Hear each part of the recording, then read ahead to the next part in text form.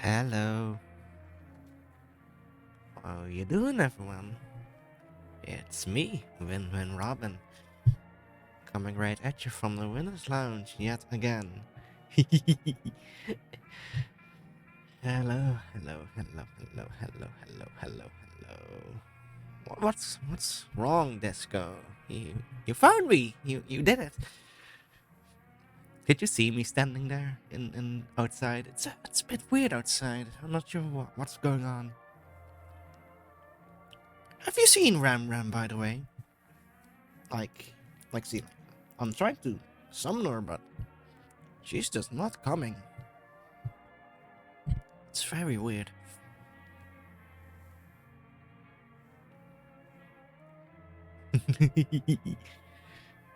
Very, very, very weird. But yes, hello. It's the first day of, I guess we'd call it FNAF month, don't we? Very, very cool. And, well, there's nothing so much different about me, really. It's just your old pal. Your pal Win-Win Robin. You know how it is. But, you know what? There might be something different. Would you like to meet my creator? That would be fun, right? You haven't really like seen them or anything. But I think I can give you a bit of a meeting, so let me just get a bit more up close if I can. I can't. Well, I can. I think I can. Let me just.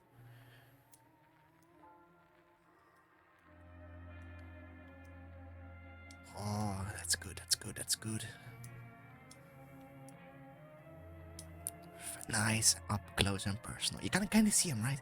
But let me just. Oh, a bit too soon. I think. Yeah, this is the one. This is the one. And ta-da! There he is. There he is. He's looking a bit pale, I guess. Why is he sad? Why would he be sad? He tasty. Oh, tasty indeed. Yes, yes, yes. But is he so sad? It's cozy and warm in there. Or maybe a little cool instead. But look at him. He's can't be screaming, is he? Nah, he's just laughing. I think his face is just a little funny, you know. Yes, say hello to my creator. What's left of him, I guess. Anyway, he's still very useful. Don't get me wrong. I can't really put on this voice or anything, or like do lots of human-esque stuff without him. So he's very useful.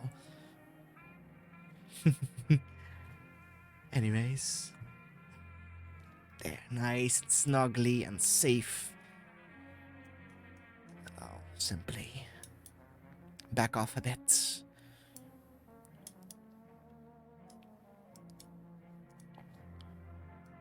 Oh, it's not the right button. Let me just gently here. There we go.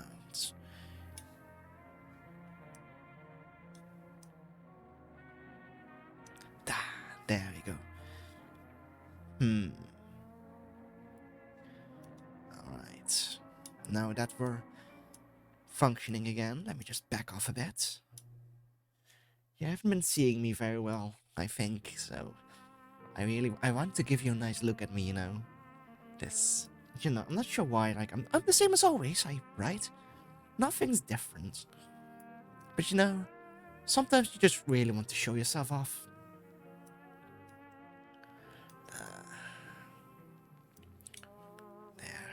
I did learn to do a little. I learned how to do a little dance. I guess that's what I'm trying to show off here. Oh.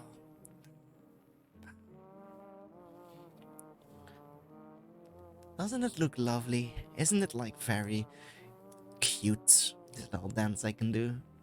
Side to side to side. So nice, so nice.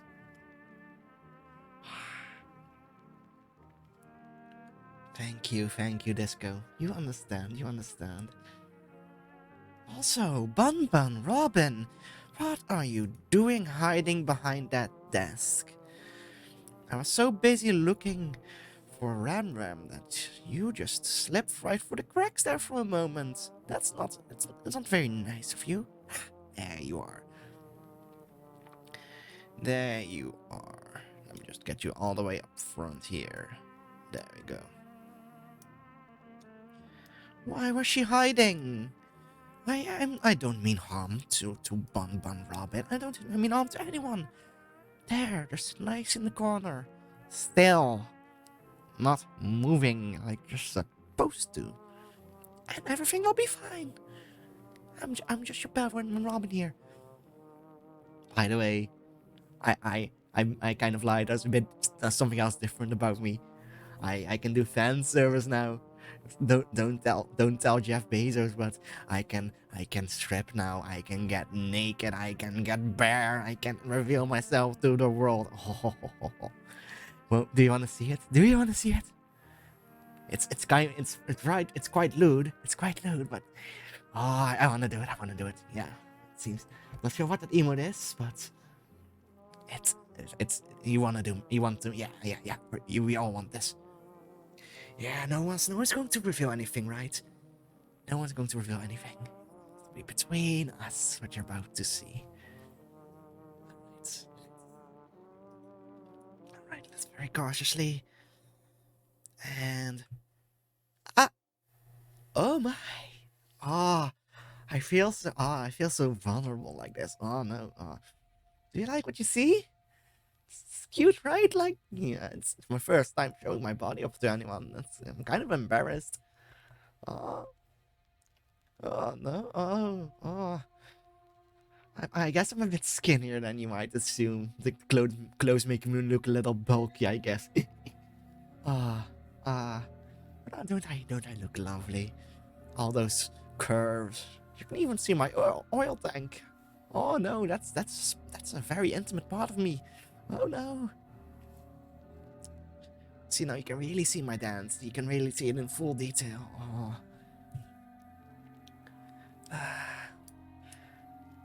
Let me just zoom up a bit. Let me give you the real details of things. You know. Oh.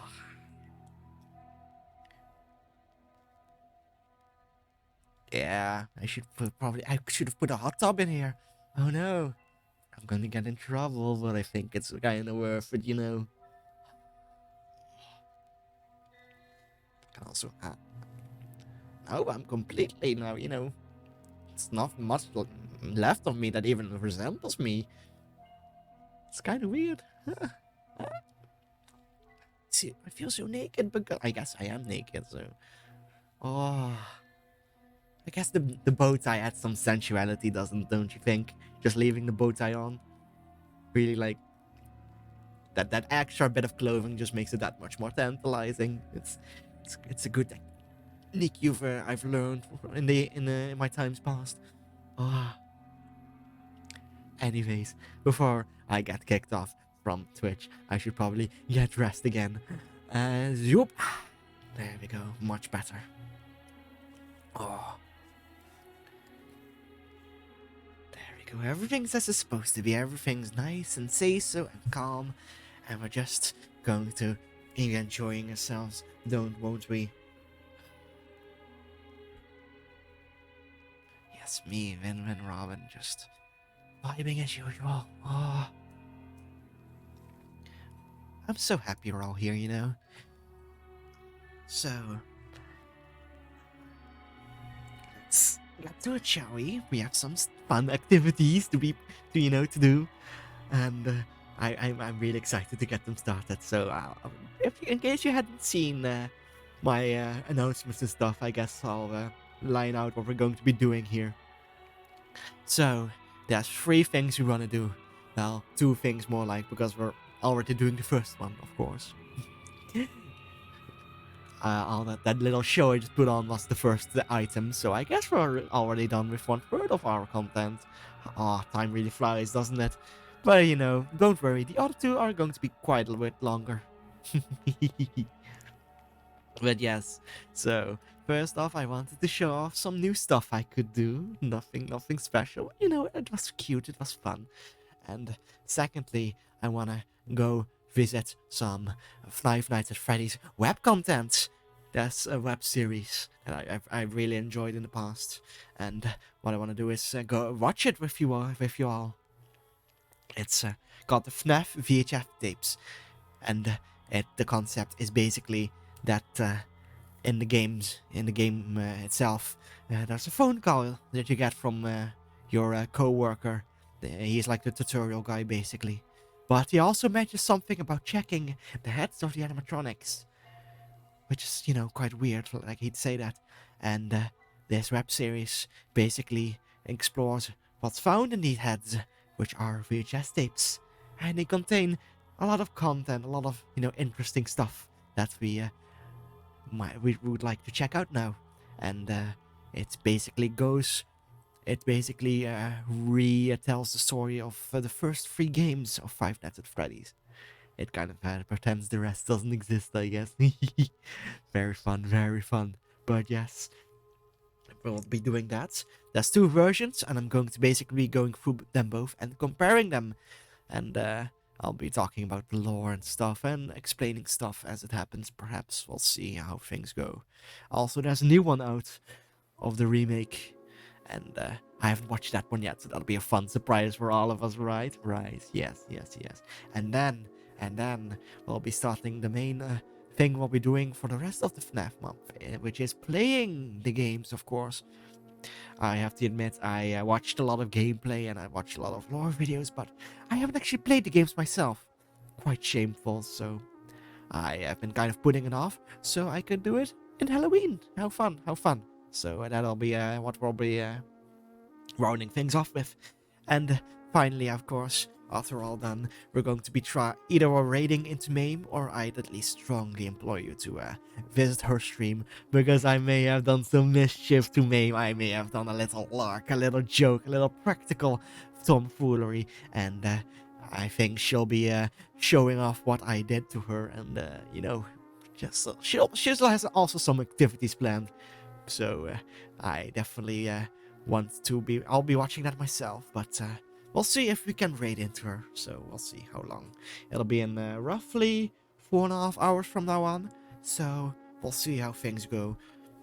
Anyways, so there's a few things. It's kind of dark in here, right? I think some of the lights may have burst, or maybe I think I can put on some like emergency lights. So let's get myself into the corner.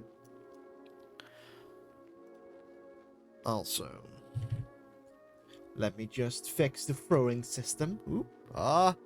Don't look, you'll ruin your immersion. Let's see. This one. There we go. I was kind of hiding around and the system kind of loses track of you, so you have to kind of reset that whenever you move your model out. Like, it'll try to follow you, and then it kind of just messes up big time. Ah! Hey! What's the aggressive? What's the aggressive here? What's the? Don't be so mean. There we go. Doesn't hurt me regardless, but you know. Right, what are these pink bars? Let's see. There we go. They're gone. They're gone. Everything's nice and calm. Cool. Let's see. There. Everything's looking good, right? Yeah, everything's looking very nice. I might move myself a bit more, actually. To the side. There we go. My shoulders are feeling a little broad today, so I think I have to be a bit less in the way, of course. So, let me just quickly find something. I think we can do this. Ah, there we go, there we go. Yeah, I think this is perfect. Let's see if the full screen is better for us. Let's see. Or if I'm too in the way. I think it's fine, but I think I need to move myself a bit more. Like this.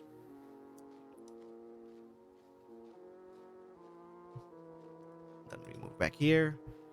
And let's see if that looks good. Yeah, I think that works. See, our subtitles are on. And let me turn off the music. There we go. If you're curious what I've been playing, it's always excerpts from The Caretakers Everywhere at the End of Time, which is weirdly popular with FNAF fan content, so I figured it would be fitting to kind of put together a playlist with my personal favorite hits and playing that on stream. If you like, you can go to my YouTube and the playlist I made will be on there as well. So be sure to check that out if you wish. But yes, so what I'll be doing, there's two versions. There's the Squimpus version and there's the Battington version. The Squimpus version is the original, and the Battington version is the kind of remake slash extended version someone else has been making. So, what I want to do is first watch an episode of the original version, and then a version of the remake version. Oh yeah, I almost forgot to turn on those lights. There we go. That's a lot better.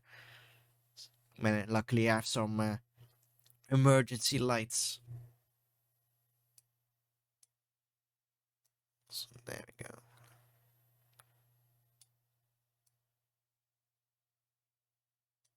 And that's perfect. That's perfect. Oh, even Bonbon's in the right spot. But yes. So let's watch the first one, which is called Fazbear Entertainment Video Manual. Let's see what this one is about, and then I'll be talking about some stuff. Okay? Let's watch it. Welcome to the Fazbear Entertainment Maintenance Video Manual. This tape will cover the instructions on how to clean out your state-of-the-art animatronic characters. Each animatronic has the same cleaning procedure. First, reach behind their neck and press the red button. This will set them into maintenance mode. Second, press the blue unlock button on the back of the head. Remove the upper jaw carefully, then detach the lower Looks jaw. familiar, huh? Third, press down on both shoulders to unlock the shoulder joints. Remove both arms. Finally, take the torso piece and lift it upward until it is completely removed. Oh my. Climb inside the torso and accept your death. Oh. That's one.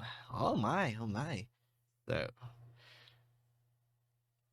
basically, that was a video explaining how you'd do something like, this perhaps. There we go. Yeah. And this makes it easier to do maintenance on animatronics, I guess. So I guess I'll stay in this mode as I explain. Well, it's not much to be explained actually, but from what you can tell, when the chest cavity seemed to be opened, there seemed to be a bit of some blood stains and a sensor bar, and the whole thing of of the video telling you to climb inside and accept your death is a bit odd for an instruction manual. It's very interesting, right? But yes, it doesn't give us much information, does it? Just that there might be some bodies inside some of us animatronics, which again is quite interesting. So now that we watched that, we'll be switching to the remake. Though there's actually some additional content before the maintenance. As you can see, this one is not the same video. This one is called Susie and a Wounded Dog. This also says 1 of 6, but it already has 9 entries at the moment. So, I'll be watching the extra content, and I'll be slowly going through it, of course. Alright. So let me go full screen. No subtitles, sadly, but that's fine. But yeah, Susie and a Wounded Dog. I actually know what this is about. So, let's see. First, let's get dressed again. Let's not stay too long. There we go. And let's see what the Susie and her poor little dog are up to, shall we? Okay, quality is good. There we go. Ooh. That would be a bunny. Hey, what is your name, dear? Susie. Oh, Susie. Calm. Everything is alright. He's not really dead. But he is over here. Let's take him into my special place. We will put him back together. How, Spring Bonnie? Don't worry, Susie. Just take the chance. And follow me.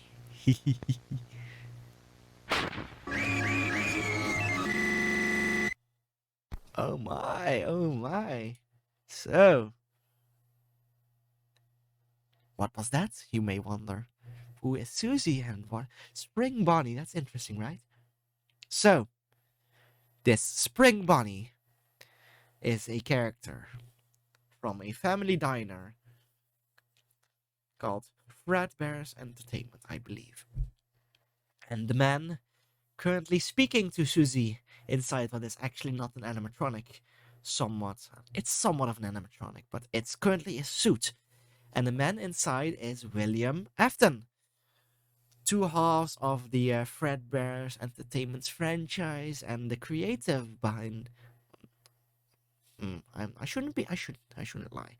I'm actually like there were two parts of it, like a robotic side and a how do you say, creative side. And I believe William was the creative side, but I'm not entirely sure. But it seems that our good friend William here found Susie and her dog, and the dog probably is dead, despite besides what he said. And I guess fun thing is that I happen to know that maybe William was the one that hit the dog with his car in the first place. Due to some games that we'll be getting into eventually. I'll be going through all these plot points again. But yes, it seems that he's using the dog to bring our dear Susie to a special place. And, well, I want. Let's see if you can figure out what happened to poor little Susie eventually. But yes, now next video, because we're not yet to the actual Squimpus video. That's the one after this one. This one is called Parts and Service. It's quite a short one, so let's see what this one is about. Ooh my.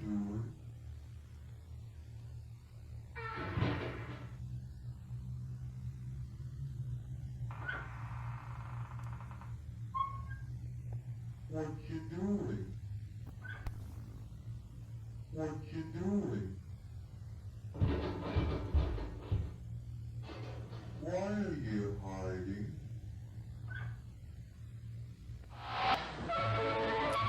Ready for a rerun?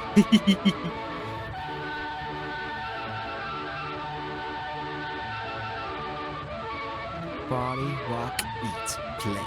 Party, rock, eat, play. Where fantasy and fun come to life.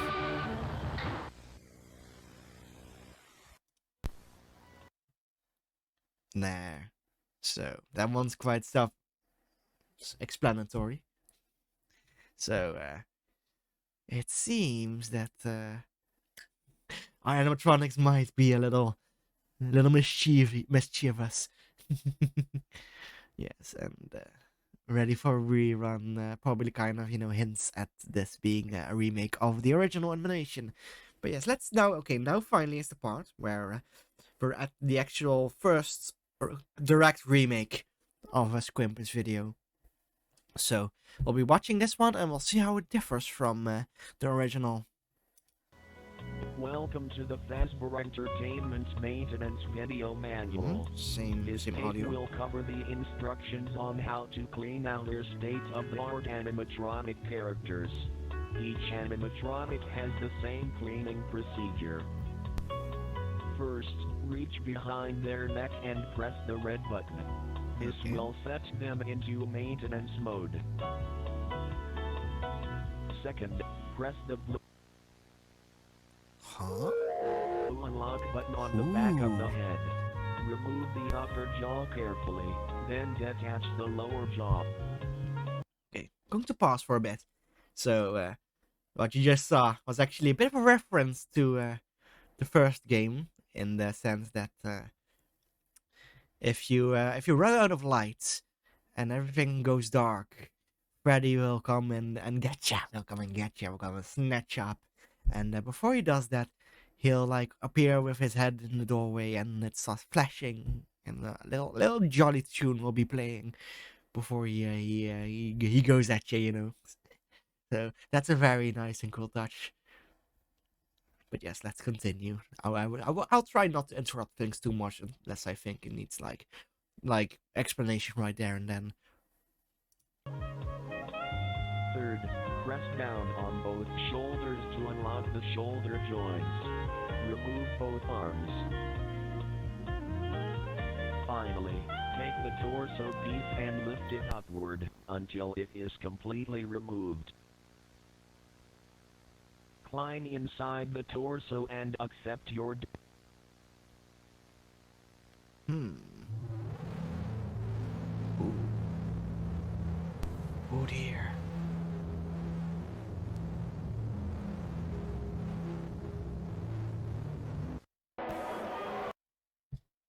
So, very, very interesting. So the main differences was two things.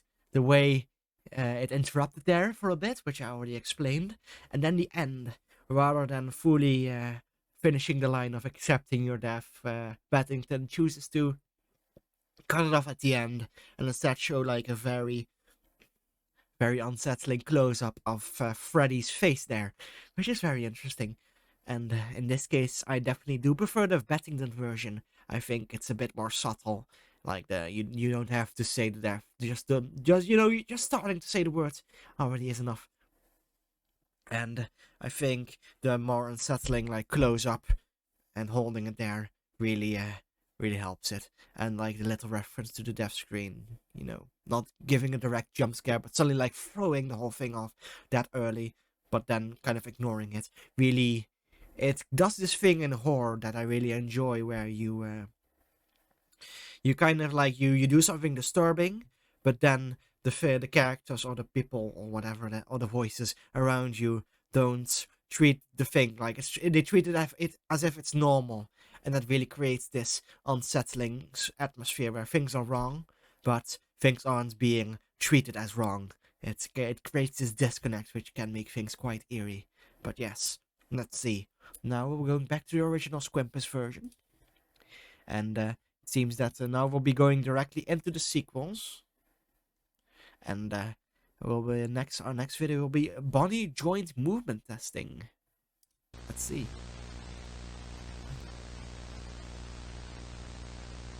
Arms.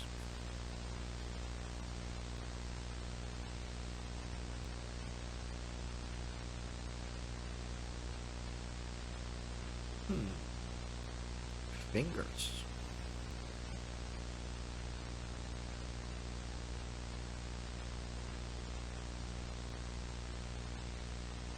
Legs.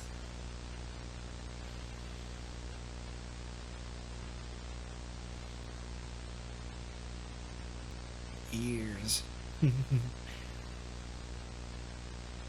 Oh? Eyes. Huh? Jaw. Huh? Where is he? Oh, up there. Oh. Oh, if they see something. There you are.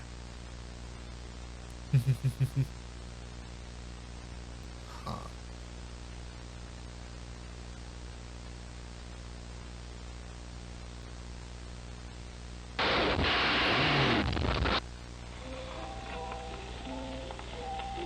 Excellent. How fun.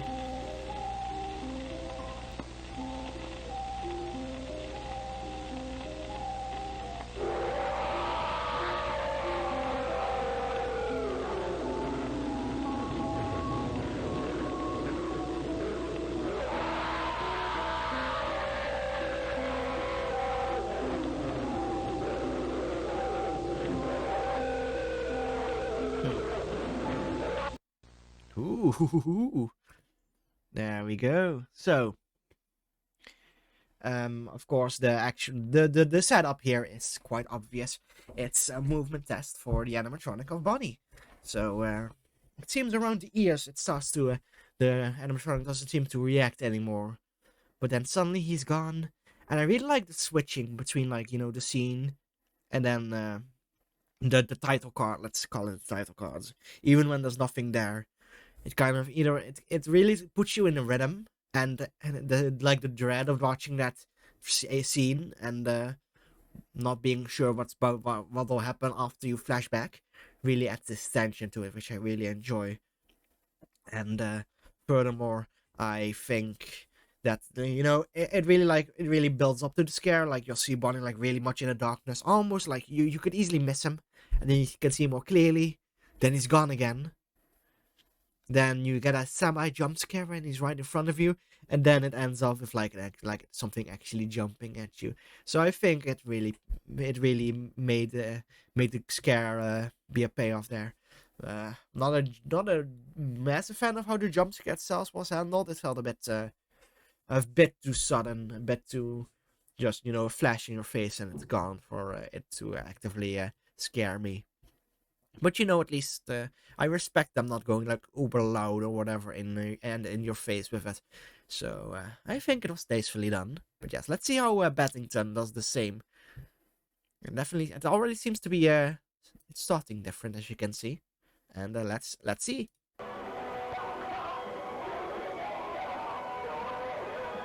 Seems Bonnie is not working correctly. It's kind of staring at the camera.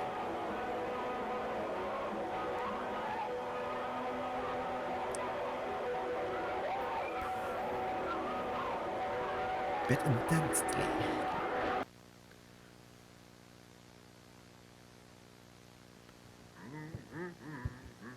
Oh, well, hello there. Once again, a little reference to the Toreador March, which is like the little song that plays when Freddy is about to get you. Anyways, so it seems that Beddington adds some extra context on why the movement test has to be done in the first place, which I like. And it does it in an unsettling way where, you can't, I'm not sure if it's actually Bonnie staring at you or just Bonnie just not functioning.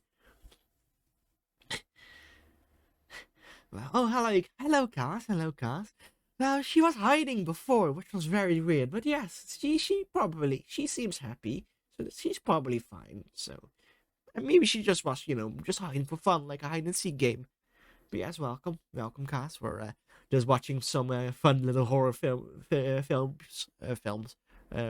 horror, fun little horror clips. If you'd like to join us, but yes,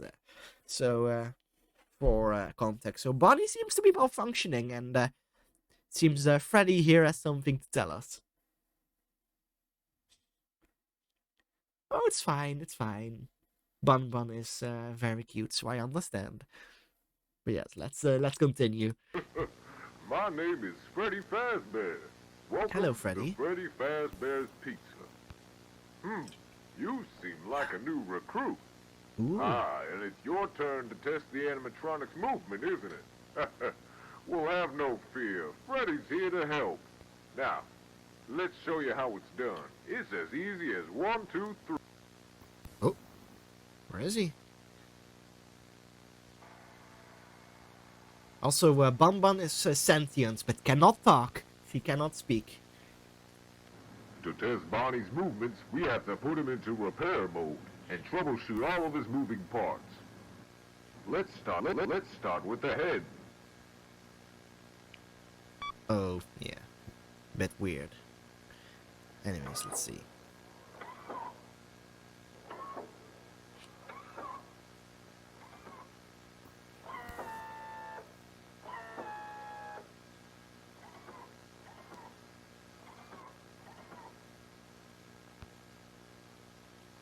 Now, let's test the arms.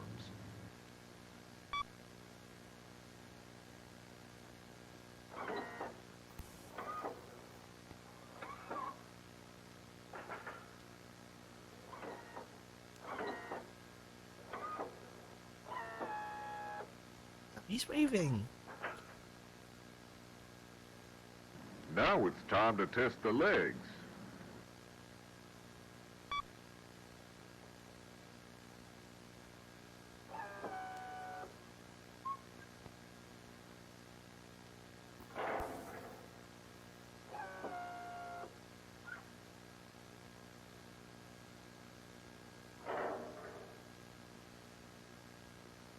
Now we test the Once again, it seems around the ears it starts being off.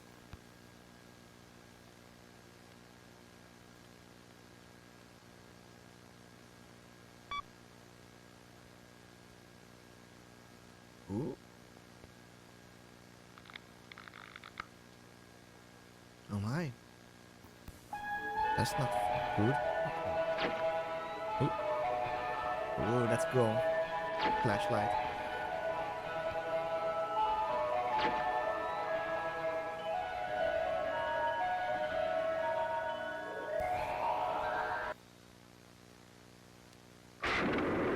Oh my.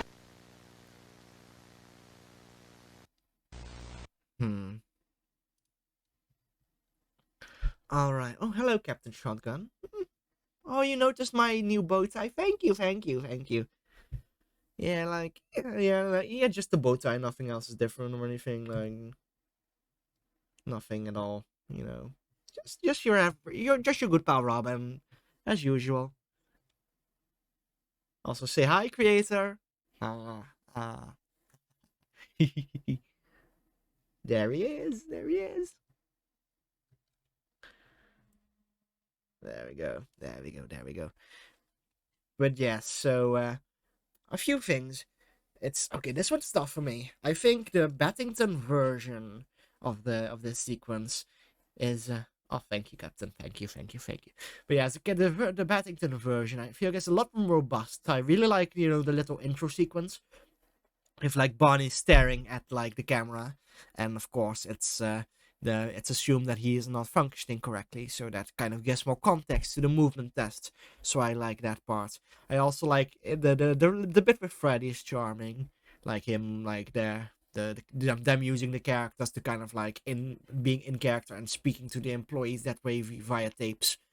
The actual test sequence, I think I mostly prefer the one from the Squimpus version, because I feel like the Squimpus version, the original, it feels a lot more like cold and clinical. Like the Freddy's voice and stuff, it's charming, and the computer screen stuff is kind of cool, but it feels a lot more, how do I say?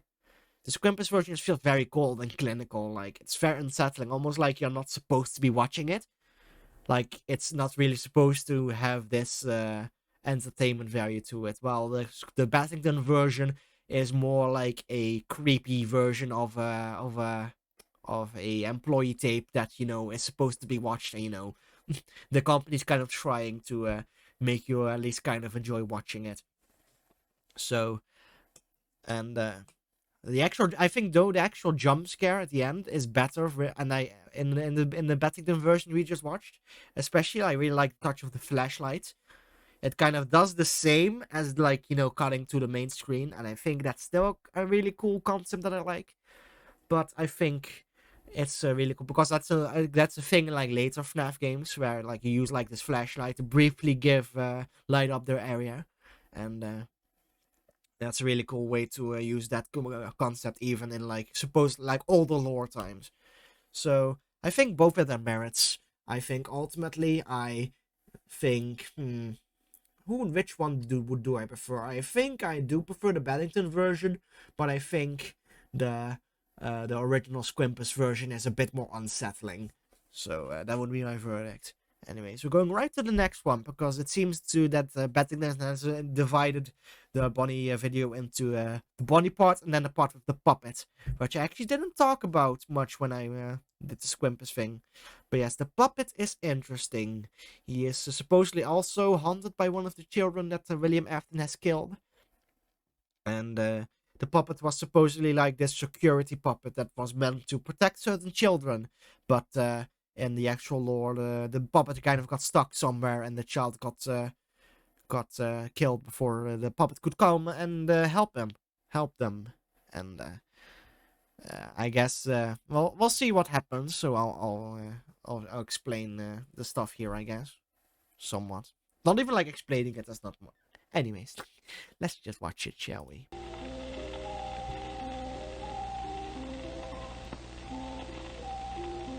Yep, same thing. The puppet is there floating, and here's the screaming with the gift box.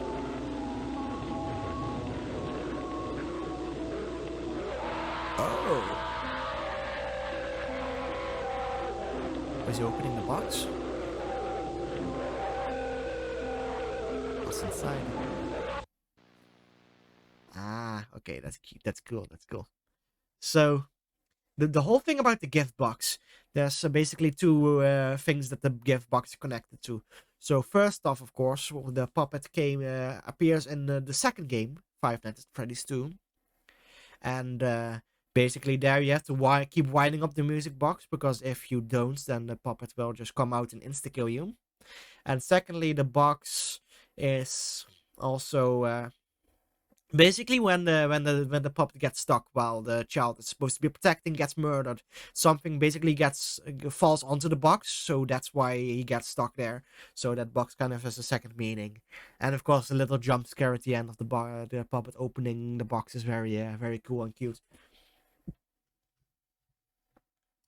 But yes, it seems we're once again caught up. Sound response check, and this seems to be Chica's tape.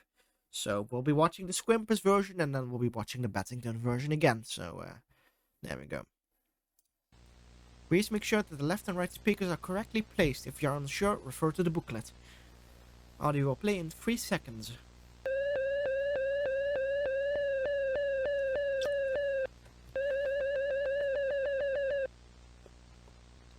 If Chica has responded correctly, she should be looking to the left. Seems correct.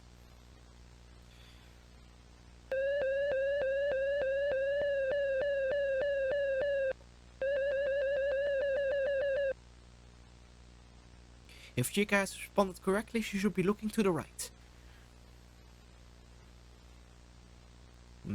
Worked. Audio will play in 3 seconds.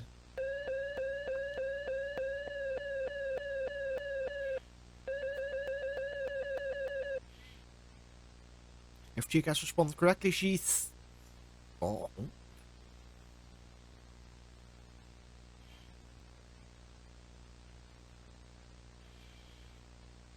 Audio will play.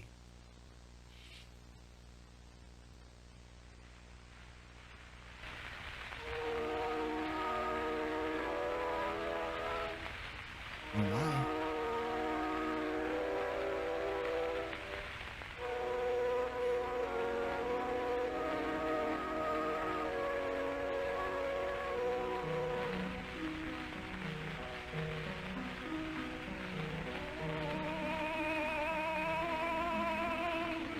This music makes me feel better. It makes me think about birds. I like birds. They are pretty.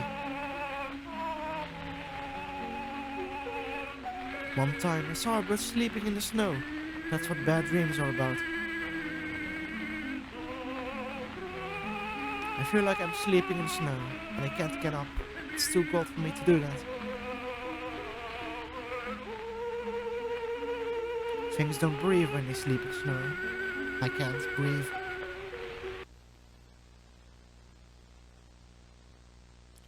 Oh. I can't breathe.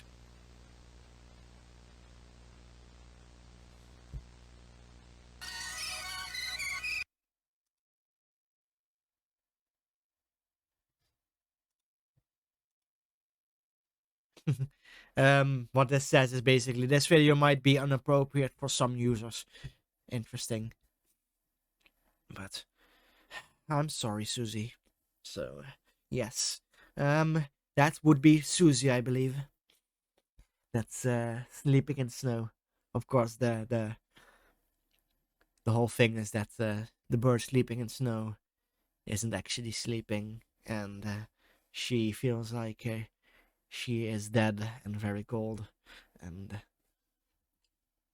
Despite being this monstrous animatronic that might be violent and lashing out, she is still just a little kid that thinks like a little kid.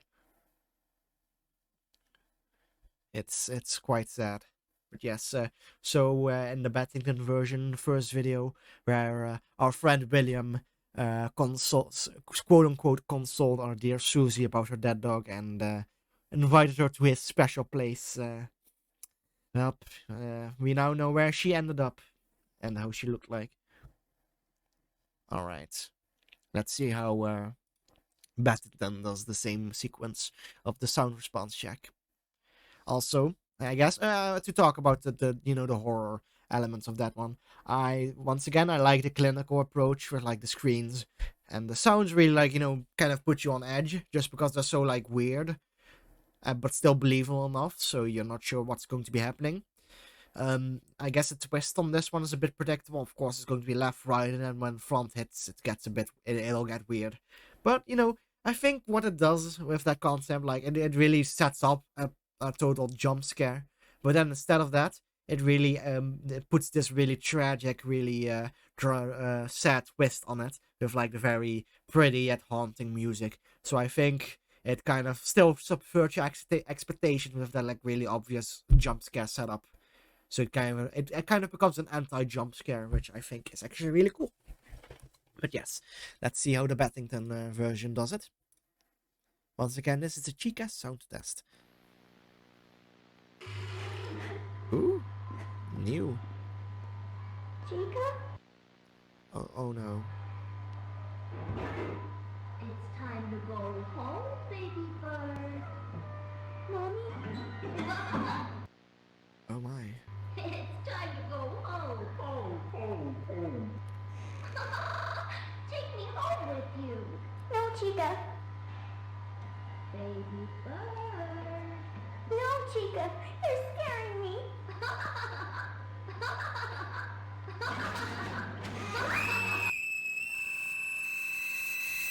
Ooh, that's cool. Anyways, one moment. Oh, hello, Blumtilda, and thank you. When I see me do something cool. 1, 2, 3.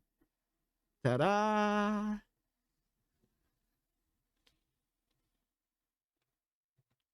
There we go. Very cool, right?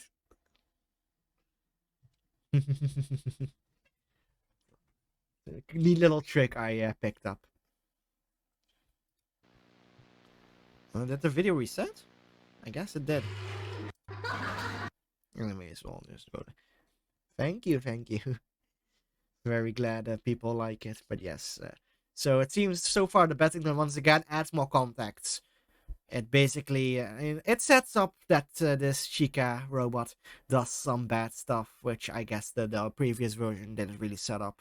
So that made that version maybe seem more, maybe like Chica will seem less. How do you say? I will feel less bad for Chica in this, but I think it'll still like really deliver that gut punch. Let's see. Also, I really like this effect where like the eyes roll back. You see like it's an actual eye behind there, kind of. Uh-oh, something's wrong.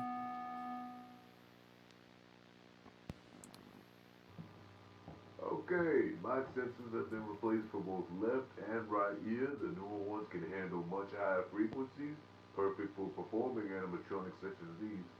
Wouldn't want one of them shutting down just because the music was too loud. Can't imagine what could have been so loud to blow out the sensors. The Anyways, scream I'll does be that. back to Ooh. upgrade the others. For now, just play the sound response manual and everything should be A-okay.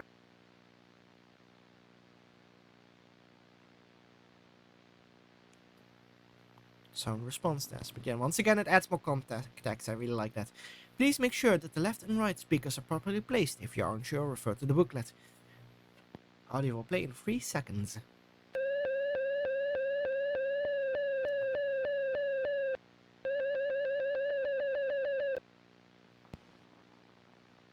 If Chica has responded correctly, she should be looking left.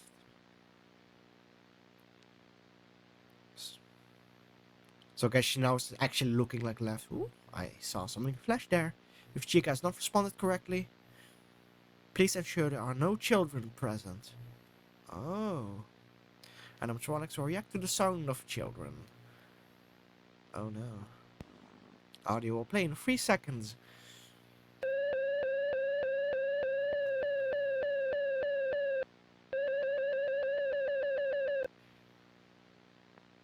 If Chica has responded correctly, she should be looking left.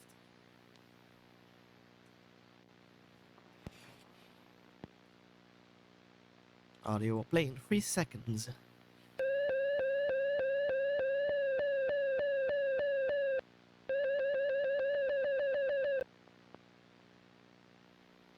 If Chica has responded correctly, she should be looking right.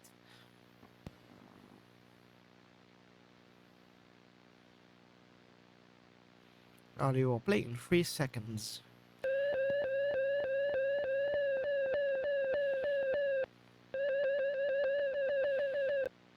Oh, ooh. Once again, you saw like an outline of a child flashing. If Chica responds correctly, she...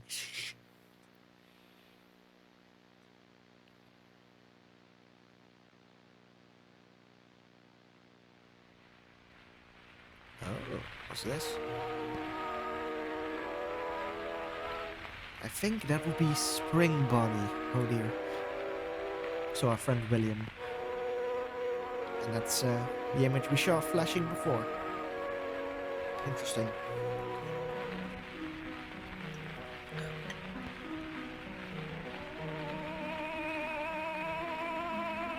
This music makes me feel better.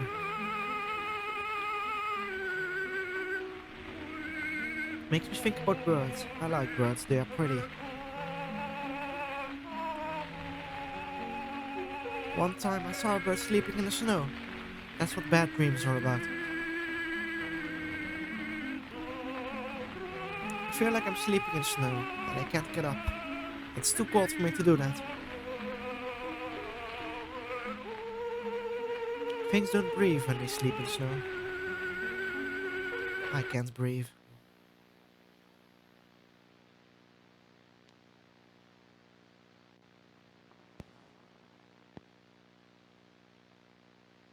Oh.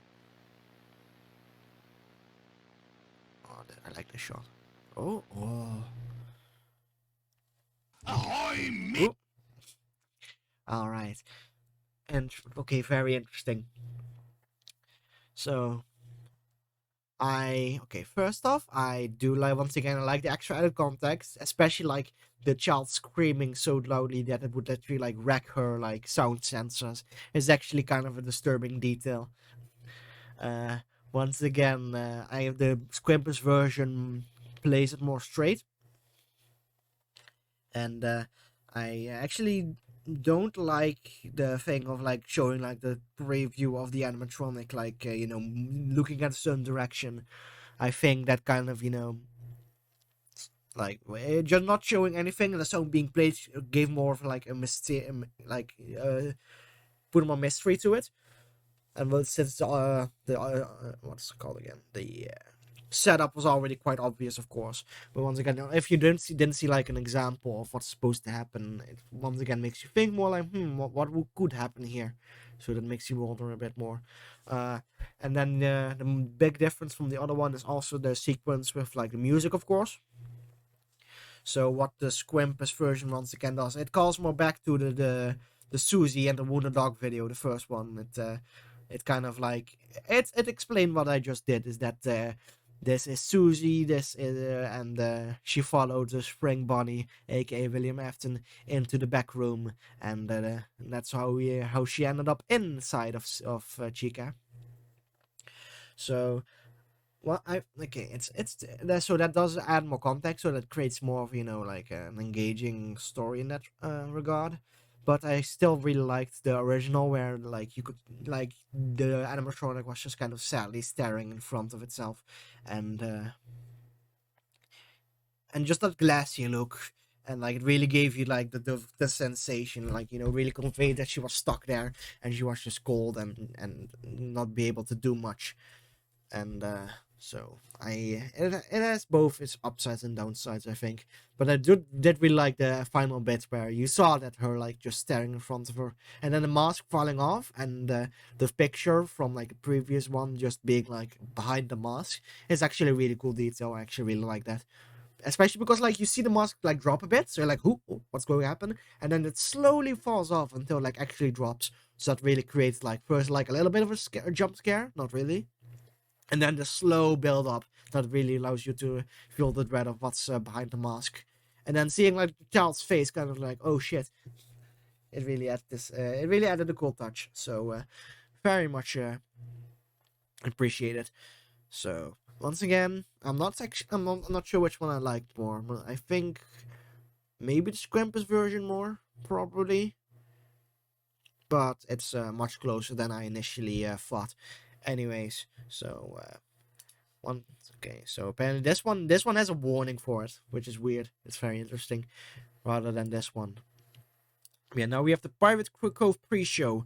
This is like one of the more praised, or like one of the more iconic ones in the FNAF VHS tapes.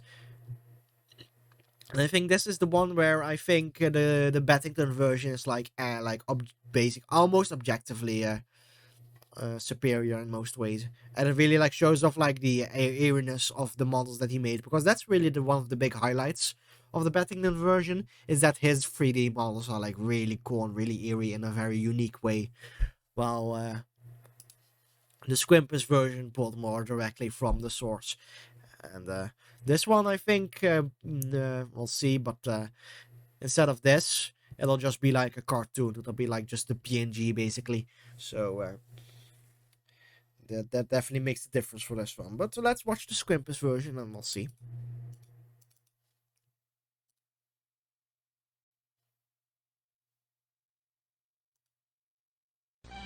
There we Hey go. there, Buccaneers! The Pirate Cove show is beginning in about 3 sailor minutes. In your lingo, that would be 3 minutes. Shiver me timbers! 3 minutes! I better see some crew over at the curtain, or I'ma toss Freddy and his merry band in Davy Jones's locker. Or worse. I'll start asking for raises. Yar, that's right. That got your attention. I'll see you, we landlubbers, over there. 5 children, I assume. Ooh. 4 children. Hey there, Buccaneers. The Pirate Cove show is beginning in about 3 sailor minutes. In your lingo, that would be 3 minutes. Shiver me timbers! 3 minutes! 3 I minutes. better see some crew over at the curtains, or I'ma toss Freddy and his merry band in Davy Jones's locker. Or worse. I'll start asking for raises. Yeah. Oh, cut off.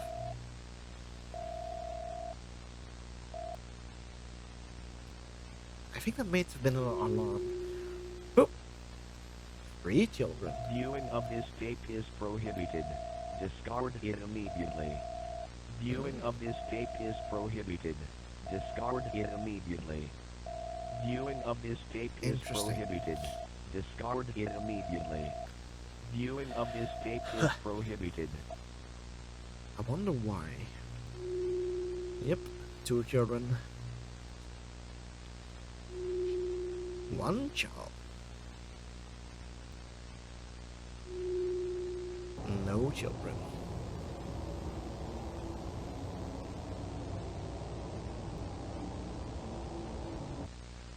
Uh-oh. Ladder Fox, dude. I thought you wanted an audio.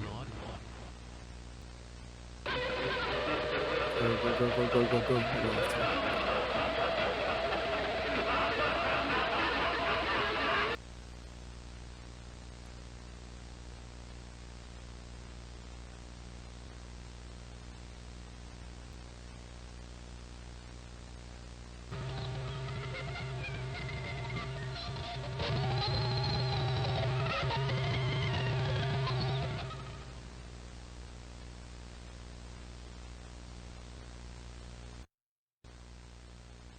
Interesting.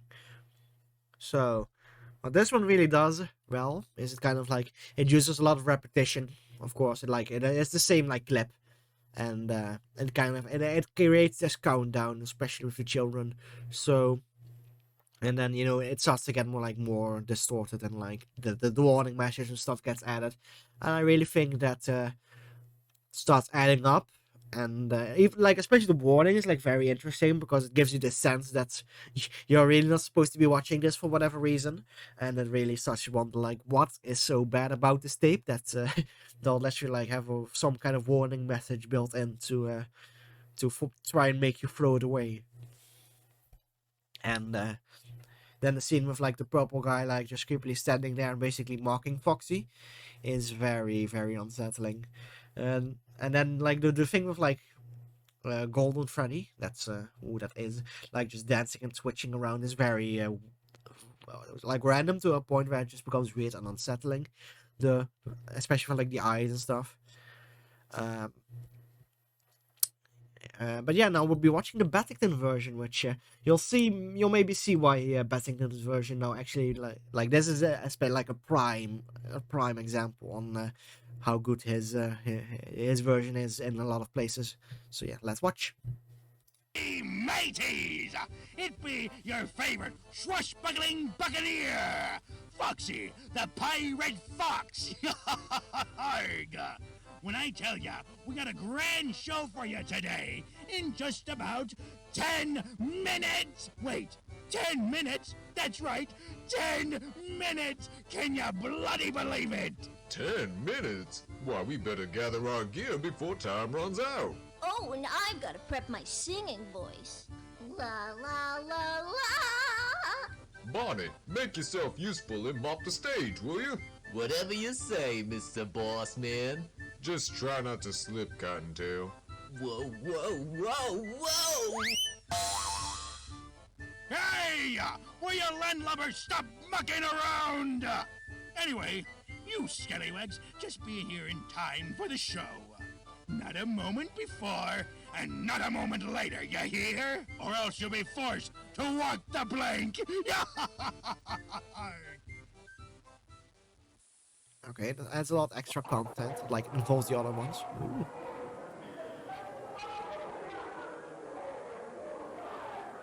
What's that?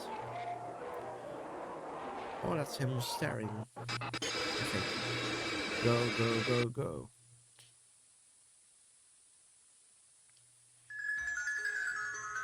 Oh dear.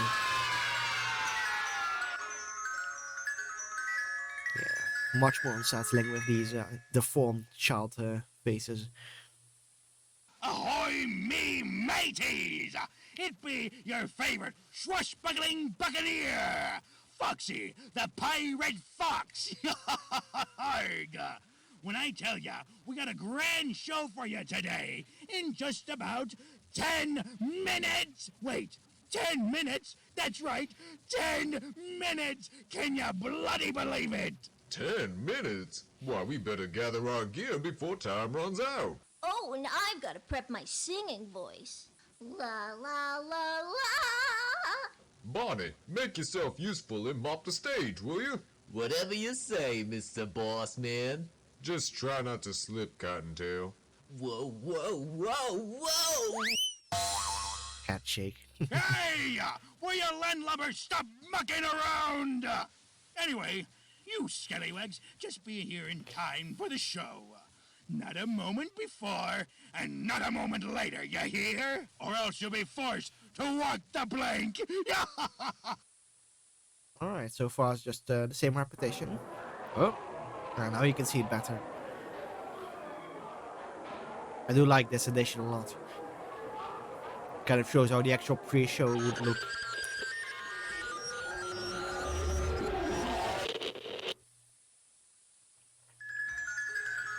Oh dear. Alright, and it's 4 children now. Ahoy, me mateys! It be your favorite swashbuckling buccaneer, Foxy, the Pirate Fox. Arg. when I tell ya we got a grand show for you today in just about 10 minutes. Wait, 10 minutes? That's right, 10 minutes! Can you bloody believe it? 10 minutes? Why, we better gather our gear before time runs out. Oh, and I've got to prep my singing voice. La la la la. Bonnie, make yourself useful and mop the stage, will you? Nope. Oh. Just try not to slip, Cottontail.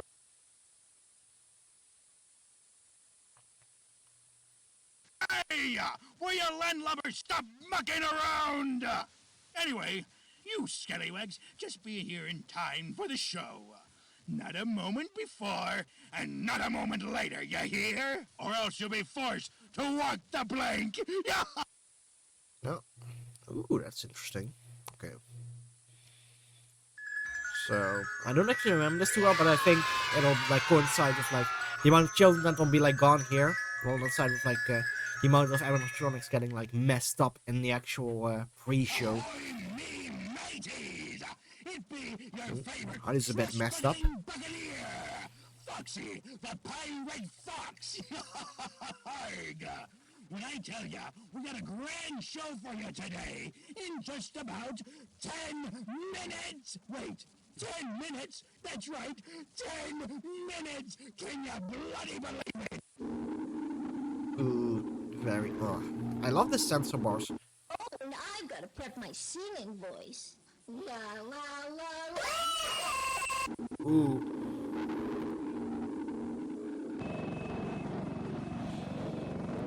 Look. Yeah, those look very eerie. Hey, will you landlubbers stop mucking around? I also hope you don't want to tell that, but You scallywags, I just understand be if you do. here in time for the show.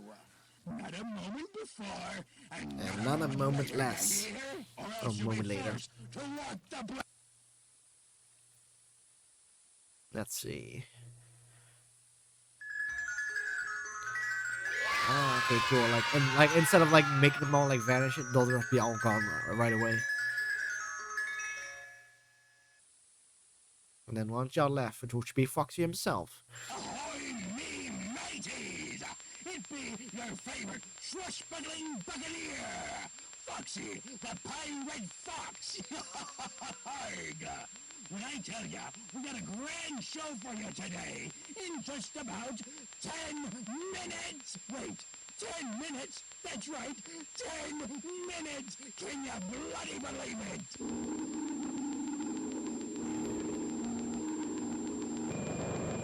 Oh dear. Yeah, she doesn't look great either. Oh dear.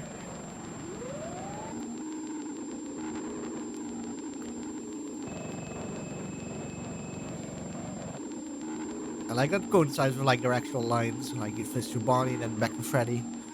But Sphinx isn't right, of course. Viewing of this tape is prohibited. Discard it immediately. Viewing of this tape is prohibited. Discard it immediately. Viewing of this tape is prohibited. Discard it immediately. Viewing of this.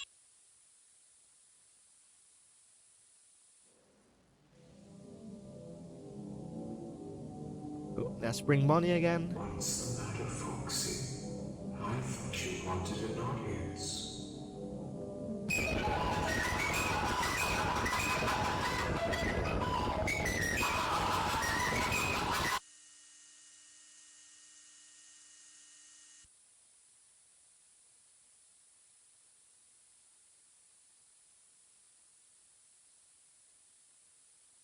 Let's see how they do the Golden Freddy sequence.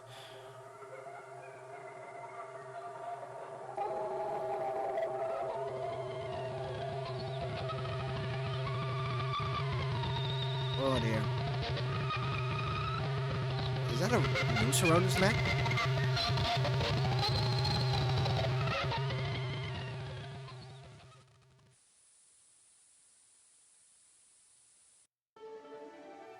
Whew. Alright, one second. There we go. So yeah, I once again think the Battington version of the Pirate Show Pirate Cove pre-show is definitely like superior. Like God, the only thing that I might prefer in the Squimpus version is I think the alarm bit in the Squimpus version. It's a bit more. It's a bit less. It's a bit more subtle. Like kind of. It's like the audio cuts off a bit, and then the alarm starts going off, and then it'll like flash the you're not like please discard it. Well, this one just kind of goes at it right away. It might be better for pacing, but yeah, that's the only part I could argue I would prefer in the Squimpus version. But yeah, there's the animatronics. I think the extra parts of like Freddy and stuff really sells that whole like children disappearing one by one, and it conveys the information better that it's supposed to be like the children inside the animatronics that it's representing. Well, with like before, it could have also been children that the animatronics themselves attacked. So I think that actually is a really cool addition. The whole bit of like Foxy like leering behind the curtains is a really cool reference and a really cool addition in general. Just kind of giving an actual look at how the Pirate Cove show would actually look like. And yeah, I think let's see, the addition of Spring Bonnie once again really shows that they really want that William Afton Spring Bonnie thing to be present in all the videos, at least somewhat. Anyways, 1 second, my cat wants to get inside.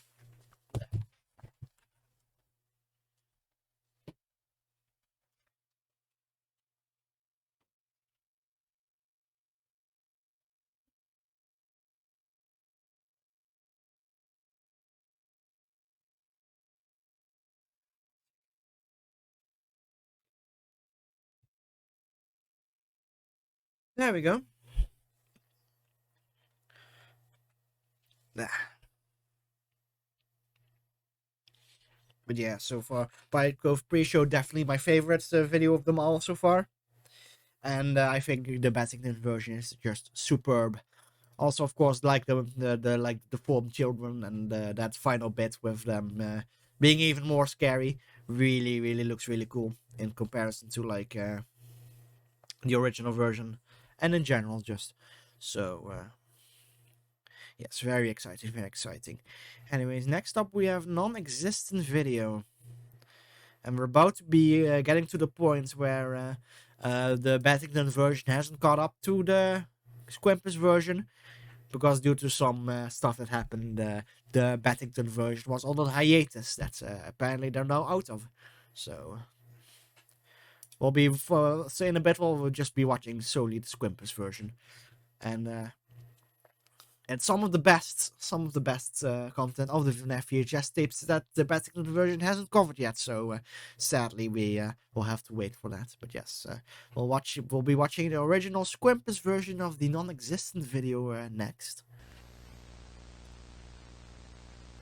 The following video is not suitable for photosensitive individuals and contains content that many would find disturbing, but you're going to watch it anyway. You have to. Ooh. Red Bear's Family Diner. The original restaurant before Freddy Fazbear's. Oh, am I glad to see all of you wonderful people.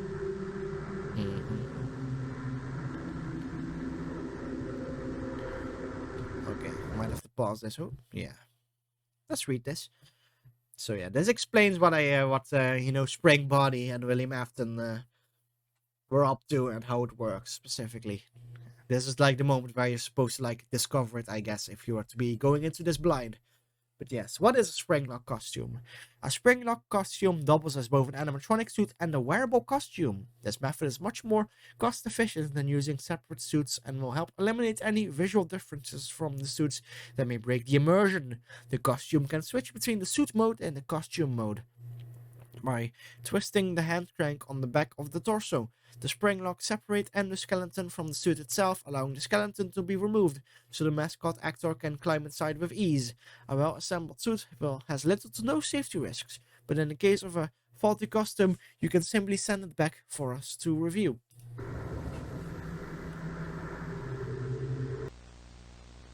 So yeah, that would be Spring Freddy. Hey, do me a favor. Maybe sometime you could check inside those suits in the background. Yeah, that was actually from the game, by the way, that audio clip. Check the suits inside the back room. And now it says 4 tapes hidden inside their empty heads.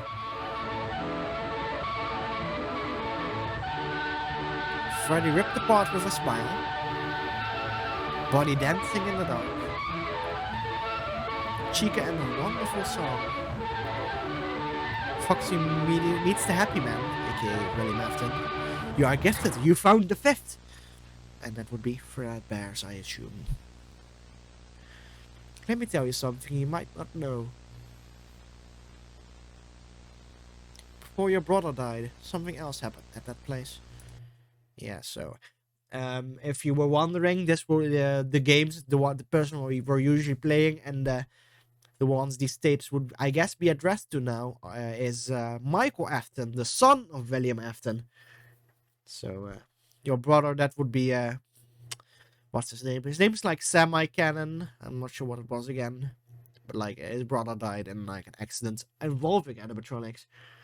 But yeah, I forgot his name. Something was wrong with the suits. Watch.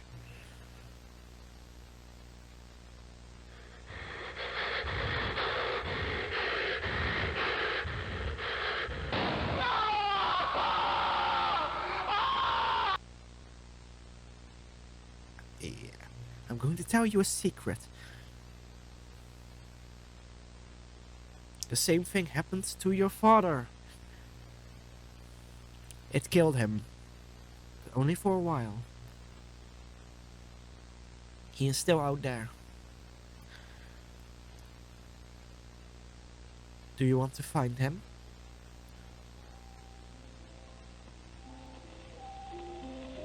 I'll show you. So it seems the puppet is talking to us through the thing. Fazbear's Fright.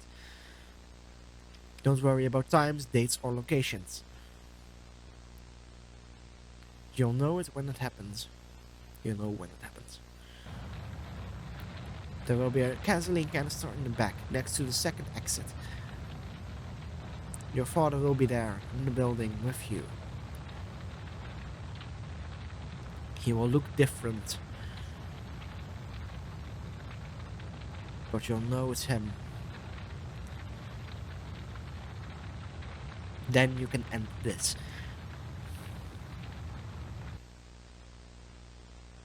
For good.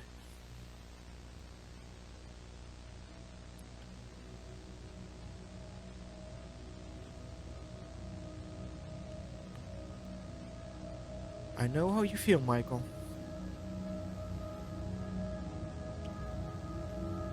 It's a lot of responsibility.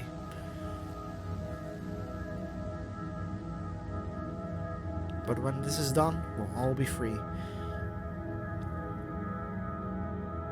You'll be free too. It may not seem like it, but I believe your brother will forgive you.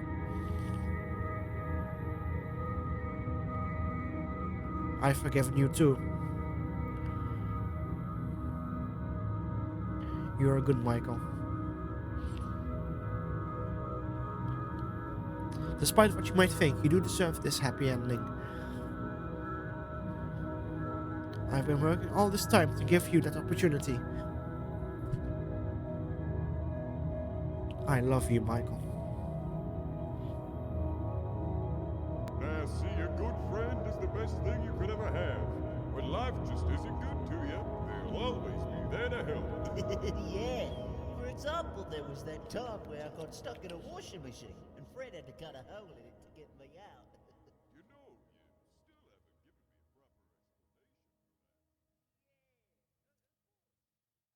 proper explanation. So, I guess now I have to kind of explain the main conceit of Five Nights at Freddy's. Basically, the main thing that happens. So, what basically happens, or basically happened, is Michael Afton, the son of William Afton. He discovered his father's wrongdoing, and his wrongdoing, of course, was him killing the original 5 children that ended up getting stuck inside the 5 animatronics and haunting them. And he also discovered that the stuff that's happening to the animatronics because of this. And so, to try and kind of solve, try kind of, and okay, there's one thing I forgot to mention.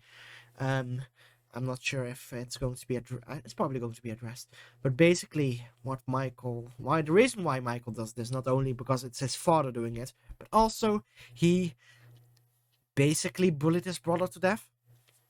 Basically what happened is his brother was very afraid of the animatronics, and Michael may have not been the best older brother. Oh, hello, Summer. Thank you. There's nothing different about me, of course. Nothing different at all. Like I can't just do this or anything, and it'll be like even more different or anything. Not at all. I'm just the normal Robin as always.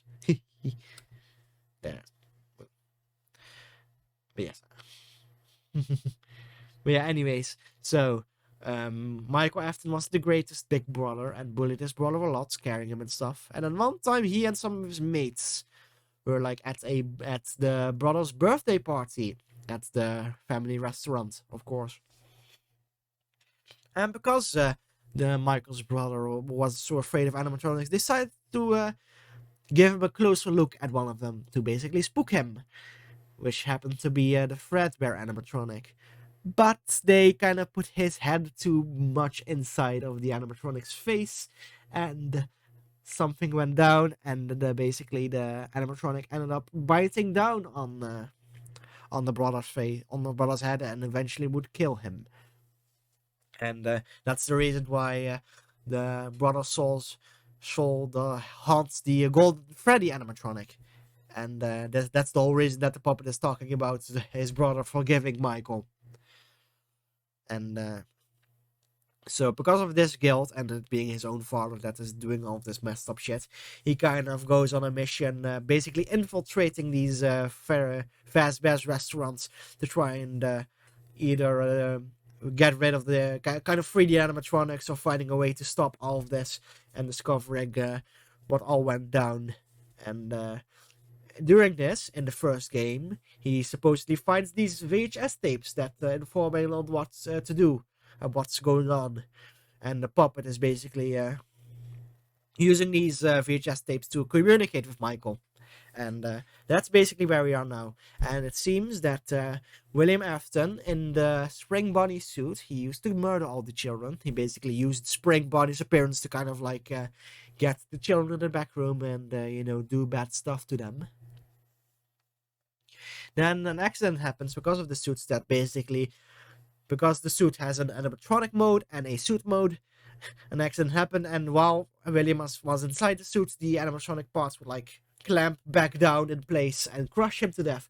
And now he haunts the Spring Bonnie animatronic, which has been salvaged and brought to Fazbear's Fright, which is a horror place, or a haunted house, basically based on the rumors about the original Fredbear's and Fazbear's restaurants after they've all been shut down due to the whole child murderer thing, due to the whole corpse inside of the animatronic thing, due to there were like several accidents involving the animatronics, and it basically caused the whole horrific reputation around the restaurant, and it was now being used as a horror attraction.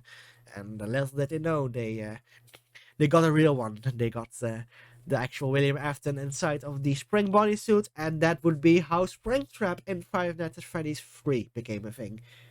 Anyways, now that I explained that, we can see how Battington does this version, and it's going to be interesting because the Battington version has been focusing a lot more on Spring Bonnie.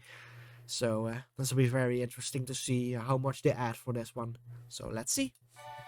Hello, new Fredbear employee, and welcome to the mascot costume assembly training tape. There are two types of suits, Fredbear and Bonnie Bun. Yeah. These suits double as both animatronic suits and wearable costumes for performers. This method is both cost efficient and eliminates any differences in appearance as to not break the immersion. The wearable So yeah, basically this one, now they actually like fully go through like the explanation that I had to like quickly read in the first part. So I actually like that. Though of course, like the quick text flashing kind of created a bit of mystery, but I think this is better so far. Costumes will only be used when an animatronic is in repair. Oh. Ooh, first person view.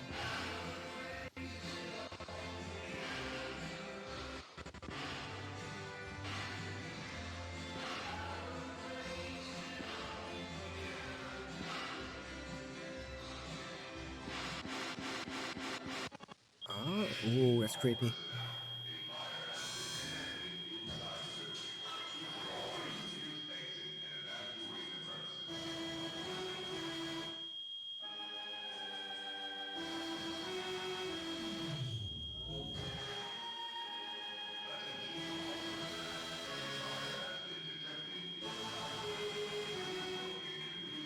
I like the sound effects here.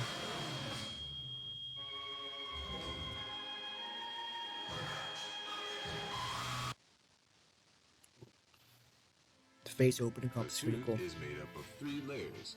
The first layer is a fabric costume that we normally see. The second layer is a fiberglass shell that forms the structure of the character. The third... Oh. Oh, that's why. Sorry. If I activate this mode, the video will reset. Alright, let's switch back and catch up, shall we? The second layer My is apologies. a fiberglass shell that forms the structure of the character. The third layer is an exoskeleton. This layer is the closest to your body when being worn. It will help support all the weight of the heavy components, and is responsible for holding all the spring locks. Spring locks are the locks that hold all... Small thing, I really like the subtle way the music distorts when it like shows off the locks, the spring locks in like heavy detail. Really like the little touch. Anyways, let's continue. All the springs used to attach to the animatronic. This is performing. However, these springs can be very dangerous if the suit is not prepped carefully. Now, let's begin the training. To prep the costume into suit mode, we shall start by winding up all the spring locks with a hand crank. Insert the hand crank into the lock sockets located behind the animatronic. There are 10 lock sockets in total. 2 on each limb, 1 on the back of the body, and 1 behind the head. Mm-hmm. Next, remove the gloves and feet.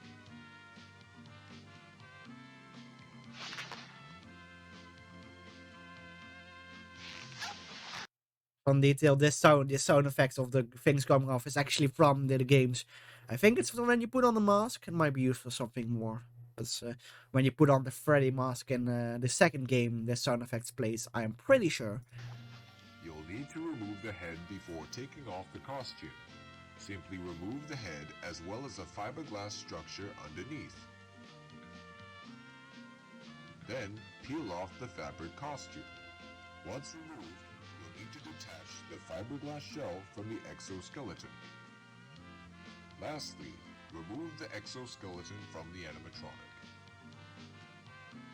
To put on the suit,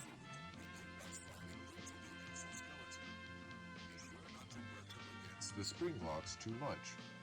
Next, you'll need to reattach the fiberglass shell back on. Then, put on the fabric layer. It's so Once fucking applied dangerous. properly, put on the gloves and feet. Lastly, you'll need to put on the head, but before you do, you'll need to put the head into performer mode by winding up a small socket on the inside of the head to reveal the fake eyes. Perfect for you to see. In the event of a spring lock failure, do not panic. Keep as still as possible and call for help. Calm your breathing and have a partner wound up the hand crank to lock the spring locks once more. Then safely and gently remove the suit. Ooh. Oh. Yeah, see now it does the same thing that that previous video did, but now with a different... There we go. but now with a different aspect, because I think this explains the bite of 83, I think. And this is the bite that killed Michael Afton's brother. So I think, yeah, this detail, adding this detail to this video is actually a good decision, because it really sets up the grudge that he has against Michael. Alright, let's read it. Fredbear Jaw Upgrade. Fredbear's costume was designed with a large jaw to hold all the teeth for a full smile. Unfortunately, that means modifications were needed for an animatronic to function properly. The Fredbear animatronic had problems with moving its jaw with all the additional weight. Both animatronics were designed with the intention of having similar features, with body bun being the main focus for design. Interesting detail. Oh, shit, sorry, I accidentally clicked on the continue. To compensate for Fredbear's large jaw, we've installed 2 additional hydraulics on both sides of the animatronic jaw. Fredbear is fully calibrated and ready to perform again. So basically, Spring Bonnie was like the base design, and because of like design differences in Fredbear, he had to have a much stronger jaw to actually move his face, like, you know, like I also have hydraulics with my jaw here. Fun. Yes, this explains why this specific animatronic might be able to bite someone, for example.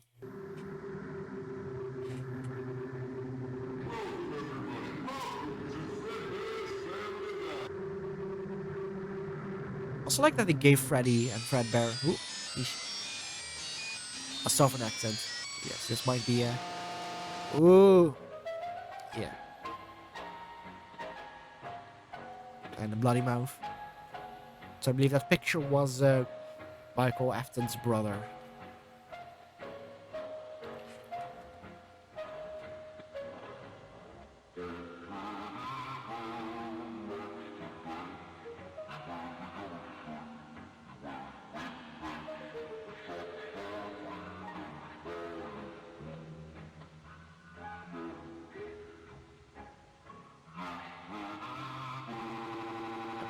I bet someone. Yeah. Hey, do me a favor. Maybe somehow you could check inside those suits in the background. 4 tapes hidden inside their empty heads. Freddy ripped apart with a smile. Body dancing in the dark. Chica and a wonderful song. Foxy meets the happy man. You are gifted, you found the fifth.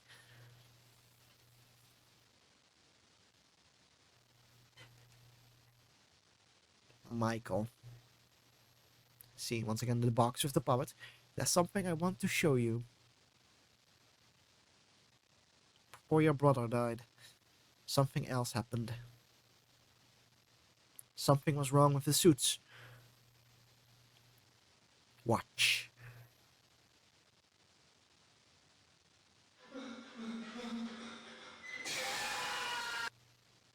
Cool, I like the animation more.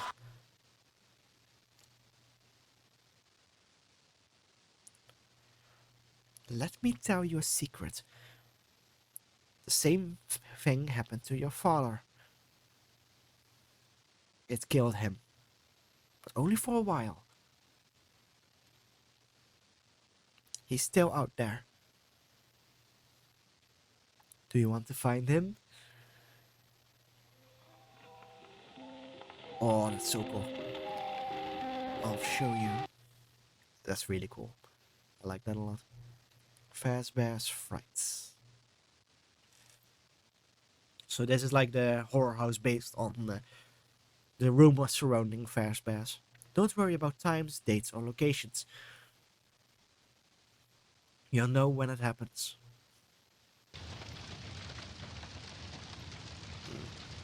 There will be a gasoline canister in the back next to the second exit. I actually like the model from the other one more. Your father will be there in the building with you. He will look different. But you will know it's him. Then we can end this. For good. And shows the puppet again. I know how you feel, Michael. It's a lot of responsibility. But when it's done, we'll be free. you'll be free too. It may not seem like it, but I believe your brother will forgive you. I've forgiven you too. You are good, Michael. Despite what you might think, you do deserve this happy ending. I've been working all this time to give you this opportunity. That opportunity. I love you, Michael.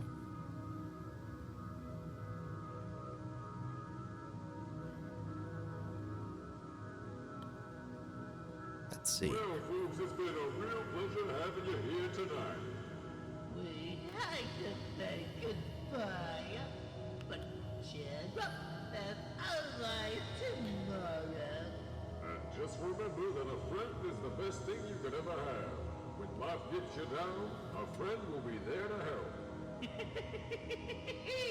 Yeah, for example, there was this one time I got stuck in a water machine. And a friend of mine had a cut a hole in it just to get me out. I think that's different lines. Like that's the different, maybe same voice actor, different like line delivery. Oh, one second. This is the new one, so I'm like very excited to see this one. But yes, once again, I actually prefer the Batman version this time as well. The only things I didn't like as much is I didn't like the spring. I didn't like the spring trap like outline they used for like with the burning background, and I actually still I don't like the puppet design they used for this one too much. I think the more true to game one looks a bit better. Though, like this one has like it looks more like what an actual puppet design would be realistically. So I understand why they did it, because they seem to be like more based on actual designs that might be used.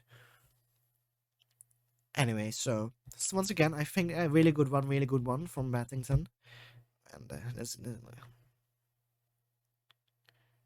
see, 1 second.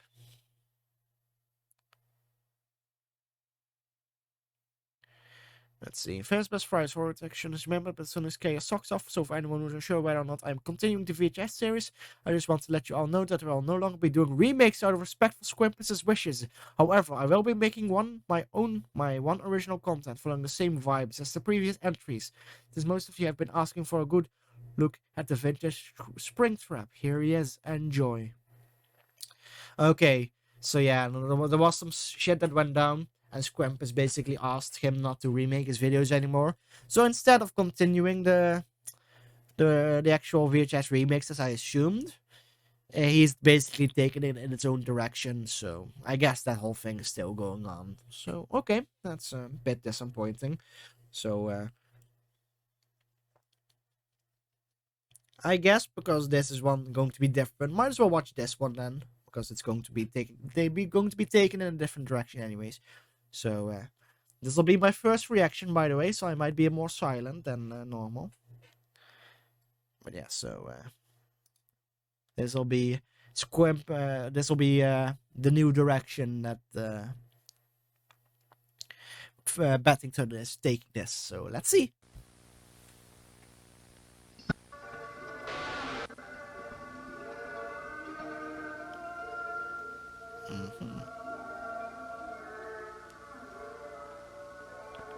I like the song here.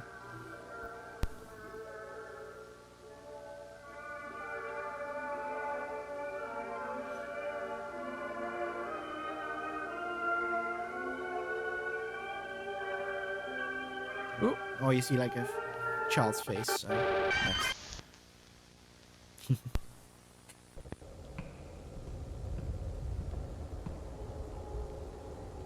Spring trap. And blood. Oh, that's really fucking cool. Come a little closer, child. Let me stuff you in a suit.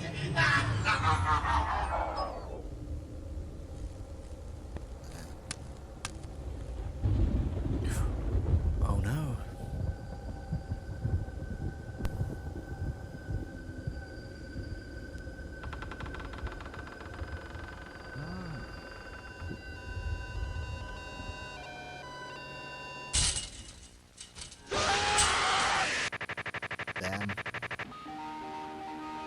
That's really fucking cool.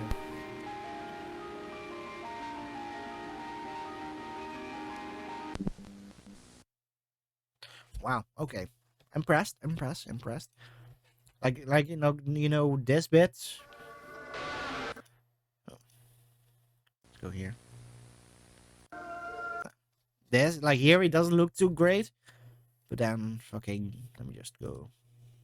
Like this is just really fucking good. See the puppet? Like look at those eyes. I like the big exaggerated smile. It's really cool. I like the knife, and I like the fact that it's likely that Springtrap was like a name given by the horror house. And then like he plays the animation with the knife especially the giant like comically large knife. And then this, and then he pulls his face back, and then it's like William's face head behind there. And then this feels very Walted Files. This part, like you see like the eyes are like a bit like far apart. That gives that really dead look, especially just that big like black squares. And then like the Mickey Mouse esque headshot.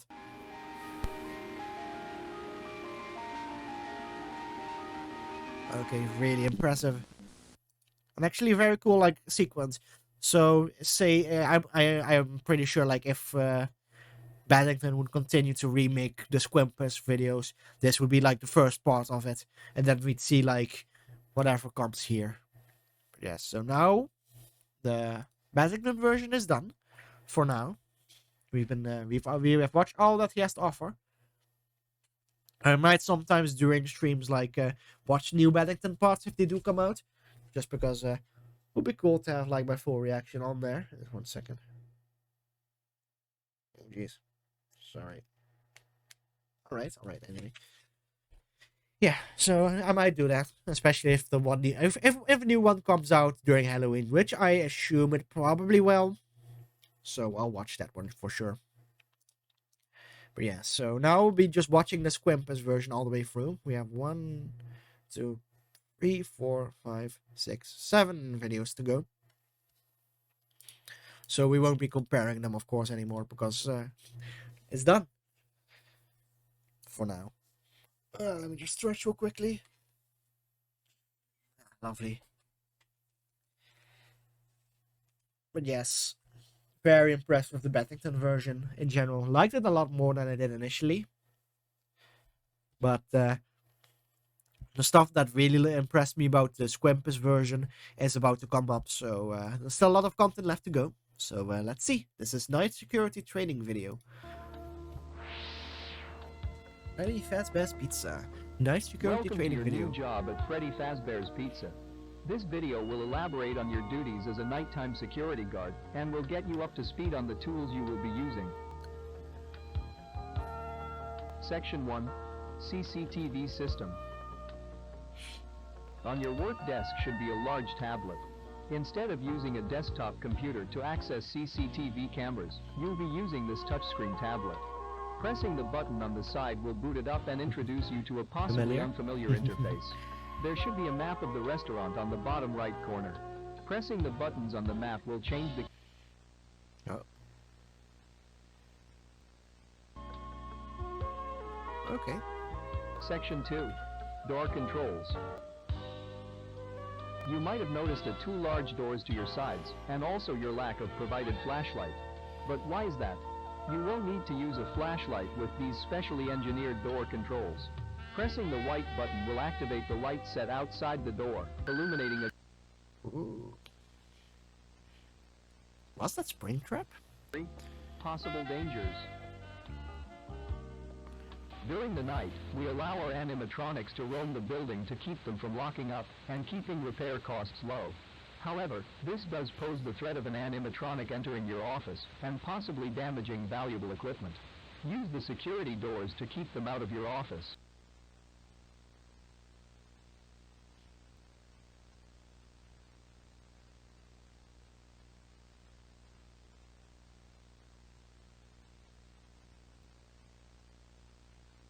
Section 4. I am here.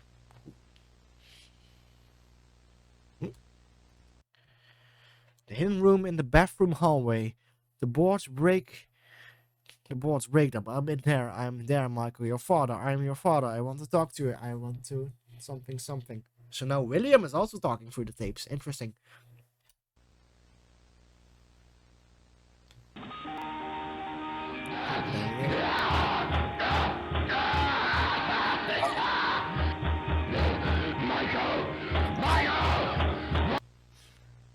Iconic soundbite. Alright, so of course, first things first. That was actually, I guess for you who aren't aware, a small little tutorial for Five Nights at Freddy's 1, which you are going to be playing after we finish watching this. So that's very cool. So that's basically the main mechanics with the screen and stuff. And the lights. So that's very cool. Few things I really like. Well, first I actually like the music in general. It was like a nice, like smooth jazz. The type you'd hear at like a weather station. Which I have a soft spot for. And also I like when it like starts to talk about the animatronics coming into your office. And like the music suddenly cuts out. Then of course this bit of William like reaching through the tapes to try and get you to free him is very cool. I like that detail a lot. And of course the phenomenal voice acting. One of my favorite parts of this is William Afton's, aka Springtrap's voice acting in this.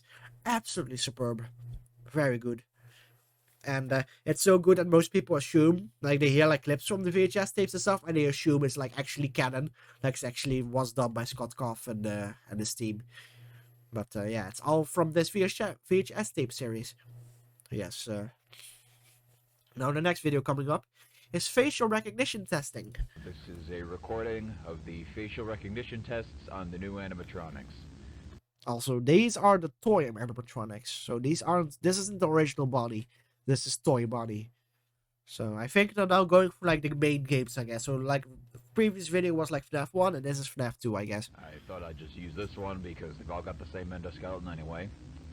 So, how this is going to work is I'm going to show him pictures of people.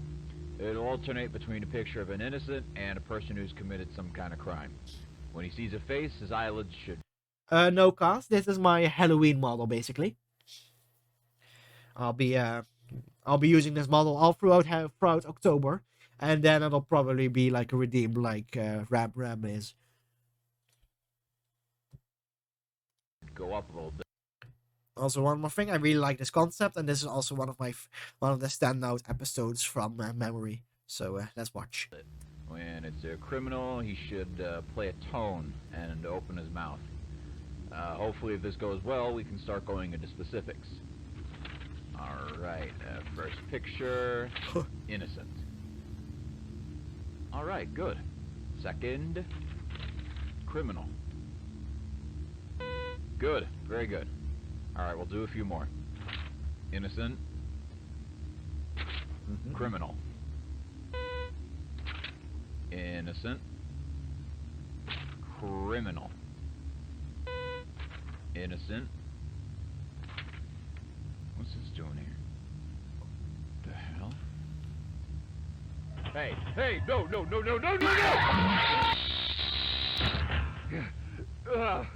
Original jump scare sound, by the way, from FNAF 1. Look, I know we can't have that guy back here, but you can't just put shit in without telling me. I could have died. God damn it, you know what? How about you take your facial recognition and shove it? Because I'm not working in this death trap anymore, starting right now!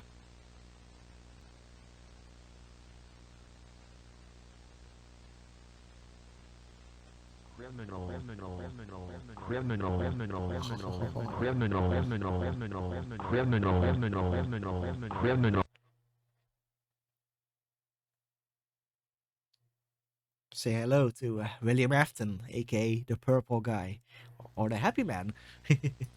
Yeah, so of course William, after his shit got out to some people, was banned from the restaurant, and the animatronics don't like him that much. I wonder why.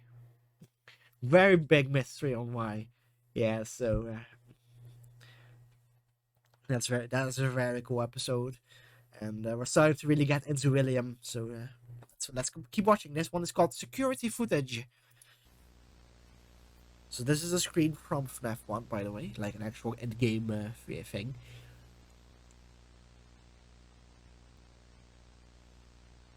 Oh, there's the older body.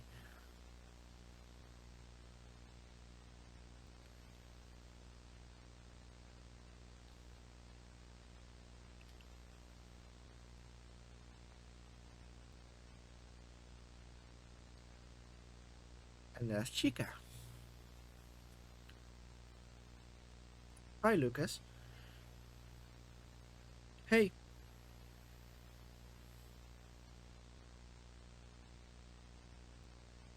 Do you think it'll be him this time?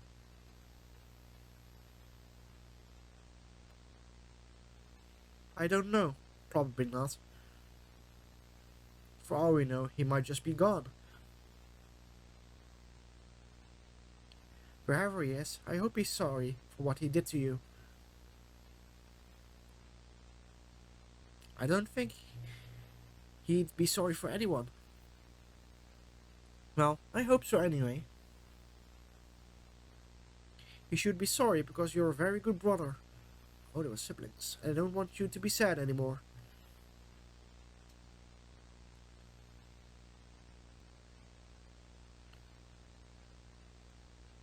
Just looking down.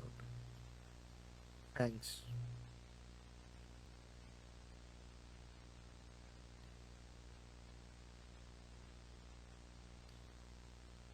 Please don't cry. Aww. I know you're sad now, but one day you won't be. We'll all go to heaven, because we're supposed to. Oh dear.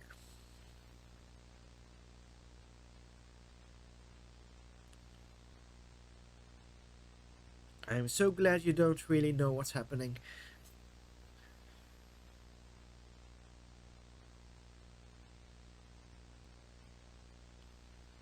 Do you want me to go look?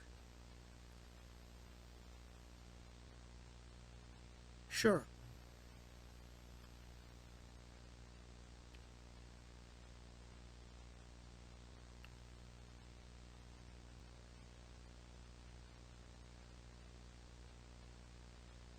I'll be in the back again.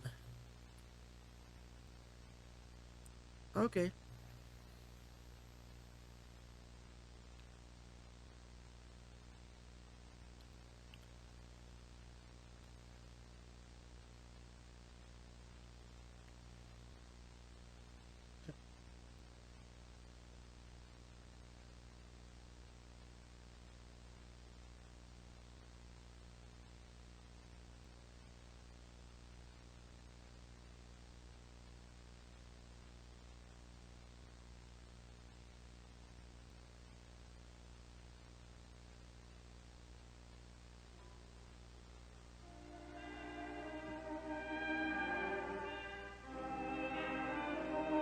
Ah, we know this song, don't we? Don't we?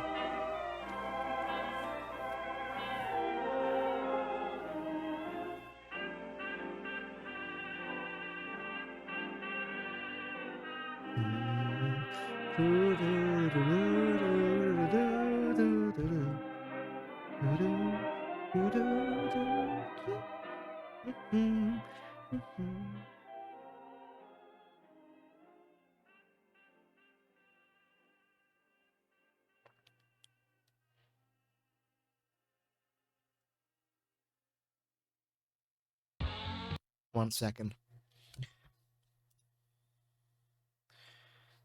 Let's see. Yep, this is the one.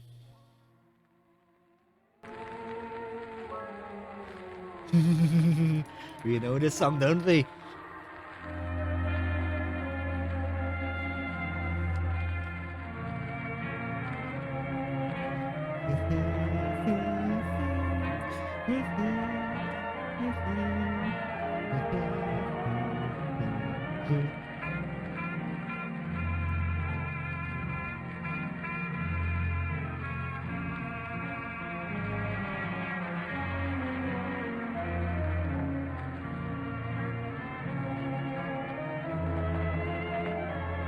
Yeah, so that is misplaced in time from the caretaker. In everywhere at the end of time, and then it would be I think one of the first tracks of stage 2. It's definitely one of the, either the second track or one of the first. It's not the first, I know that. Yes. Once again, it's something that I like FNAF fan creators and using the caretaker. It's very interesting that it's like a common thing to do. Oh geez, lots of Twitter things. Anyways, let's continue. But yeah, cool. I always like when I recognize certain songs. But yeah, you know, as long as they don't use like the fucking first track of the album, like everyone does, I'm cool with you people using Caretaker. Though I understand it can be a bit tiring, of course, especially if like one song gets overused, like It's Just a Burning Memory. But yes, let's continue. This is Company PSA. Welcome, Fredbear's Family Diner employees. Ever since the unfortunate incident from last week, we've been deciding on where the company should go from here. We've decided on something that will require higher effort, but will ultimately be best for the company. We'll be rebranding But it's in Halloween candy, by the way. all of our animatronic characters with 4 new ones, which use much safer technology than the ones we previously used. They will no longer feature any kind of spring lock technology and will not be wearable. Wearable costumes will be completely separate. Along with the new animatronics, most of the main area of the building will be rearranged accordingly. There will be 2 different stages, one for the main 3 and another for a separate character. Wall posters will be replaced and the prize area will be restocked. After the restaurant opens back up, some of our returning patrons might be confused about these changes. Where did Fredbear and Spring Bonnie go? Who are these new characters? In a situation where you are asked anything along these lines, here is what you say in reply. Fredbear does not exist. Spring Bonnie does not exist. Nothing happened to anyone. He does not exist. He does not exist. Gaslight, gate, He keep, does girl, not bus. exist. Light, gate, keep, girl, bus. Gaslight, He gate, does keep, not girl, exist. bus. Ooh, Golden Freddy. I don't exist.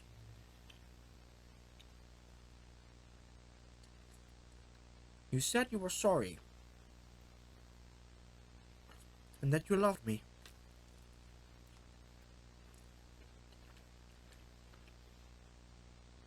But I know you're lying.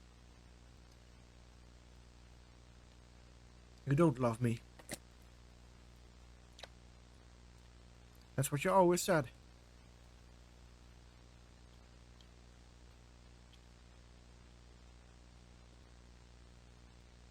Curious about how he takes his leap of logic. Like, did Michael work on like these PSAs? Did he like work with the company before he went undercover?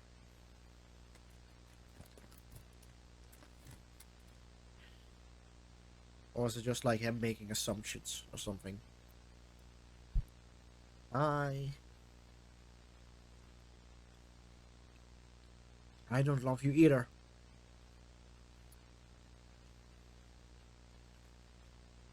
And I'll take you with me. So you know how it feels. Ooh. Nasty. To stop existing.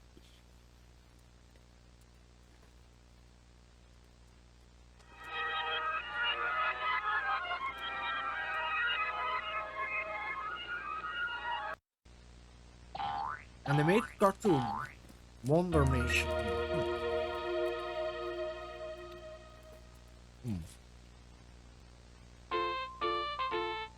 Transparent Entertainment with the Toreador March again.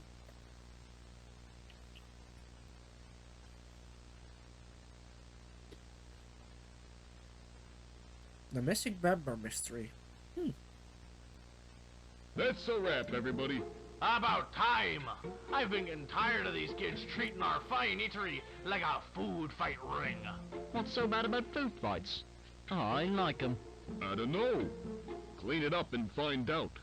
Oh, come on. How about everyone quits bickering and I'll make us some pizza instead? I could do that. Sounds good to me. If I haven't fallen asleep by the time it's done, then sure. Shut up and do what I pay you for. As Freddy's the boss, makes sense. Hey, Freddy? This is just now occurring to me, but why do we got 6 chairs when there's only 4 of us? You know, I don't actually have an answer for that. Not even a sarcastic one. Tell me to shut up. Shut up. Ah, the balance has been restored. Indeed, You think indeed. we're missing some members?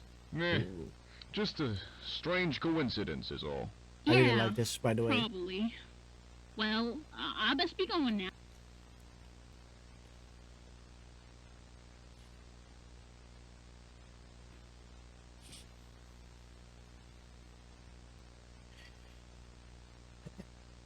This kind of feels like those Walton Files specials. Like the Halloween special or the Christmas special and stuff.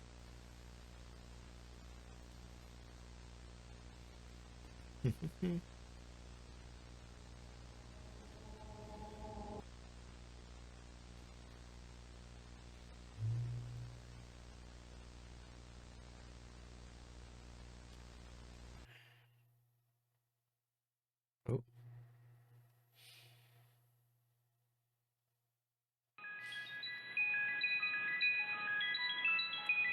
Swan Lake, I think?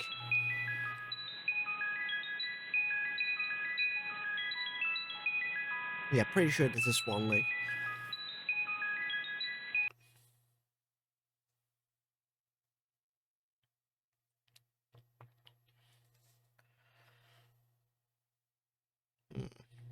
Couldn't really see what was that. I guess I was like a round orb or something.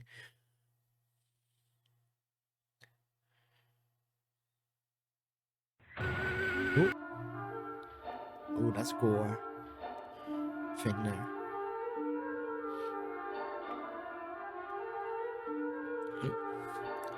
Golden Freddy plush. This is from a game, I believe. Tomorrow, another day. Tomorrow is another day, I guess. I can't really read it very well.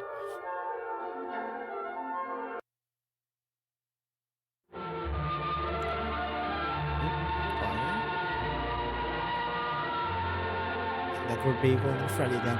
So, Michael's brother. We're never getting out. Oh, jeez. That will be Spring Bunny, I believe.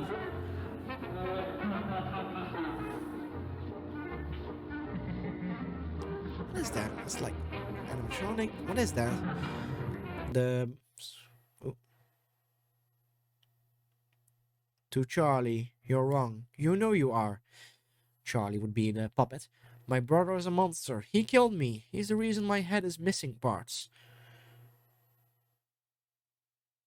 And then everyone pretended like it never happened, like I don't exist. What makes you think he'd be any different now?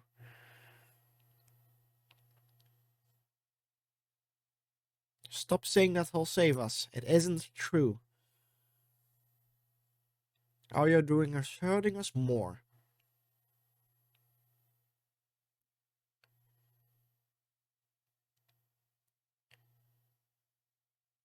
To Nicole, Lucas, Angie, and Benjamin. I'm sorry. I guess Susie would be Angie in this version. I don't care if you hate me for saying it, but there really is no way out. We're going to be here forever. I've accepted it. Can't you accept it too?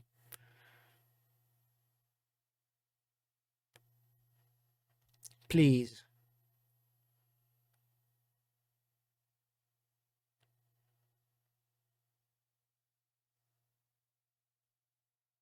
I don't want to be alone.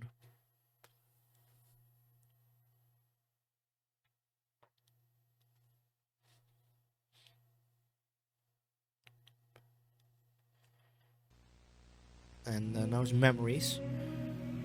I think this... I think now... Yeah, I think these last two, let me just check. These are the last 2 episodes. These are my fucking favorites. These are what really made me love this series. So let's watch them. Oh, this will be very good. Let's see.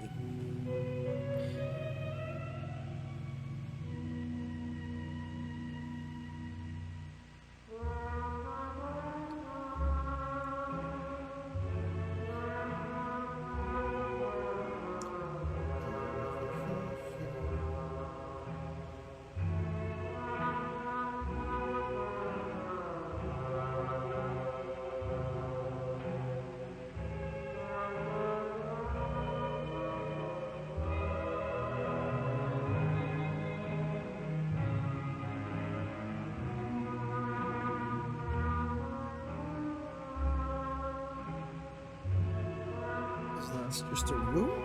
Can't really see well.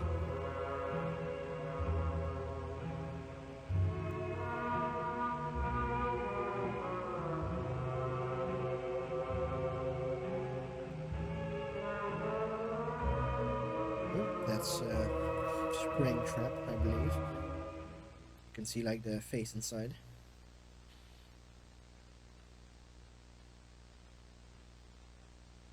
Memories. Oh dear, it's a unsettling grin.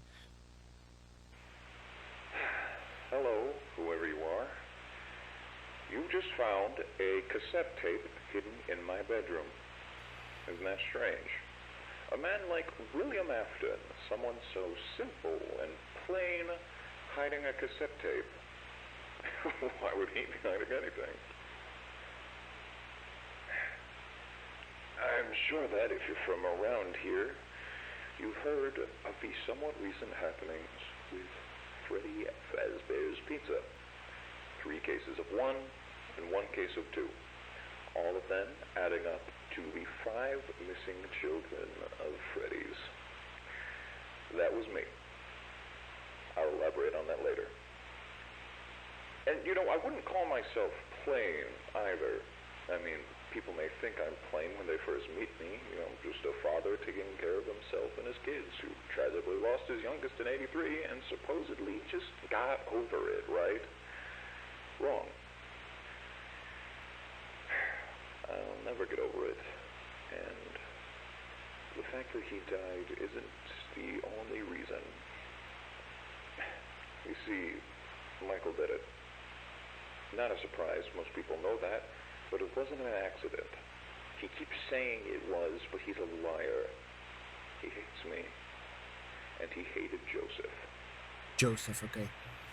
See, Mike wasn't settled with being the failure, and how I loved Joseph just so much more. So he tormented him, eventually killing him. And, you know, I mean, that's why I didn't love him in the first place. He was always a terrible kid, not worth my time. But now I hate him more than I ever have. He's done so much to hurt my soul in one day alone. My God, Joseph. Ever since he killed him, I've wanted to put my hands around his neck and just squeeze the life out of his lungs. But of course, if I ever did that, I'd get caught. I couldn't work because I was thinking too much about Mike. I couldn't concentrate on anything. The papers started piling up, and it kept fogging up my mind, and I needed a release. Then I had an idea. Maybe it didn't necessarily have to be Michael. It could be any other brand as long as I like them. Jeez. Now, where do all of those children go? Freddy Fazbear's Pizza. And hey, if they're like Michael, they deserve it. Jesus. I went up there about 4 times, picked the worst kids of the bunch, took them back, and I gave it to them. I couldn't do much, of course. They'd start squealing. So I made it quick enough to be efficient, but long enough to make it last. It was hell for them, but it was heaven for me. And then I leave. without the slightest bit of guilt. So, there you go. And, now that you've heard this, you should know that I check this spot every day to see if this tape is moved. I've seen it so many times, I'll be able to notice even the slightest difference. I will know. So you better put it back, Michael, as neatly as you can, and start running.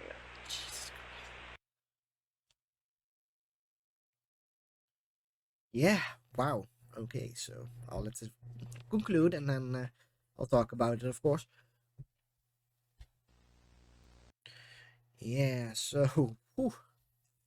So yeah, it was basically a confession video from William Afton that he killed the 5 children because he resented his son Michael so much for killing Joseph that he had to basically kill people as an outlet to convey his rage. So why he made this tape, it's interesting. So I have 2 theories. One is that he just wants to kind of like vent it out for some reason, or even just to gloat. And that he keeps the tapes hidden for that way, and maybe after he's died or something, then he's fine with people finding out. Either that, or something more sinister, in that he kind of secretly hopes that Michael will like find the tape and play it, and that'll give him a reason to go after him, because then all hell will break loose regardless. So that would be my second theory. But yeah, it's very chilling. And I love the voice acting, the voice, the dialogue, very good, all just amazing. But yes, now the conclusion, finale, and this will recap the events of Five Nights at Freddy's 3, basically. All right, let's watch. Then we'll be done. March 24, 1993. I'm trapped. The locks went off while I was wearing it. Somehow, I thought that thing would protect me. After all, I'm not good with thinking on my feet. Now I'm awake. My heart stopped beating, and they put the boards back up, so there goes my only way out. Oh, by the way, so what he's describing here is in Five Nights at Freddy's 3, if you do like some secret stuff, or maybe this is the main ending, I forget.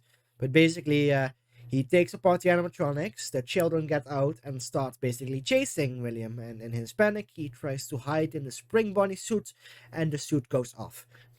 So that's what he means with, I for some reason thought the thing would protect me. I'm not good at thinking on my feet. That was what he's talking about, and now the results. Either way, it hurts too much for me to get up. I guess it works the same for me as it did for them. I die and end up as one of these.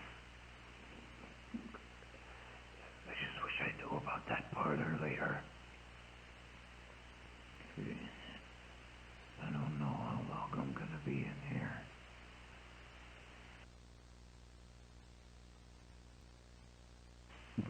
They're still alive. I can hear them moving around outside. Someone must have put them back together. He took apart the animatronics, as you said. I thought this place was closed down and looked dirty enough. And they probably think I'm still dead. Or they just hate me that much.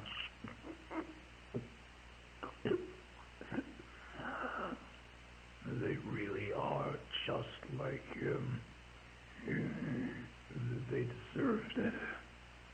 It shows. I bet they're wondering why they're not up in heaven right now. They got me, so why aren't they dancing up there with all the angels? We're not going anywhere because he doesn't care. God doesn't care about justice or what's right or wrong. God just likes to watch interesting things happen. I would know. I would know. I hope he's treating you better than me, Joseph. Not at all. Michael! Don't leave me here! Michael! Michael! Help me! Very famous line there. People assume that one's also canon. Do that to your own father. November. I hate you. I've always hated you. I'm going to kill you, and I'm going to make it hurt. Oh, how I miss the way you used to cry when I screamed at you. It's going to get so much worse. I'm going to get out, and I'm going to find you. And I'll give you a real reason to cry. Jesus Christ.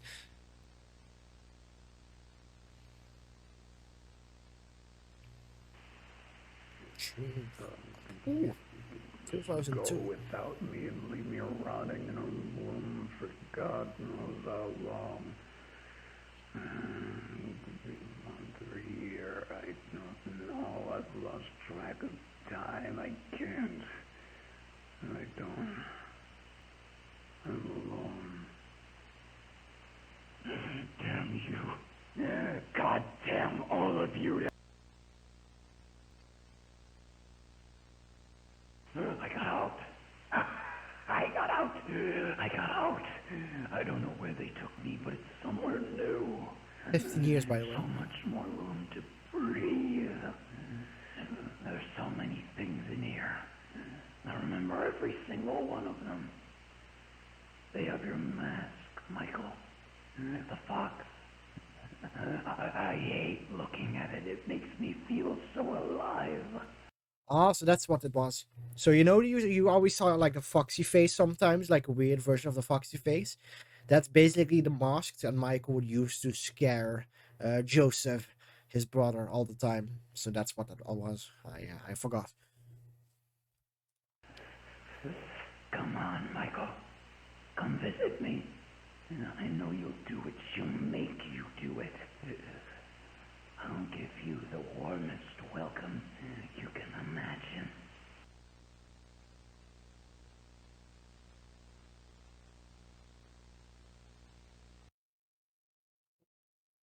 I see you.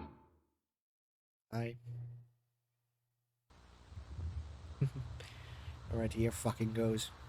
Iconic scene. He's close.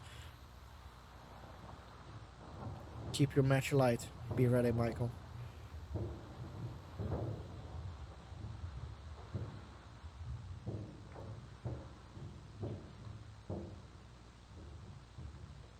Here goes.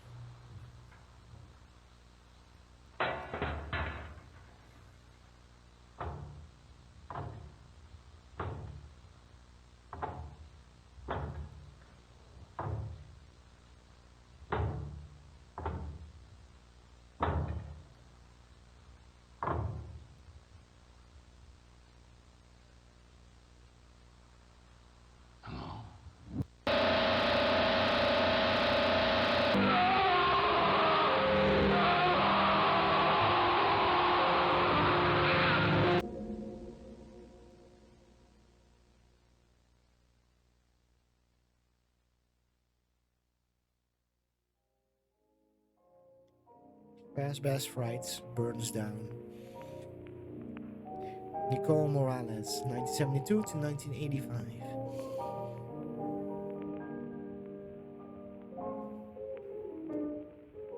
Lucas and Angie Collins, 1975 to 1985, 1979 to 1985. They were the double murder, I assume.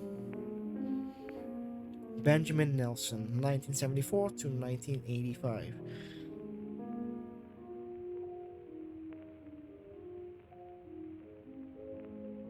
Charlie Emily, 1973 to 1984. Puppet. First victim. Michael and Joseph Afton, together again, forgiveness and peace, 1969 to 2008, 1974 to 1983.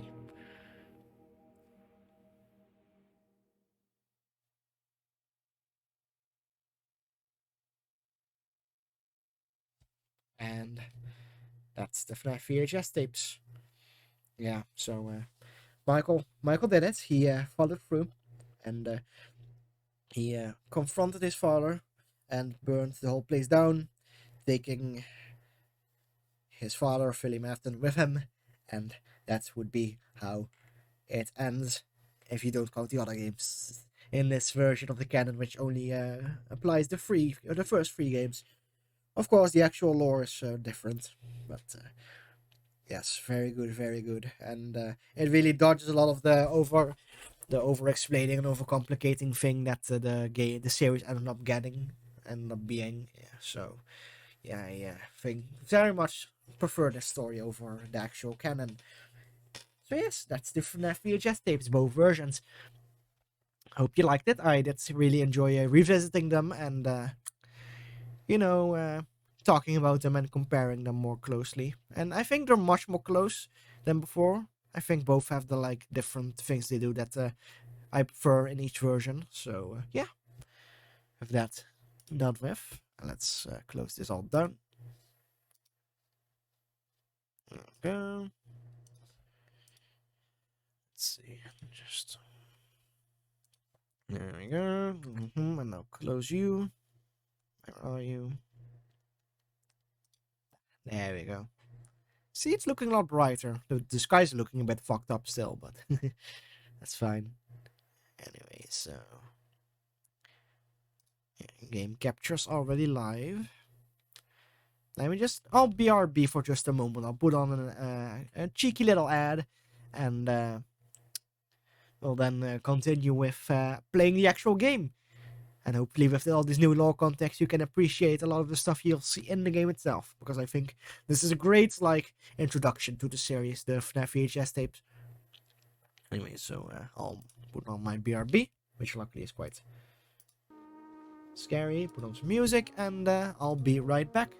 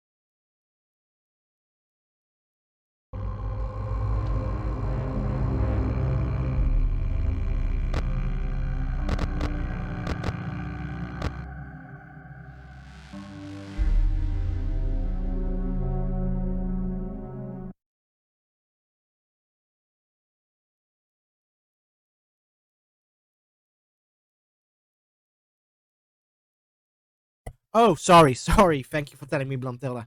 Thank you. So, hopefully I'm unmuted now. I forgot to click the button.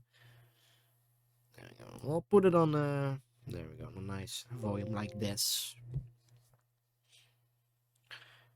Yeah, I was BRB, so I forgot to unmute myself. Okay, anyways, let's go back to the game. There we go. So I noticed the mouse sensitivity is quite high, but I think for this game it might be good actually. But yes, and let's start a new game. Freddy Fazbear's Pizzeria. Family of Pizzeria looking for a security guard to work the night shift at 12 to 6 a.m. Wanting to carry and blah blah blah. Whatever. 12 a.m. first night. It's loading. There we go. Oh, whoops. Sorry. There we go.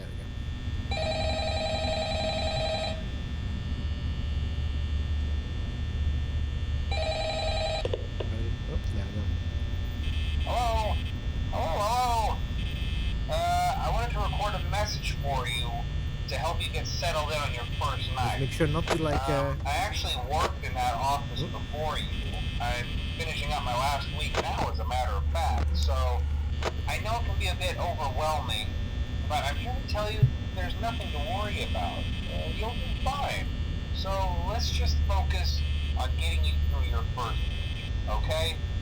Let's see. First, there's an introductory greeting from the company that I'm supposed to read. It's kind of a legal thing, you know. Welcome to Freddy Fazbear's Pizza, a magical place for kids and grown-ups alike. Just checking live and checking only this camera, only this one. Fazbear Entertainment is not responsible for damage to property or person. Upon discovering that damage or death has occurred, a missing person report will be filed within 90 days or as soon as property and premises have been thoroughly cleaned and bleached and the carpets have been replaced. Blah, blah, blah. Now, that might sound bad, I know, but there's really nothing to worry about. The animatronic characters here do get a bit quirky at night, but do I blame them? No. If I were forced to sing those same stupid songs for 20 years and I never got a bath, I'd probably be a bit irritable at night too. So remember, these characters hold a special place in the hearts of children and you need to show them a little respect, right? Okay. I will, I definitely will. Don't worry. The characters do tend to wander a bit. They're left in some kind of free roaming mode at night. Something about their servos locking up if they get turned off for too long. They used to be allowed to walk around during the day too, but then there was the bite of 87. Yeah. It's amazing that the human body can live without the frontal lobe. Yeah, FNAF can be quite scary, especially for now, blue jump concerning scares. your safety, the only real risk to you as a night watchman here, if any, is the fact that these characters, if they happen to see you after hours, probably won't recognize you as a person. They'll most likely see you as a metal endoskeleton without its costume on. Now, since that's against the rules here at Freddy Fazbear's Pizza, they'll probably try to forcefully stuff you inside a Freddy Fazbear suit. Stuff me?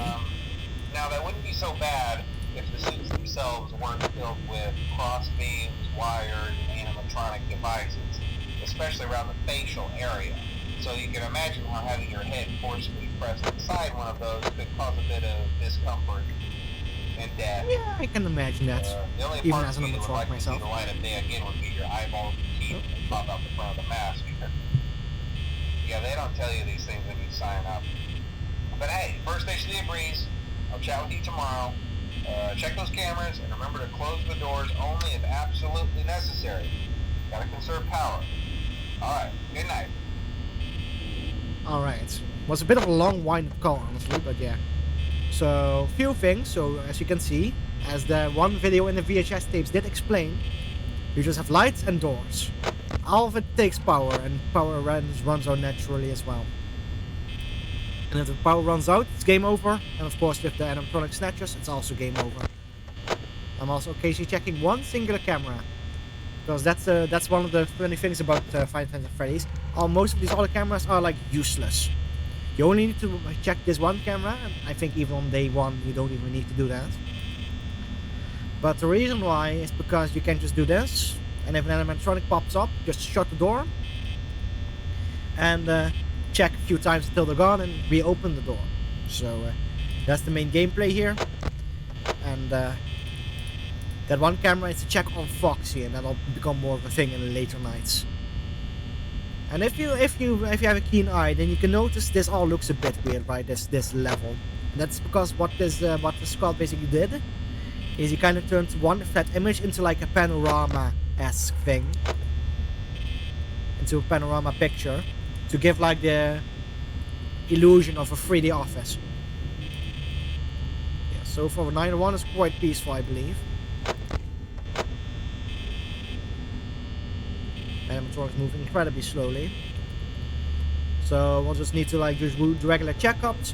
Occasionally check the camera in case Foxy is a factor in night one. I am not entirely sure. Also, oh, might be a thing in other games. I know like in one of the things you can like click on the nose and it'll make like a noise. That might be like in other games. Camera. But yeah, the other cameras, like, you can kind of track the animatronics and where they're going, but it's kind of useless because the action you do when they show up to the door is always the same regardless.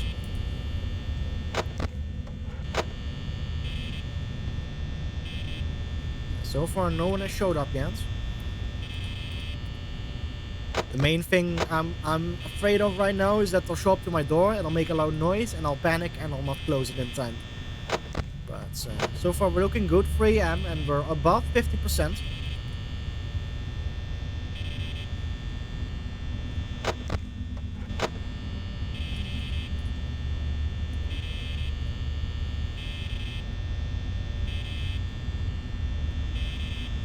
Okay.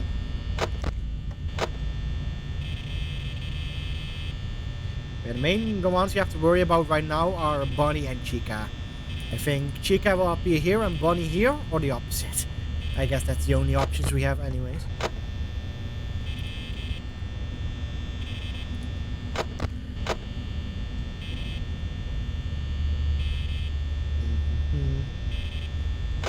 So far nothing really happening. Night 1 is very slow, quite easy.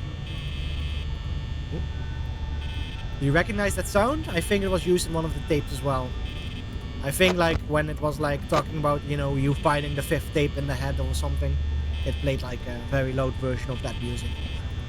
Yeah, I love the atmosphere of this game, especially playing it right now, really.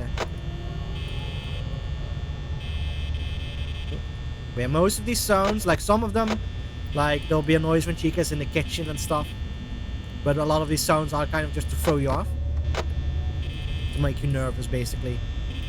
Because there were like a certain noise where we like thinking, oh, is something happening? Am I supposed to do something? And it's just to make you panic, basically. I think animatronics move like every 9 seconds.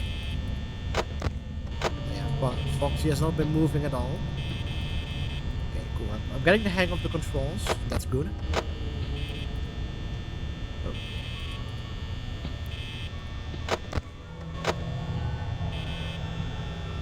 We're at 5 AM, we're at 40%, so we're totally fine. We could probably like shut the doors and be totally fine regardless. So let's be a bit wasteful with our energy if we can afford it anyway. So we'll keep the doors shut for a while. Oh, let's not be. They can still show up, I believe. I don't think it's guaranteed that they won't.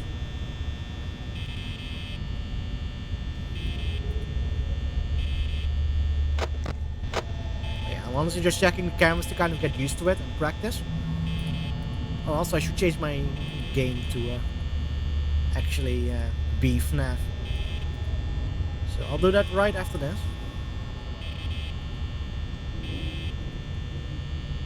%, and still nothing has happened.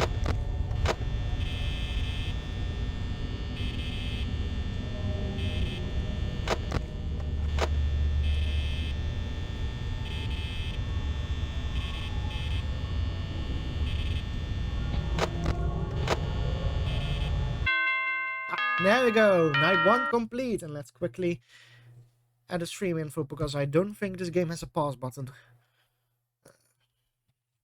5 Nights at Freddy. Oh. Here we go. Done. And quickly switch back. Ah, fuck.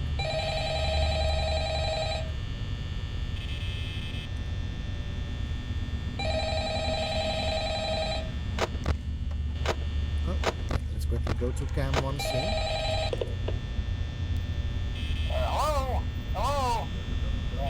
Well, if you're hearing this and you made it to day 2, congrats.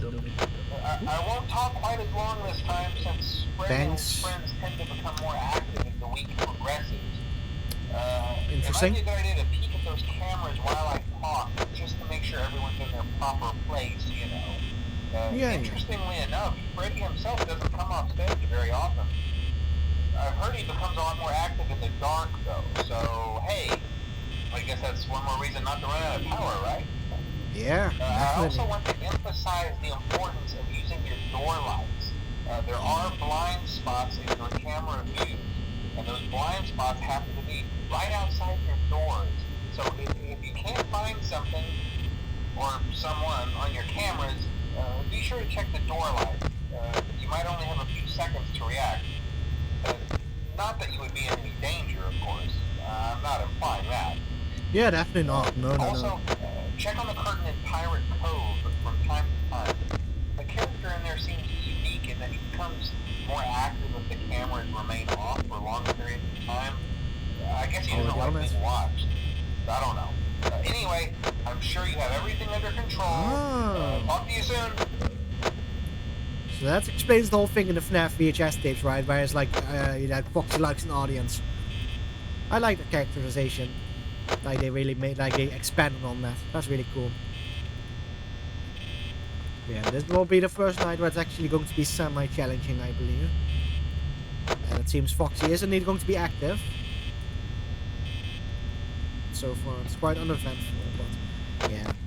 So basically, already, basically the main thing that makes you win the game, he's now explaining those two concepts of like using the door lights and checking Pirate Cove. And of course Freddy appearing if you run out of power. By the way, if you run out of power and it's like 5 AM, then there might still be a chance that you win, because Freddy will take a time to kill you, and it'll be like a randomized time too. Like sometimes it'll take really long, sometimes barely any time at all. So you can still like hang on there and pray that it turns to 6 AM before Freddy decides to kill you or stack you.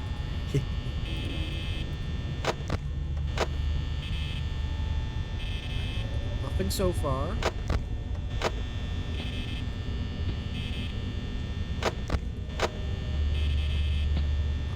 Looking good.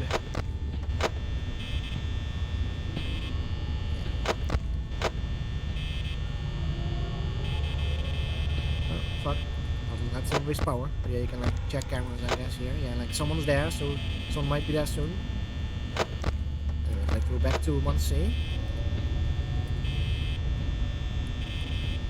Like sometimes animatronics can just decide to not show up, right? But eventually they'll like come to your door, so it's going to be happening any moment now, I believe. Oh, that's rare, I think. I could have this rare like Easter egg. That said, it's me. And then, like I think two versions of that. There's like there's like a Golden Freddy one and a normal Freddy one, and we got the normal Freddy one. So yeah. FNAF uses a lot like smoke and mirrors to like scare you. I'm not sure if I'm mistaken, but I thought I saw Foxy kind of peeking those, but I could be wrong. Let's see. No, I was mistaken. The main concern is accidentally clicking out of the screen, because then I'm screwed probably, especially in Nasal Night. I'll also be trying to do 2020 mode, which is basically all of the animatronics on max difficulty. We'll see how far I get, depending on how long it'll take to complete this game, of course. And we can like try different things if we want to extend the stream. far everything's looking good. But yeah, less experienced players will be like panically going for like all the cameras, trying to like keep track of the animatronics. But funny enough, that doesn't seem to matter very much. Because yeah, you know where they are, so you can kind of anticipate them, but because the... Oh! Foxy's right there, so that's a bit concerning. So we have to make sure that he... like the moment he's like out, you have to close this door, I believe. Yeah, there we go.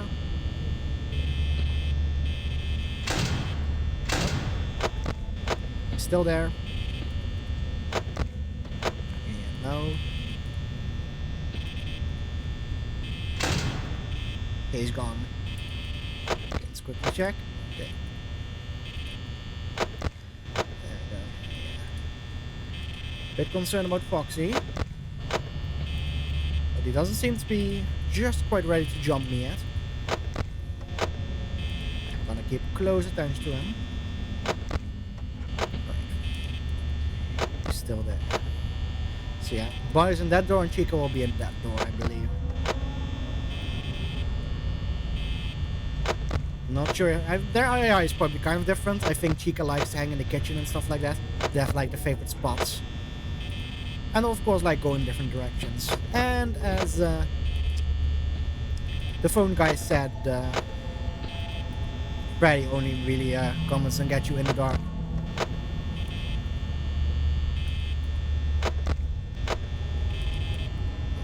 Looking good.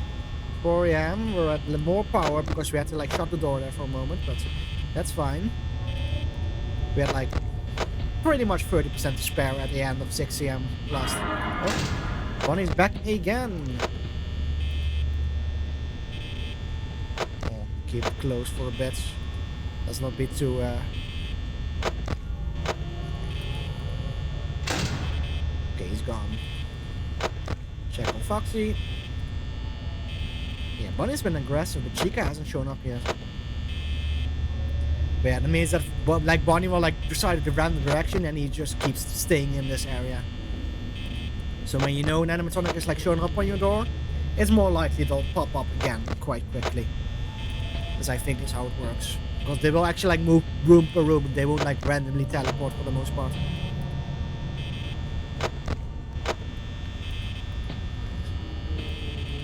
Scared you? I mean, yeah. It can be quite startling, especially the first time.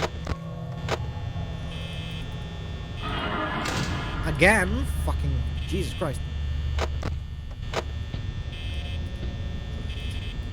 We have power to spare, and it's 5 AM.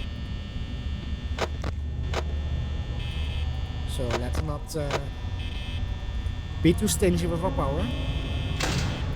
Okay, he's gone. Cool.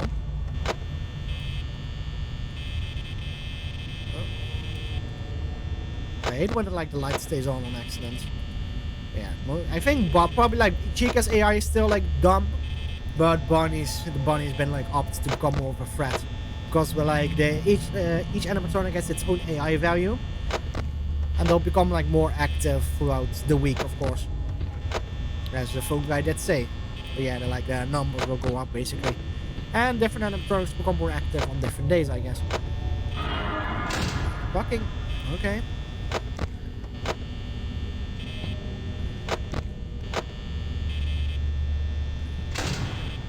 He's gone. I guess the main thing to min-max here is knowing the right... Ah, there we go. Night 2 has been completed. Very good, very good. Yeah, the main thing to try and master is opening the door again quickly when we pretty much know that the animatronics will be gone. Man, it's loading for a while. There we go.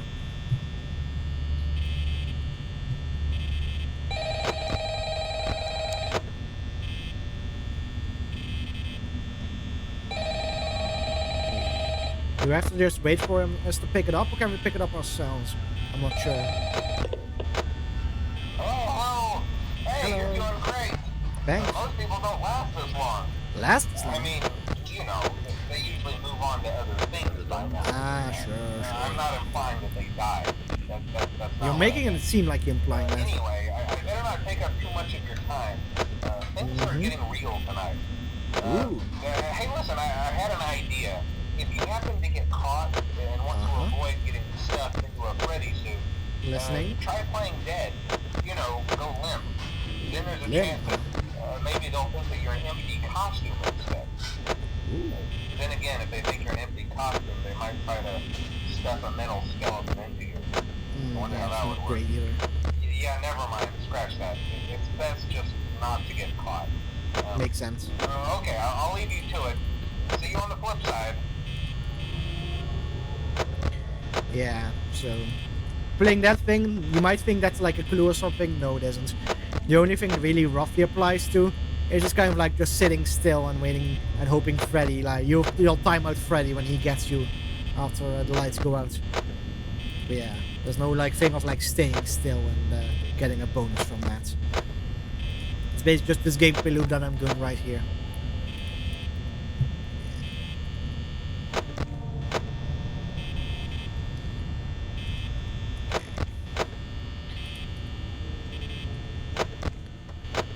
I wonder how well I'll be doing in this game in general.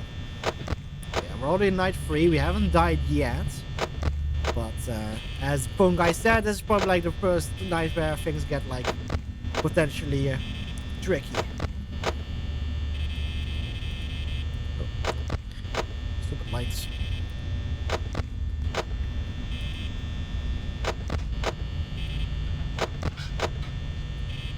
A bit of a rhythm. You hear the noise? I think that's Chica in the kitchen. So yeah, Chica's more active, I believe, now. So I think they're both more active now. So before it was like mostly Bonnie and Foxy, and now it's all three of them. Yeah, at least now we know Chica's in the kitchen, so she is like right next to our door, I believe. But she's quite close, I think. Like, kitchen is like, I think Camp 7.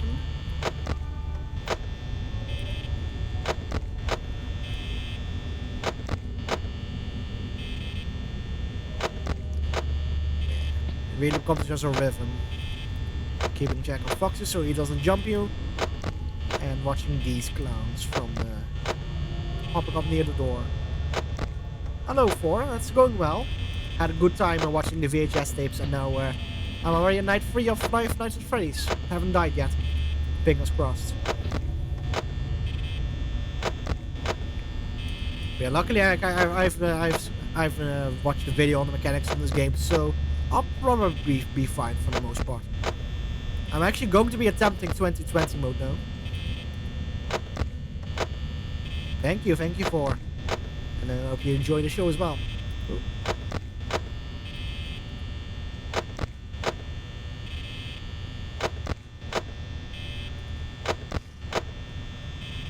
It's been awfully calm. It's kind of weird. I mean, it's only 2 AM. I think the animatronics get more aggressive the longer the night goes on. Or at least they'll be generally closer to you.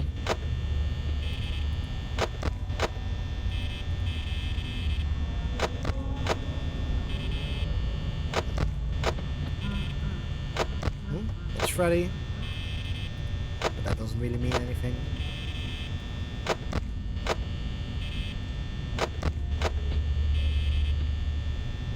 Oh, thanks. Thank you. We'll talk on it.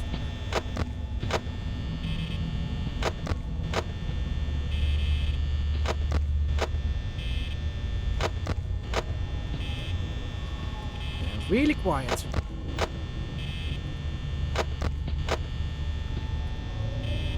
Okay, 50% around 3 AM, so that's roughly where we want to be. But we might be in trouble if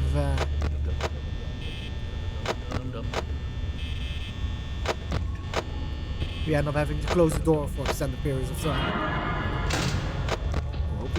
Hopefully that was fast enough. Yes, I think it was.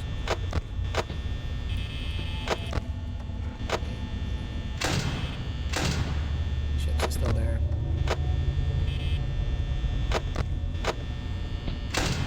Okay, she's gone. Okay, so now now probably Chica will be harassing me, so we need to watch the other door a bit more closely.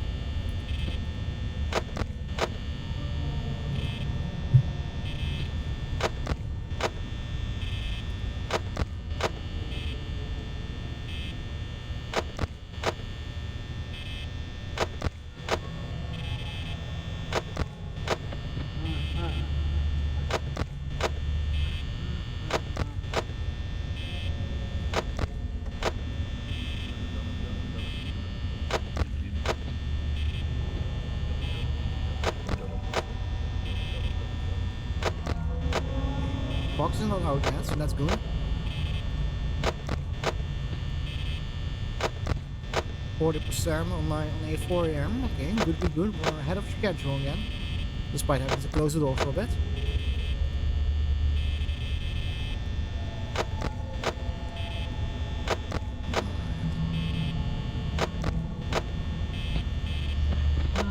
I'm just checking the one camera because, as I explained before, the other cameras are kind of useless just because they don't give you any valuable information beyond if they're at your door, close them.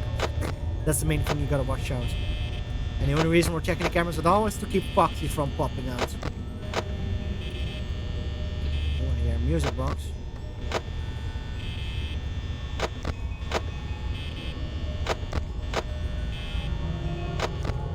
So Chica hasn't come back yet, that's good.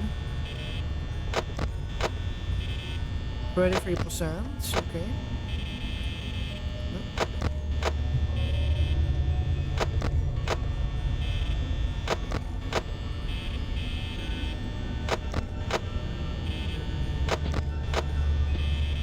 FNAF 2 will be much harder, I believe, when we play that. That one's one of the more skill-intensive games, especially because stuff is random, I believe. A lot more stuff to keep track of. Shit. Oh, Foxy's out. Okay, now we definitely need to keep a close eye on that motherfucker. But it's 5 AM, luckily. And if Foxy does pop out, we have like a very brief moment to react. So we're not screwed entirely yet if Foxy does try and jump us. It seems Bonnie is more passive and Chica is more aggressive in this round. But honestly, both of them are quite passive. Even Foxy took a while to go out, get out. 20%. Oh, fuck. Stop trying to distract me by throwing shit at me. Nice. I thought did I stutter? Did I stutter and not realize? Also, hi Scott. Just noticed it was you. Now there's Bonnie.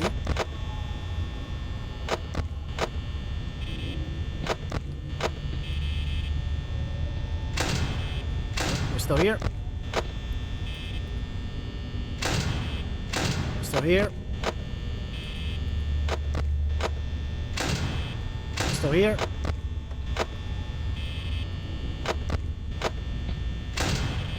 Okay, you're gone.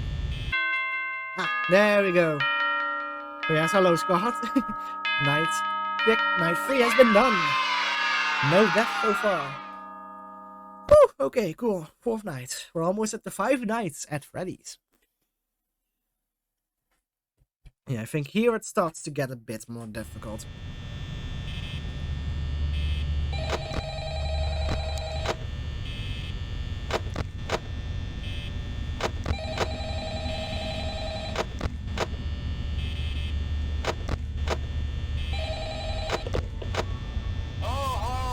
Hello. Hey, wow, day 4. I think you can do it. Yep. Hey, listen, I may not be around to send you a message tomorrow. Oh, Fox is already out. It's been a bad night here for me.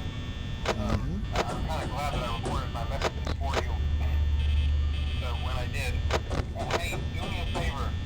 Maybe sometime you could check inside those suits in the back room. I'm going to try to hold out until someone checks. Maybe it won't be so bad. Oh, fuck. I clicked out. I'm probably dead. I'm probably dead here. Oh. Why is...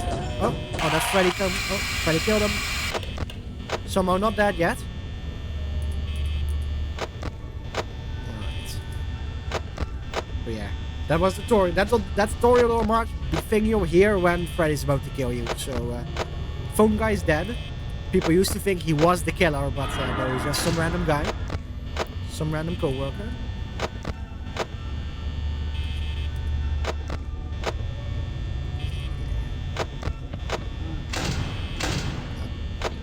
Still here. Okay, he's gone. Yeah, box is already out, which is concerning, because that means he'll probably pop up one of these times. And I might just panic and not close the door in time. So we'll see. Yeah, as you can see, they're much more active right now.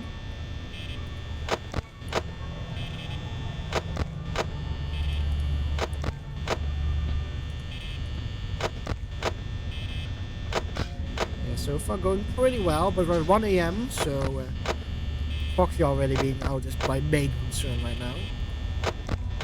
But we did practice, we did do our due diligence in always checking on Foxy, even when he obviously wasn't going to be there. So now that we have the discipline, we can conquer this foe. Oh. He's back.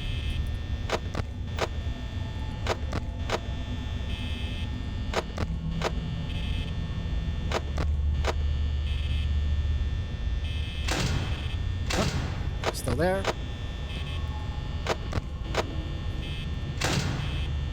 Still there.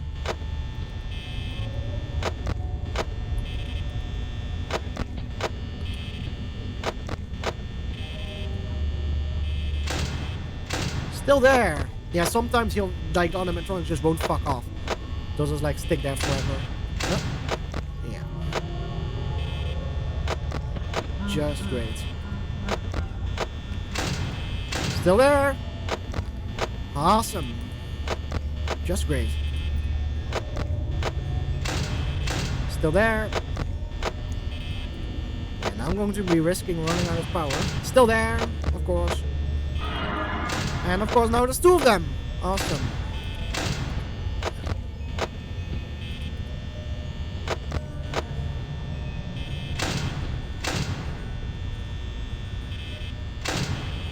Okay, finally he's gone. But now we have Chica on the other side, so that's not great.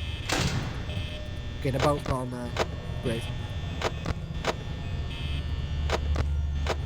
Okay, now I'm scared of Foxy running at me.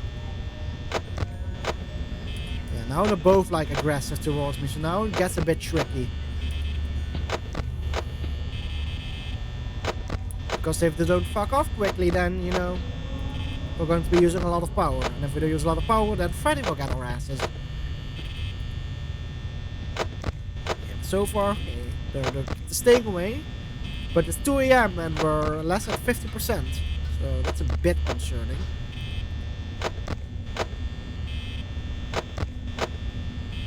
Okay, 3 AM. Okay, that's better. We weren't at, like, right at the start of 2 AM, so that's a bit better. 4%.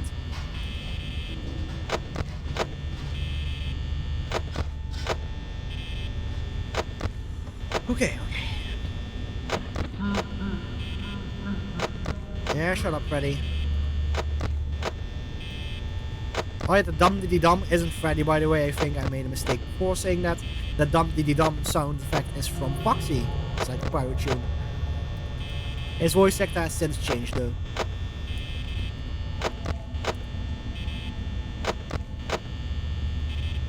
Okay. Just on a 40%.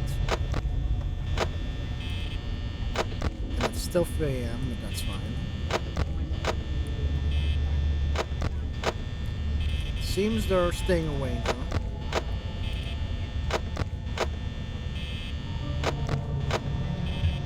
Oh. Yeah, great. Awesome. It's you.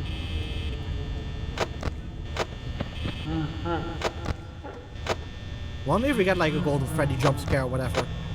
That can happen.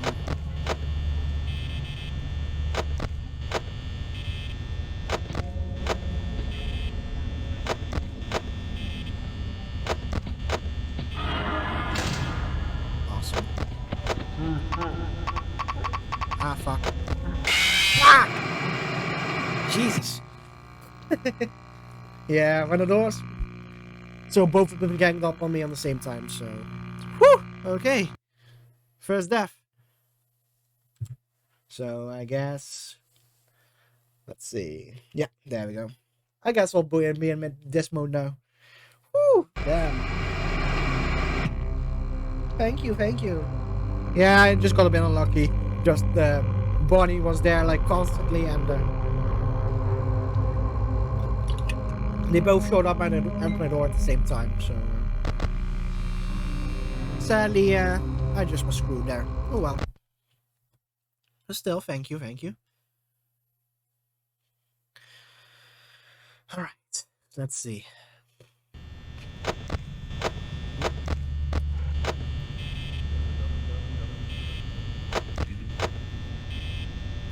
Yeah, that thing you just heard was Foxy.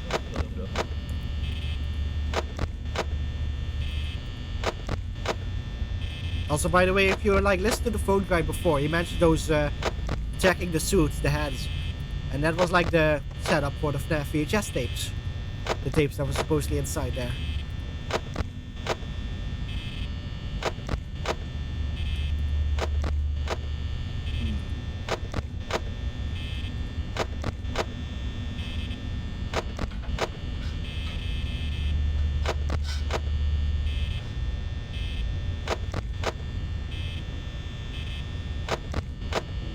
So yeah, but I think what I should be doing is I just need to check the doors and then check the cameras. Because what I think I just did there was both of them showed up at the same time. And I checked one door, did the cameras, then the other door, and then Bonnie was already inside. So I think I need to change that.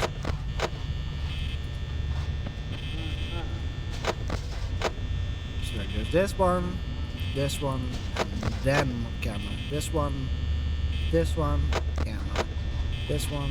This one, camera. This one, camera. This one, camera. Alright.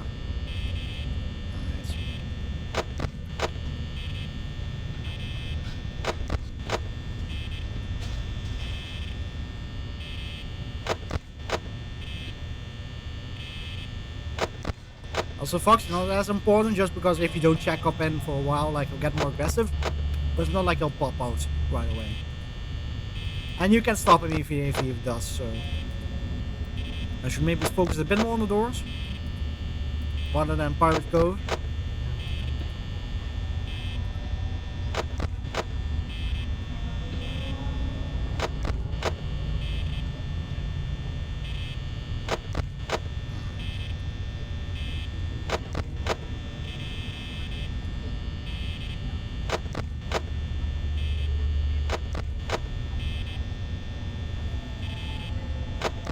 Also, that jamming either was because it was already inside, or because still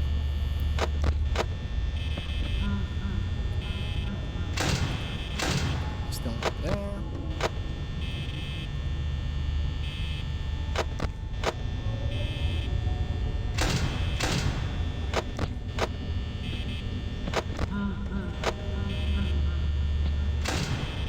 He's gone. Oh. Shouldn't be so frivolous with checking the cameras if I don't know if someone's there or not. Gotta be more careful of Barney here. So we'll check his door first always.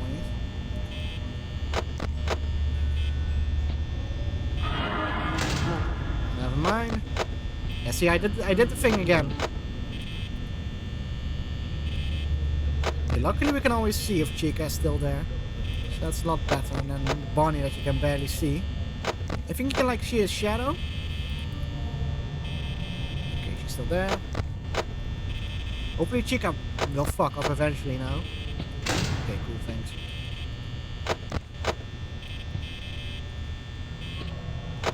Okay, Foxy hasn't shown up, like before Foxy was out really early.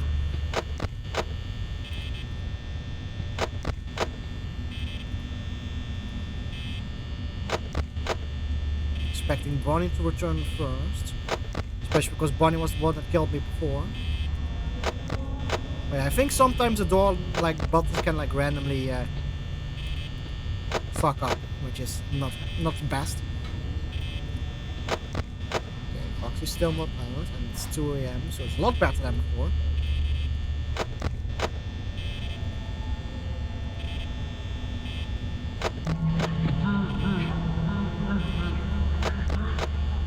I hear whispering. That's not great, I think.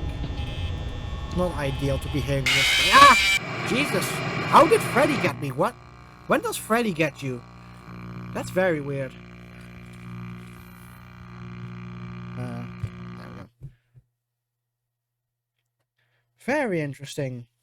I didn't know Freddy could just get you. Is that like a random jump scare? Like, does that happen for some reason? Let's look it up. Freddy.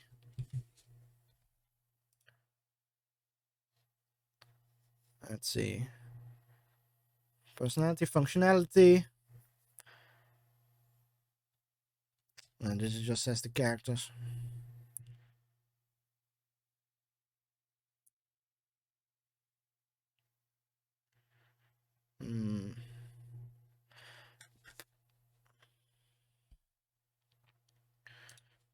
Mechanics.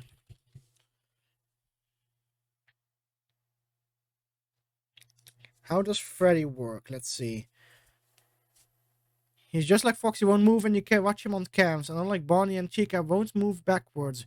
And he can stand in your office, so when he is at the door, you must close it and not open it. Hope this helped.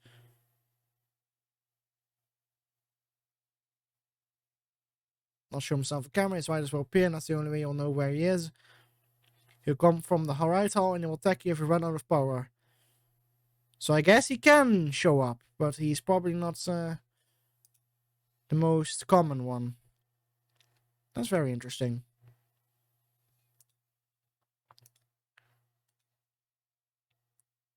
Let's see, this is a guide. I won't read this, but I was wondering if they like explain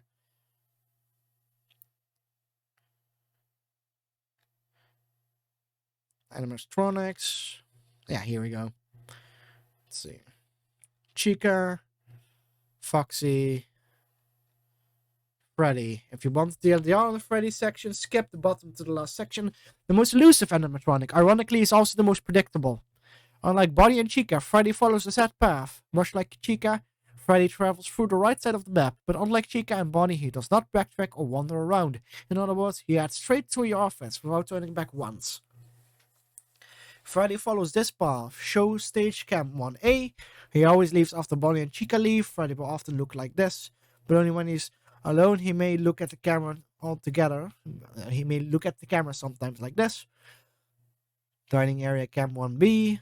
Cam 7. Cam 6.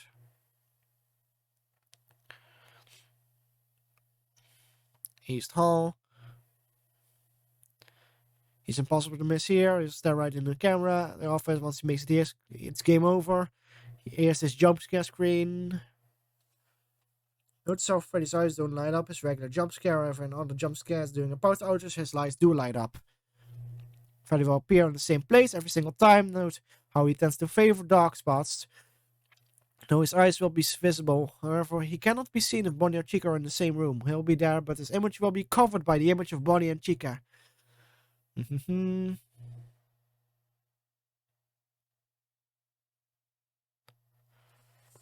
Moving on, Freddy lets out a single series of laughs and makes running footsteps every time he moves to a different room.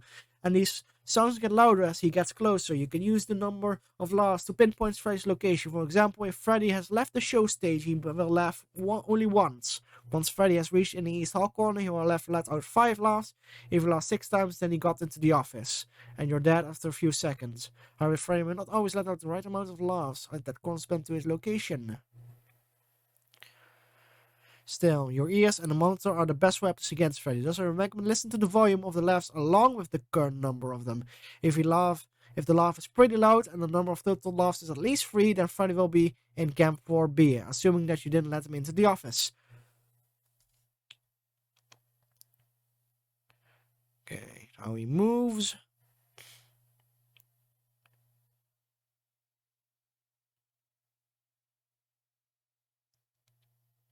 Interesting.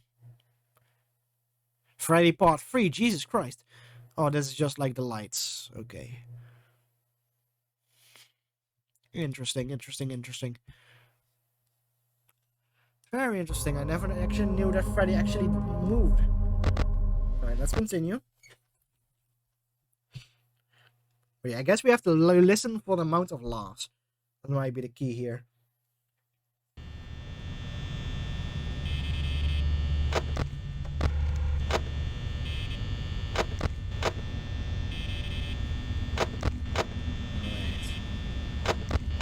That's very interesting. I never realized Freddy moved around like that.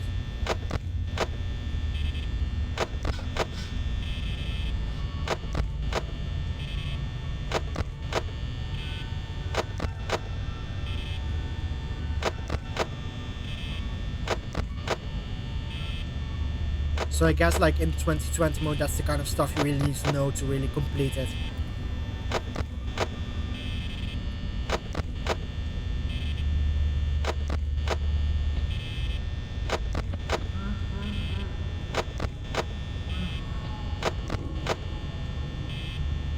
That's two laughs, but they're quite soft, because apparently the volume also matters.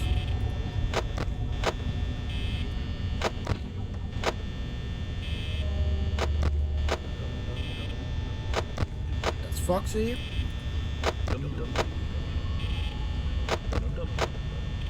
I like that, like the noise gets a bit louder if you watch him on the cam.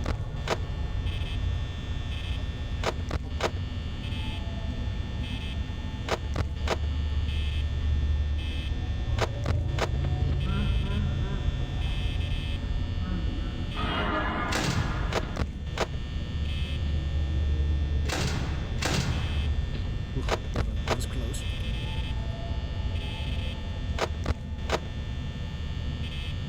Still there.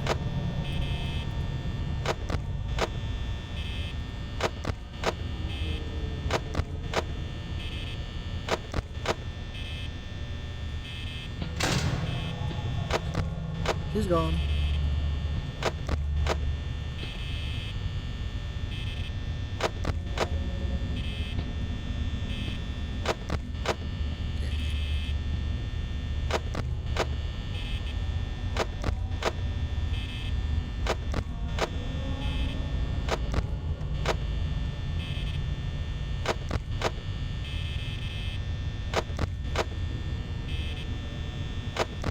So if you hear Freddy like laugh 4 or 5 times, I'll like shut the door real briefly, just to see how that works.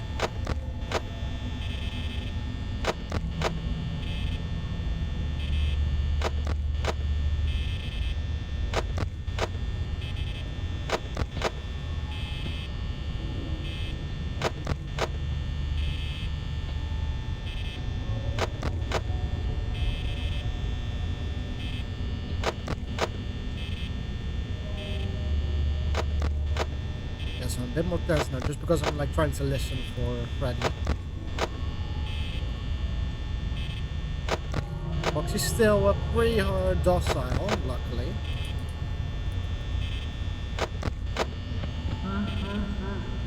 One.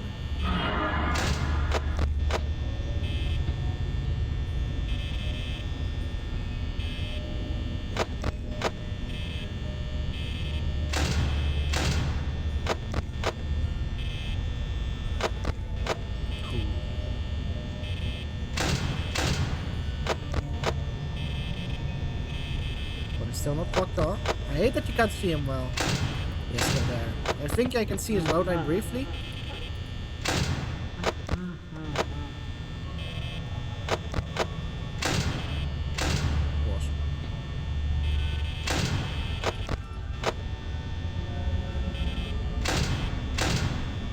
Alright, Bonnie would fuck off again. Mom, Bonnie won't leave me alone.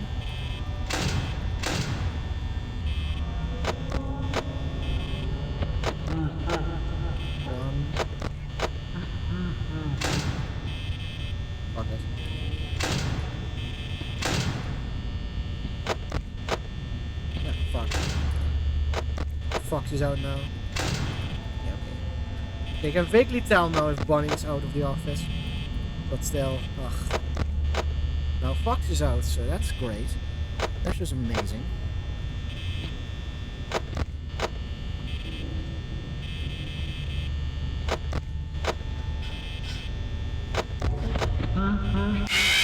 God fucking damn it, yeah. Freddy killed me again. Ah, jeez. This might be more difficult than I thought. Anyways, let me switch to endo mode again. Jeez, Freddy's harder than I thought. One moment. Oh, Jesus, what's happening?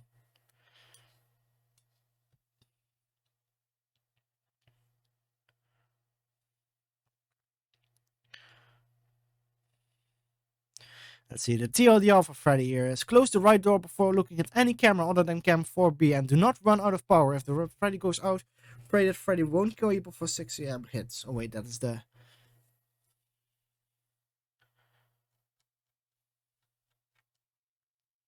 Close the right door before looking at any camera other than cam 4B and do not run out of power. Okay, you know what, I'm curious. I'm just going to quickly look at how a 2020 run does it. FNAF 20 mode. Let's see how they play.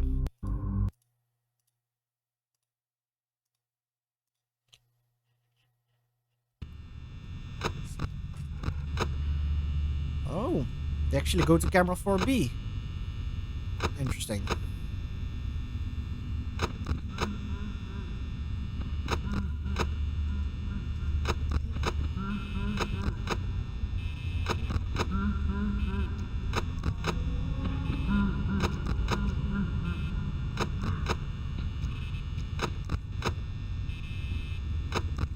Let me speed this up, let's see. Does he have a switch to Foxy's?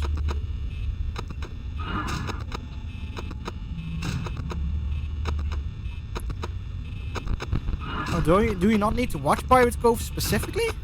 That might be it. That might be the key. Because I keep getting killed by Freddy because I'm checking... Let's check it.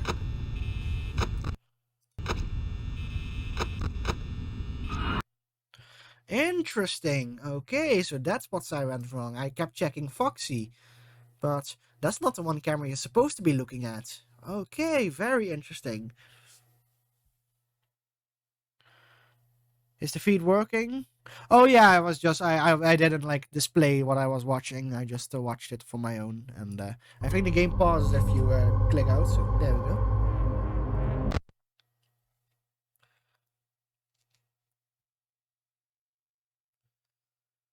Right.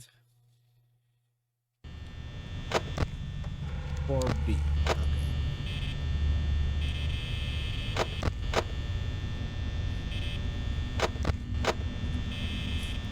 Yeah, that wasn't me playing, by the way. I was just watching how someone plays like the max difficulty mode of this. And basically it was like this.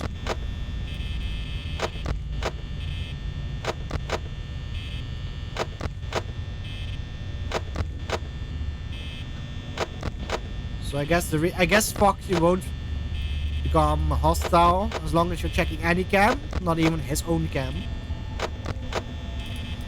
And Freddy, you can only really stop Freddy by looking at cam 4B.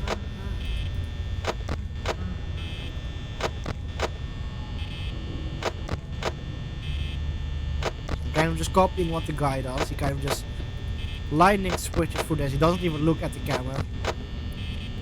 This is exactly how he plays. So I guess Freddy was just turned off in the previous runs, aside from, of course, the game over.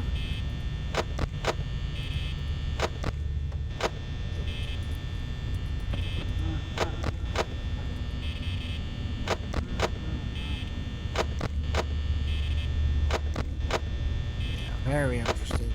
So I guess that's the one thing I didn't know, is that you need to check that camera, or else Freddy fucks you up.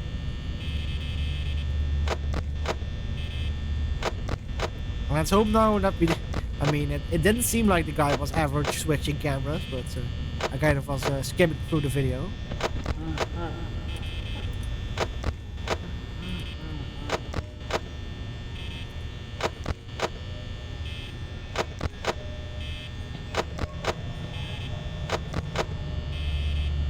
So now we're playing FNAF like a pro.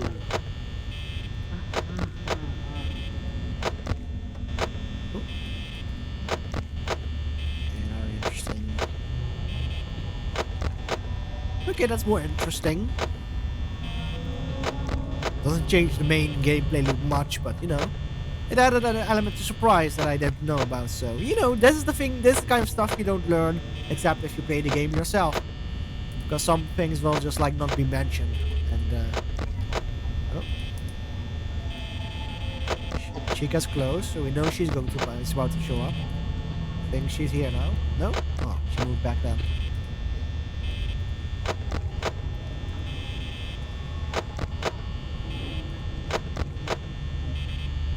The briefing I'm looking at, it doesn't seem that Freddy's right here yet.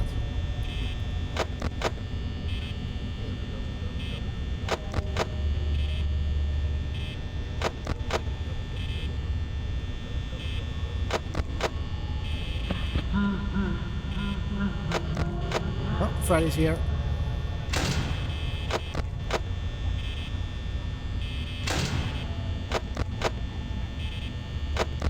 So I guess if we stare at that camera, then maybe he'll just stay in spot. That's why we have to check it.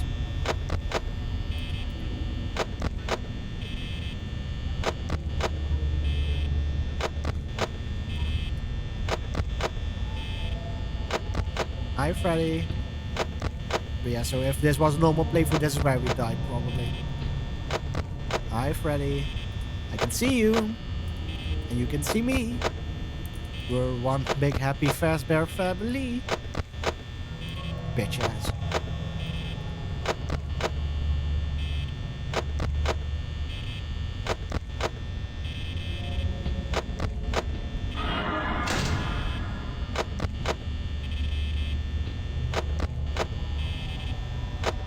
But yeah, like you can see body shadow basically.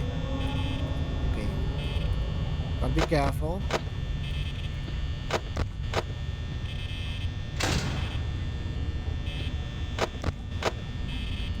Yeah, now because Chica's there, Freddy won't be visible, but he's still there, I believe. Let's check this one. Okay, but be careful because Chica can now enter or like come near any moment.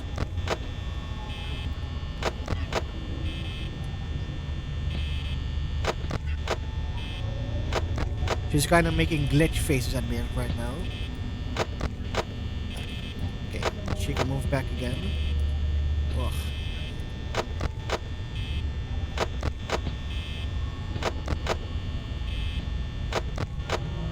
I guess it's good to know that I can always tell now if Chica's like close by or potentially going to get me.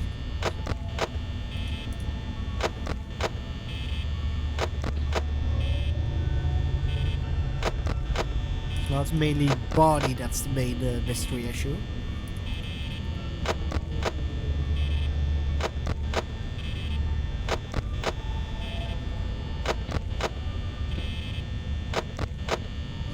I don't feel too comfortable not checking that door for too long. I feel like that'll mess me up if I don't do that.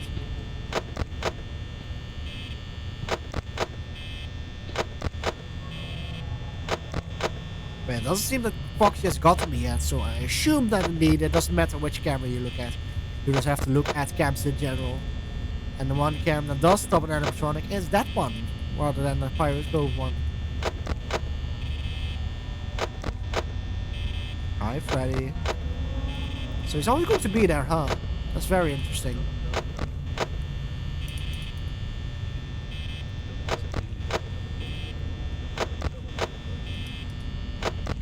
I can hear Foxy doing his little pirate jig or whatever the fuck.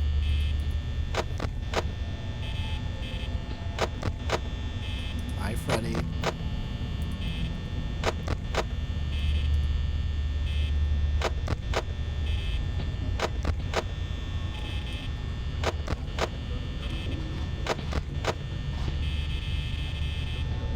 Here's someone in the kitchen, I believe.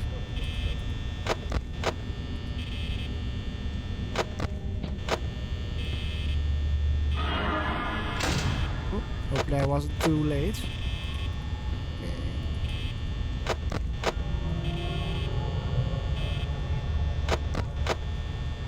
Okay, Chica's there, so she's about to ambush me as well.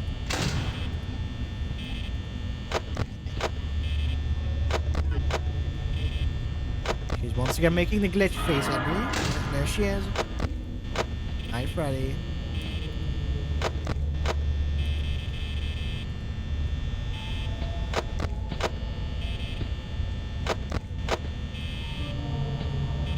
She's gone.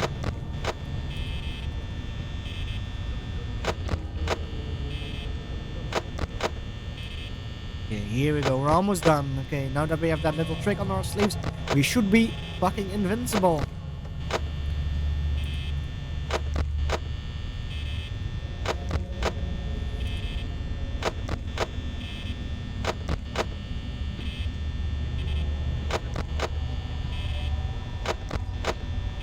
Yeah, it seems we don't have to watch Pirate Cove specifically, and that was my main mistake.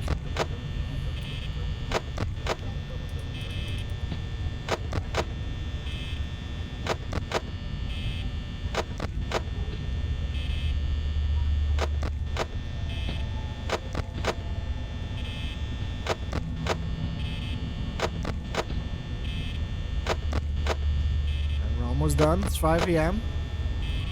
Pretty comfortable in energy, honestly.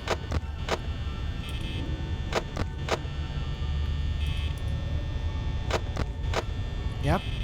Listen, I am an animatronic. This is my home turf, okay? I know how to deal with these motherfuckers. This is the one field of expertise I have aside from gambling. It's like literally the half of my VTuber identity. There we go, Redman Robin. Completed night 4. And now it's time to complete all the 5 nights at Freddy's. Thank you. Hey, did you sub until there? Or is it a follow emote and not a sub emote? Okay, that's cool. Oh, sorry. I accidentally switched out the screen. But it's cool if it's a follow emote. Gotta be careful, it's night 5, so people wanna mess me up now. Who's calling me, by the way? Phone guy's dead. Ah.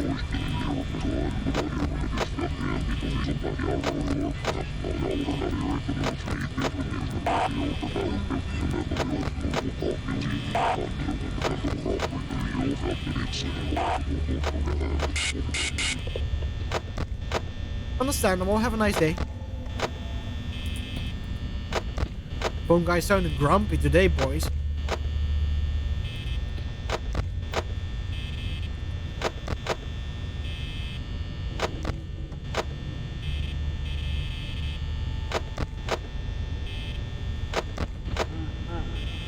I've been a bit grumpy about Freddy snatching him up.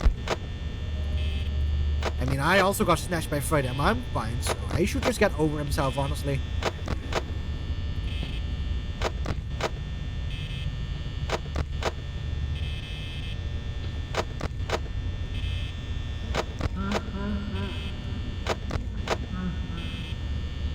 Late is it?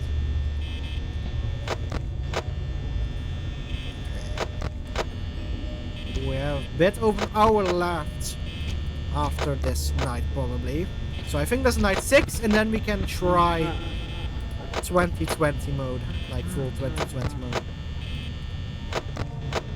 And we'll probably try that until 1 AM, and then we'll be raiding into main. Because I actually made a model for MAME that she'll be debuting. Very proud of that model. Probably my most ambitious model yet.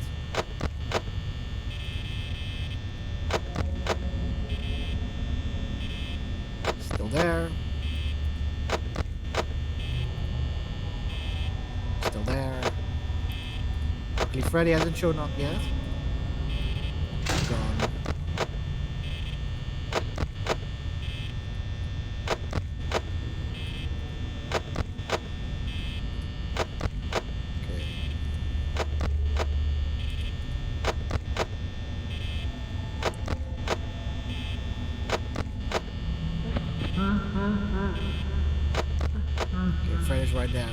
So I have to keep an eye on him. Chica hasn't shown herself though, so mostly need to watch Bonnie.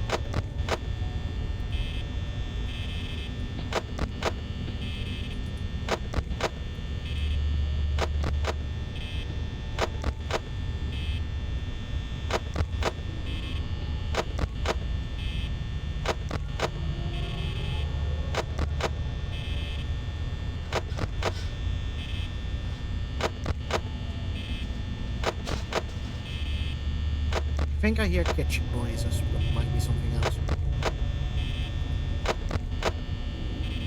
Also, is there night 6 in this game? That might be only in the other games. I know there's 2020 mode, so Chica's there.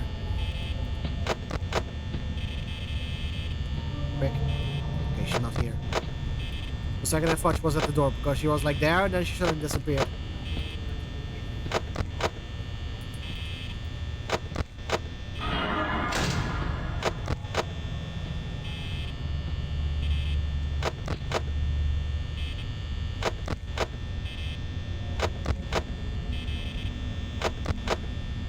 Probably being suboptimal here, like I don't need to do that light, I just need to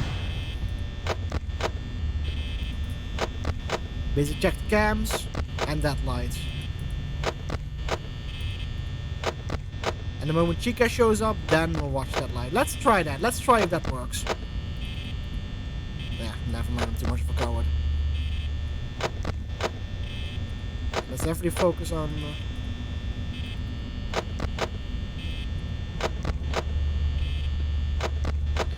But yeah, theoretically it would probably be the case because we know that Chica won't be here unless we see her on this cam. So we can just check that. We can just leave that light out, and we just have to check for Barney, and if Chica shows up here, then we'll check both lights. So once we maybe start having trouble with 2020 mode, maybe then I'll start doing that tactic. I'll try it out at least. So I'm probably being suboptimal here with my power and time. Yeah, see, Chica's there, so now we have to check.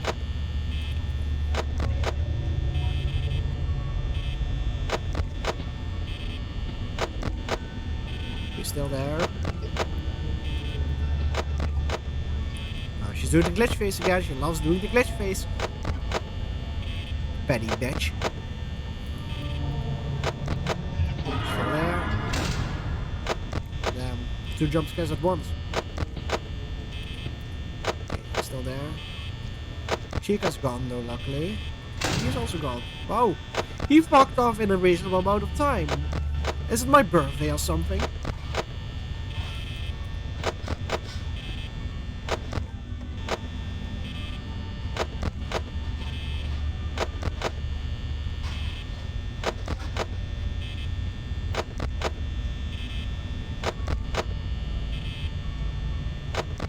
Okay, 4 AM. Looking good, looking good. Well, not too low on power.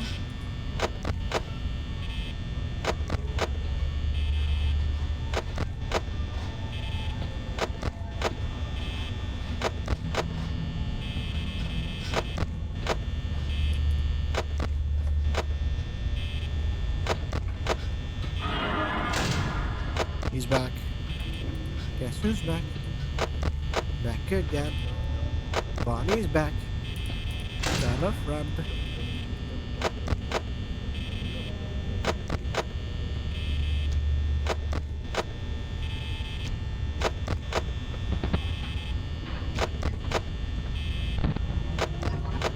The camera doesn't work, which is a bit concerning. I'll close the door real quick. Aha! Preemptive!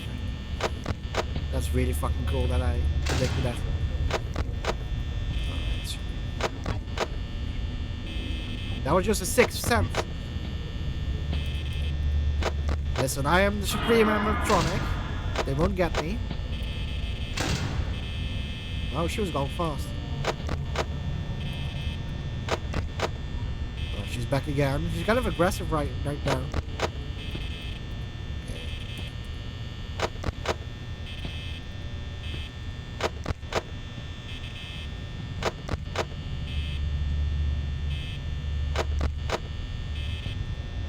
5 a.m. and the 5 nights of Five Nights at Freddy's. I think we're about to do it.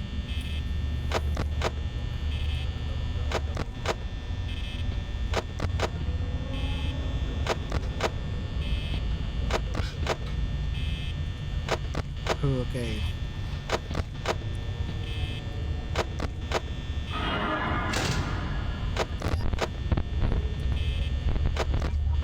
Of course the camera's broken again.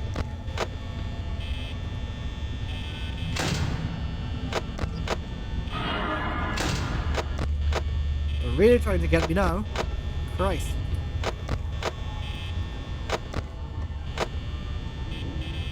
Still there. Gone? Gone. I think I saw like the literal millisecond she disappeared because like one flash she was just gone. I think we're good. I think we're about to make it. Or maybe we're just about to run out of power, so that's not ideal. We did it! Win-Win Robin has beaten 5 Nights at Freddy's. Night 5. Let's go! Good job, sports. See you next week. Mike Schmidt, $120 for 5 days. Wow. I'm a valued employee for Hasbro Entertainment. The end. Hell yeah. Then I'll run out of power once. Aha, okay, so I was right. So we're not quite done yet, of course. We also have the 6 nights. Thank you. Win, Robin. Win, Robin. Okay, so we got like the nights to start for being the main game. And now we have the 6th night. So this will be a bit more difficult, I assume. But alright, now we got the bases down. I think we can even do 2020 mode. 2020 mode or whatever. But yeah, let's first... let's not get too much into our heads here and actually do the 6th night first. I think we need to do this to unlock the custom difficulties anyway. Alright, let's see. 6th night.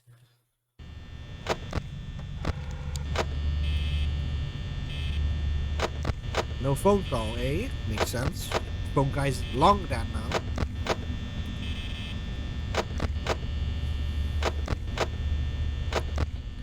I'm going to try my new tactic here.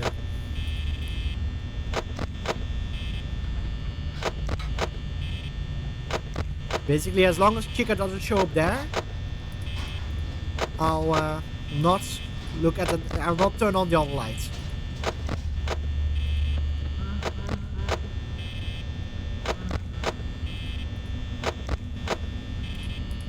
And if this fails, then we'll be aware that we need to check all the lights all the time. But so far, like, Chica hasn't showed up in a situation where I didn't expect her to. Yeah, see, like now we'll check both lights.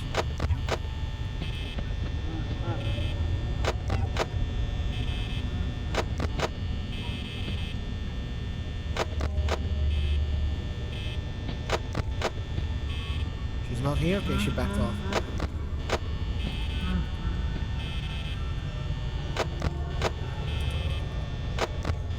Now we're back to the main loop here.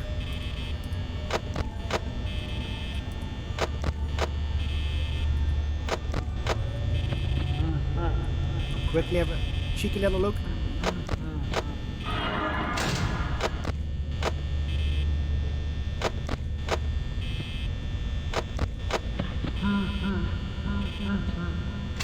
She's gone. He's gone. Yep. Freddy's here.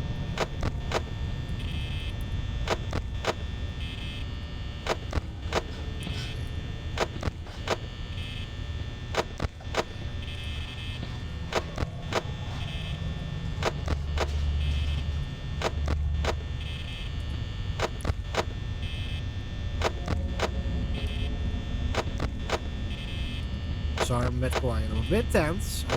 If I did do this first try, I'll be really happy with myself. A quick cheeky look. Just for my peace of mind, honestly.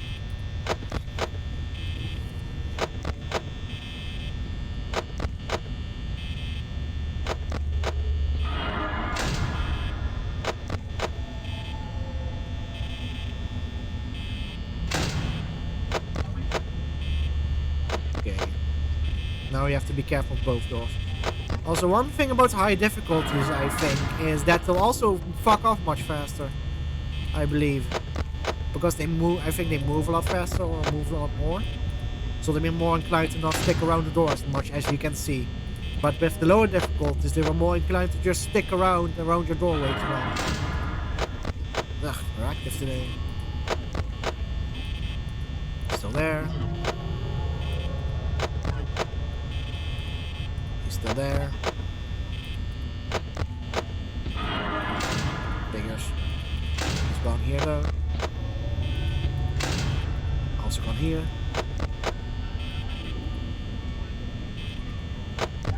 Alright. Chica's back.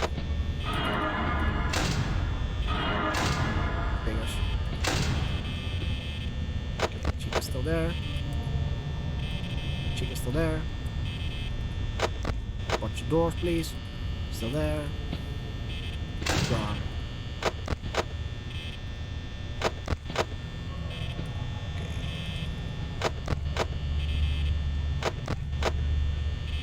Cheeky check. And back to the main loop. I think this will really help us conserve power. Rather than us checking both lights all the time.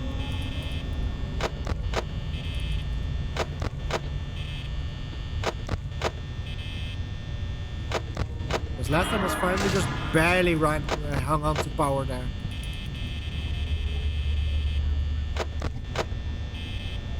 Great.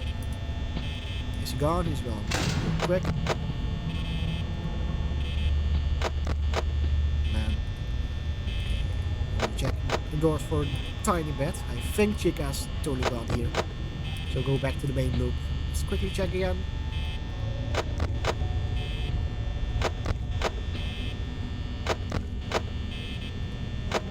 Back to the main loop. Back to the main loop. Check once. 4 AM at 40%. That's pretty good.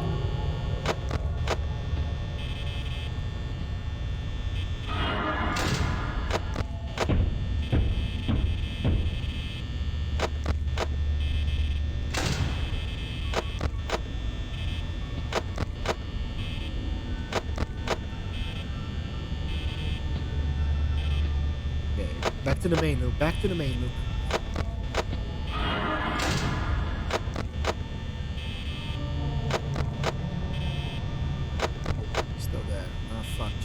Also there.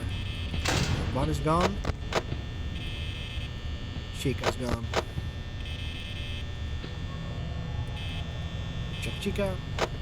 Cam.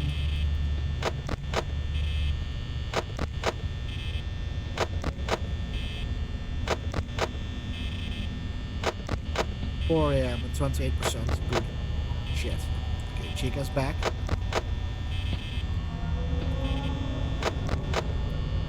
Chica here? No. Okay, I'm missing buttons. I'm coming too slow. I think Chica's gone for sure, so we'll go back to the loop.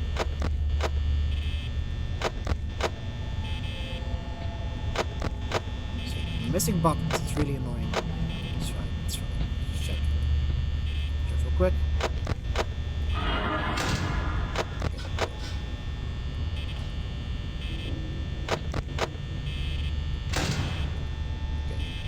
Coast is clear.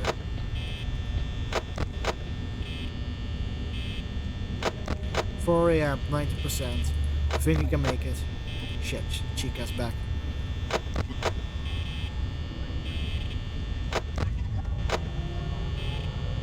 This might be bad.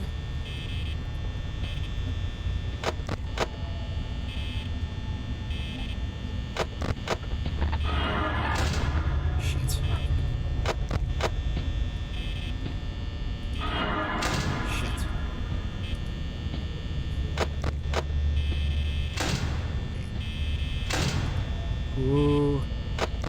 Check on Freddy. Door. Shit.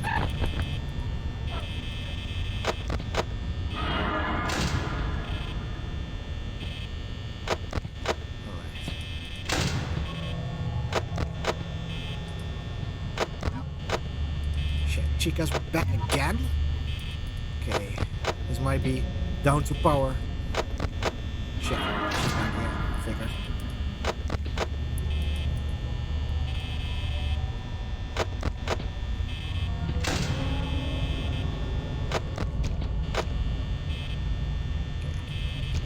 Back to the main loop, back to the main loop. Ah, shit, she's back again. Okay, she's not here. 2%. Will we make it? 1%, we might run out of power here. Shit, we're totally running out of power. Alright, time to pray, time to pray. Time to pray. Hopefully... Okay, come on, come on. Come on, Freddy. Give me a long one. Come on, take your time, Freddy. Take your time. Come on, Freddy. Freddy, please, Freddy. Freddy, my boy. Freddy, come on. Come on.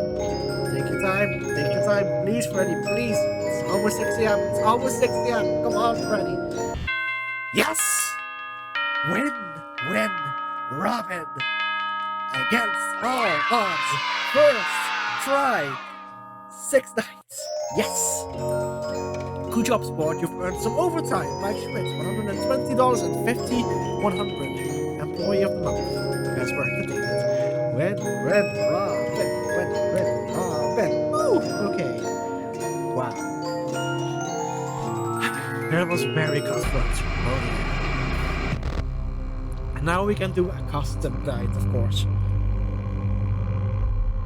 So we have 0 to 2 is easy, 3 to 6 is medium, 7 to 12 is hard, and 13 to 20 is extreme. So, what we're going to be trying here is ready.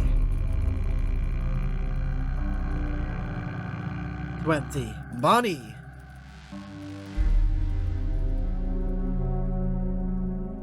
20. Chica.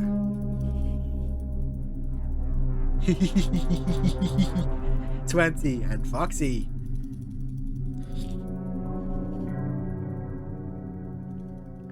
20. This is called 420 mode, I believe. I keep saying 2020, but I think it's called 420 because it's 4 times 20. So, this is going to be quite difficult. But let's try, shall we? I'm ready. 7th night. Let's see how this goes.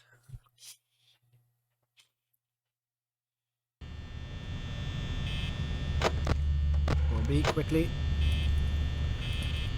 You'll see them like arriving instantly at this point. They're just like they can like show up in like 20 seconds or something ridiculous.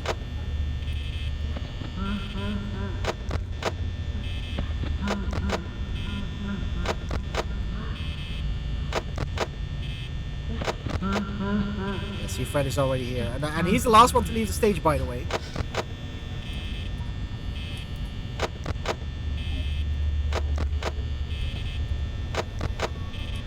Okay, let's try a tactic.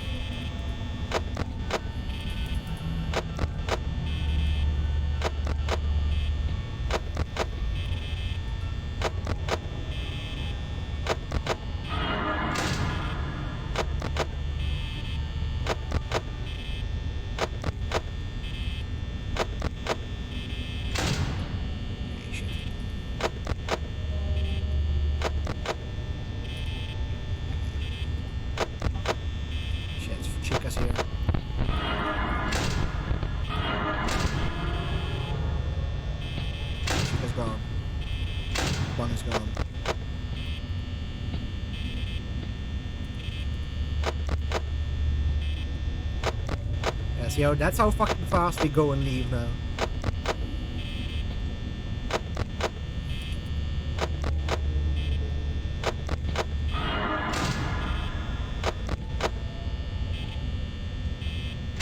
And he's gone again.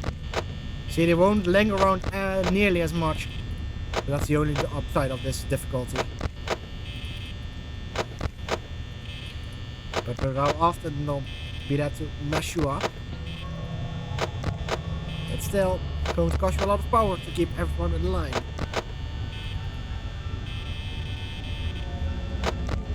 See, that's a mistake.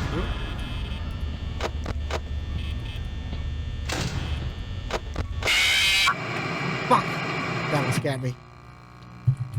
Okay. So, I think we have to watch Chica a bit more, just because she's way too quick now, so we can't really, like, ignore her. Okay. Whew! That one made me jump a bit. That's fine, that's fine. Alright, cool. They already kept it at the same stage. They know what's up, they know what's up.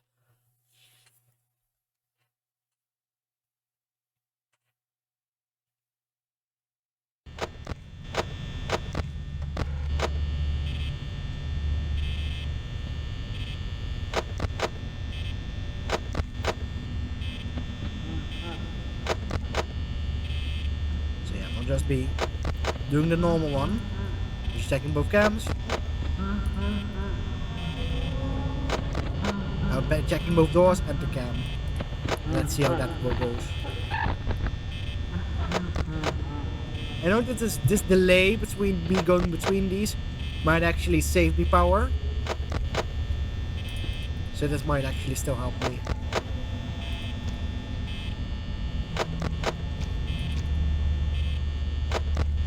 Yeah, these animatronics go way too fast for me to try and predict Chica's placements.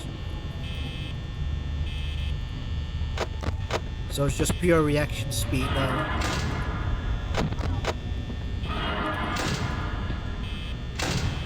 He's gone. And she's gone. Great. Shit.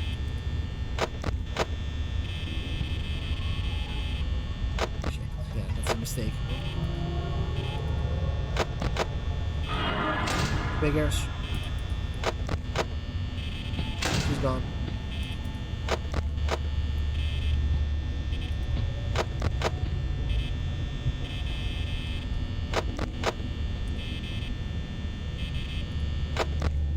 Okay, Freddy's still there.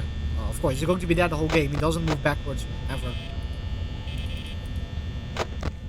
But that doesn't mean that he won't ever hurt us as long as we never switch off the cams and never leave the cams alone, I guess.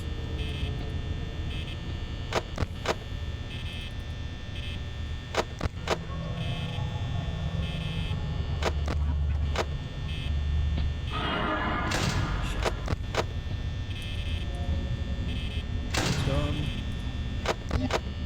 Those panic— I shouldn't, like, those little panic looks I have there. Shouldn't be doing those.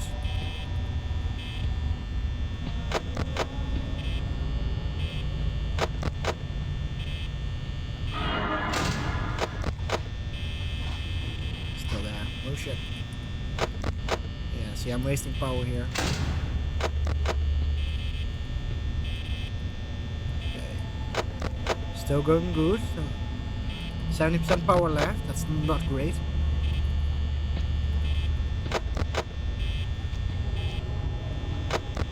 Okay, means Chica isn't in the air. Shit. I see.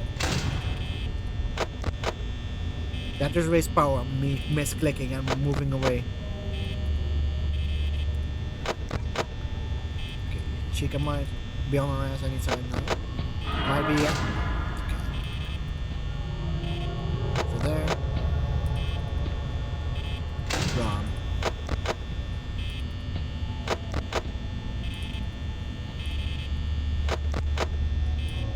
I am the animatronic supreme. I am the cat who waves at the samurai. You cannot fucking defeat me, you goofy little bitches. Shit.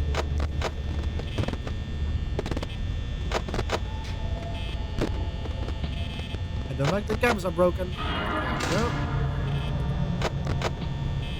Gone.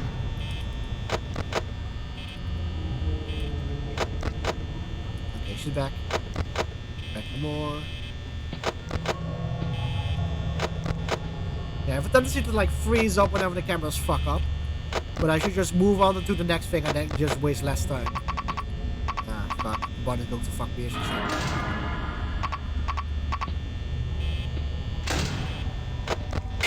Yeah, there we go. Why do I keep saying she to Bonnie? I'm not sure why. Oh well. Let's see how late is it. Yeah, we can definitely keep on trying.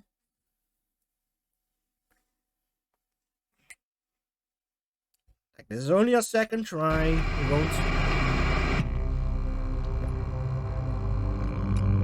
And I think it's also luck.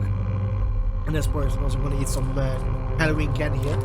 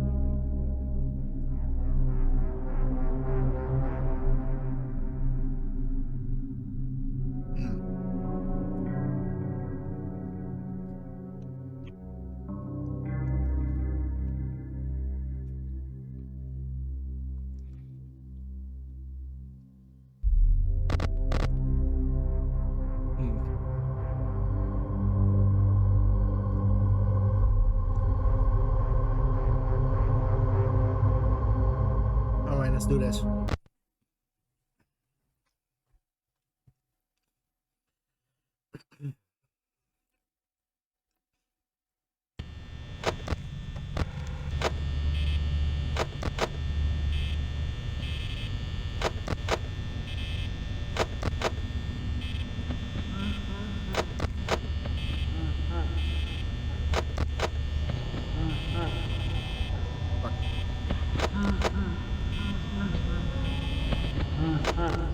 Okay, Freddy's there.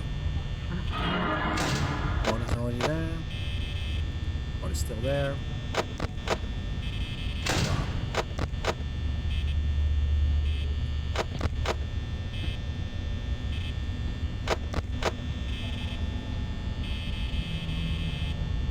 Let's see. Just stay calm. Just keep moving. If you miss a button, it's fine. The next button will be activated anyway. Almost click our screen there.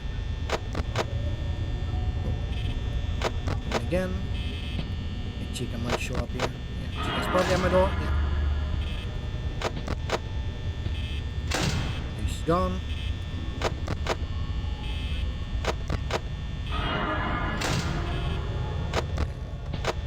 She's probably at my door. No. Great. Bunny's gone.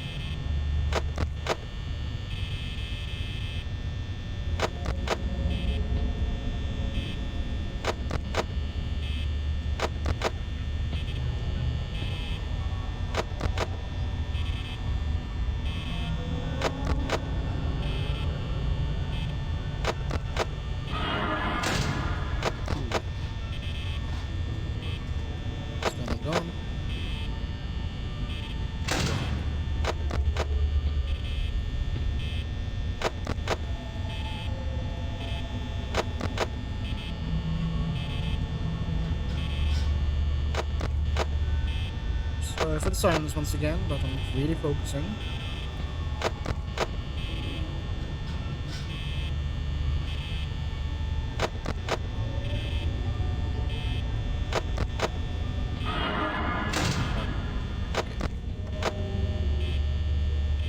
It's gone. Ah! Oh, Jesus! Huh. Interesting. If I closed it like 1 second later, then I would have been fine. Yeah. So I guess Foxy can just bump into you. Interesting. Well, that's the first Foxy death of the game, everyone. I guess I was watching cams less, so that's why. Okay. 1 second, I'm actually going to see.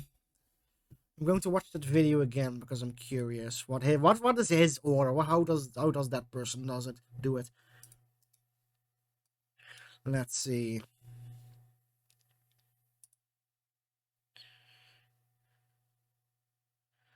How do you? Yeah. Library.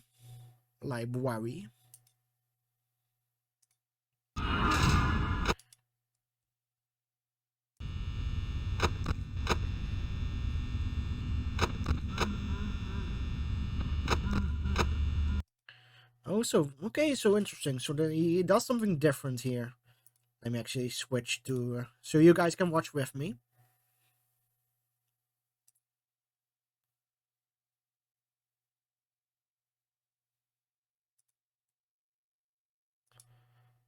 Is this the wrong window?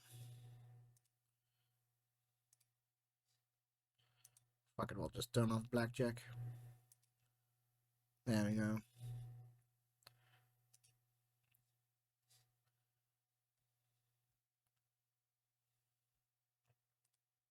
We'll put it on. So he doesn't do the lights yet.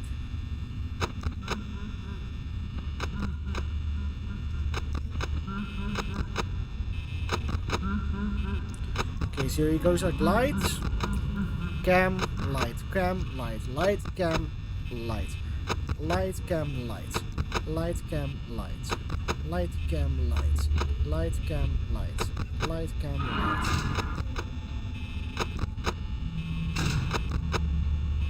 And like he alternates and he doesn't break it just as soon as the entrance of one will close the door again.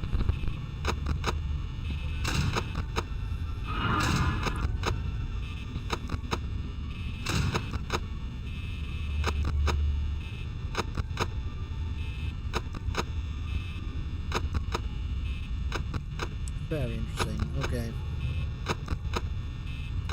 That should be easy rapid combo.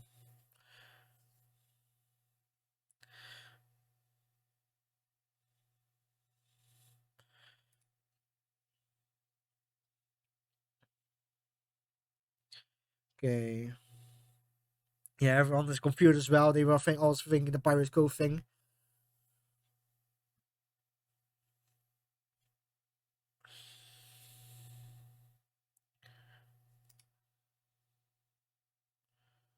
Mm-hmm.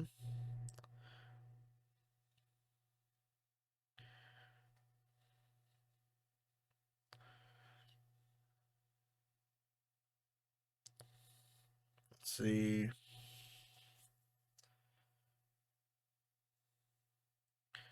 Okay, so 32. So to actually see at what second he starts using the actual doors. 1, 2, 3, 4.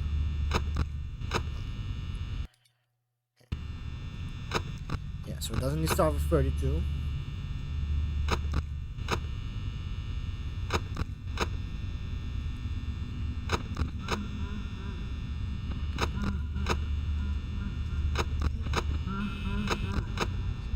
Okay, around 45, so 13 seconds. So we'll round it off to at least 10 seconds and then we'll probably start. Okay, then you have to start using the doors. Okay.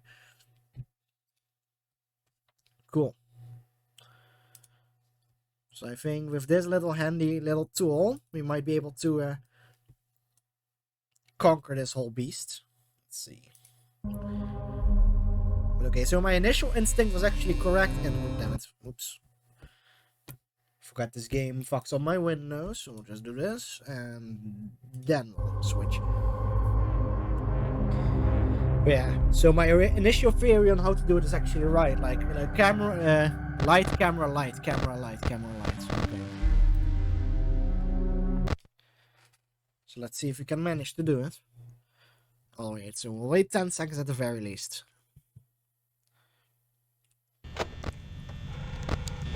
One, 2, 3, 4, 5, 6, 7.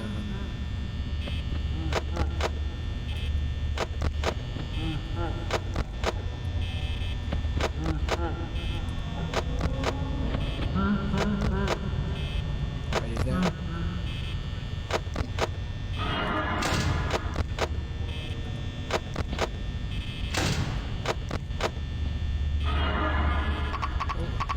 Yeah, she's already there. Okay, jump scare me. Thanks. Messed up. I messed up. You need to be really fast.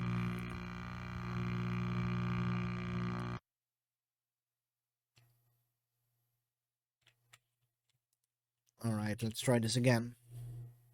Also, was it me or was there like a face in the static? There. Anyways. Yeah, that's how fast they can theoretically kill you.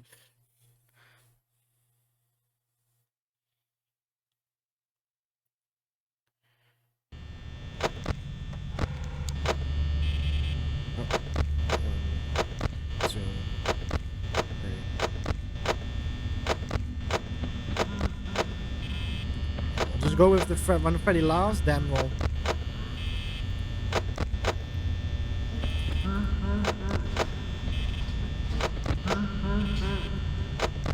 Just need to be precise. Yeah, Freddy's there. Be precise and fast. Precise and fast. That's the main thing here. It's not complicated. Not a lot of thinking work. It's just a lot of reflexes.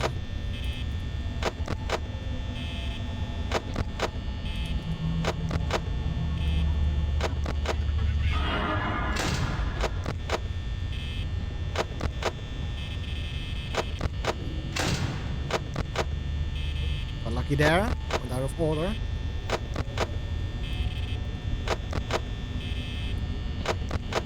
Man, it's difficult. One mess up and you could just die.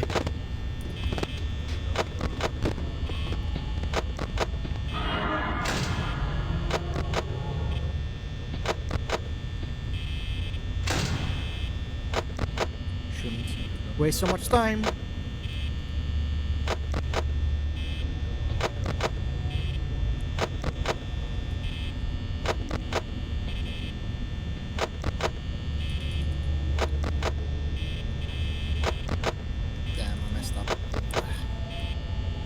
Chica's there, so we should be careful. Shit. Mind him. Door.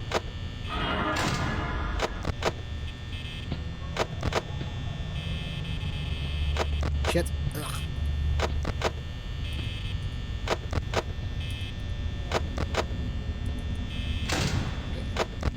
Wasted a lot of power there. Shit. Chica's about to pop up, I think. Hi, Bonnie.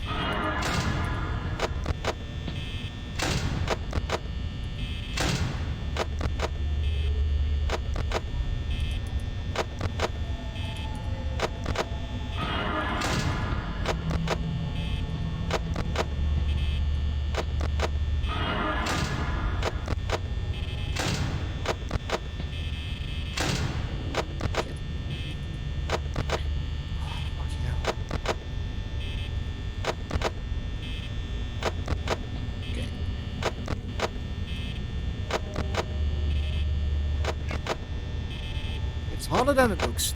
It's harder than it looks. Honestly, it might not even look easy. But it's harder than in theory, I guess. Is what I'm saying here.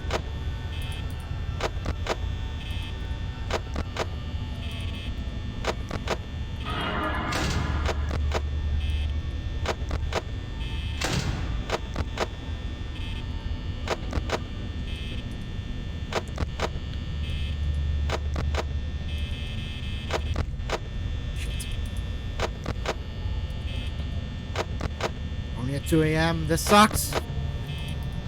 Man.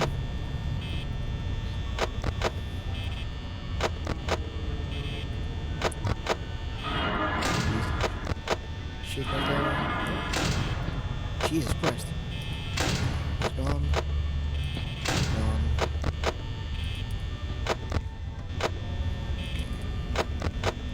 Chica's back again. Left.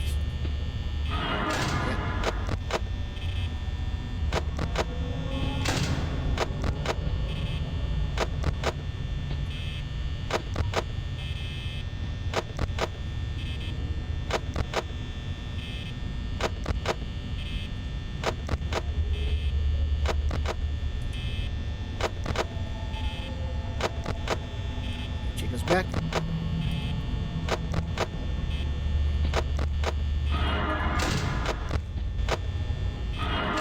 Figures. Okay, gone.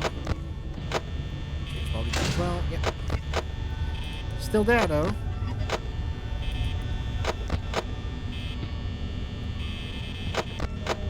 Shouldn't be playing around with the order too much. I shouldn't be wasting so much time on the lights. That would be great if I didn't do that. Ooh, okay.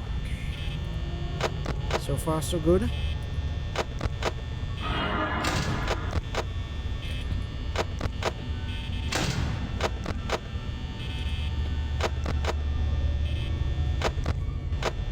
I'm getting really tired from this.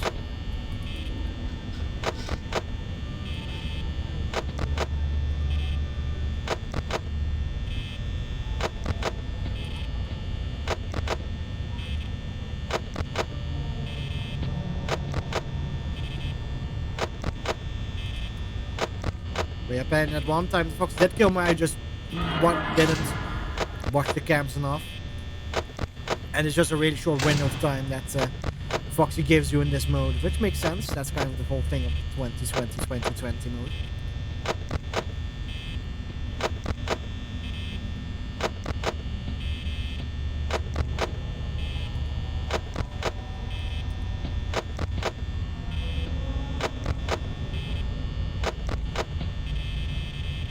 Shit, way too much time wasted.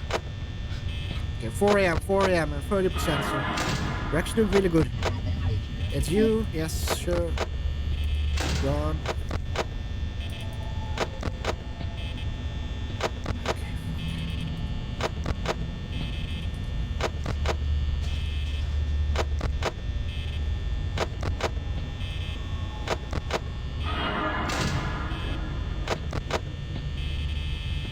Fuck, don't waste so much time.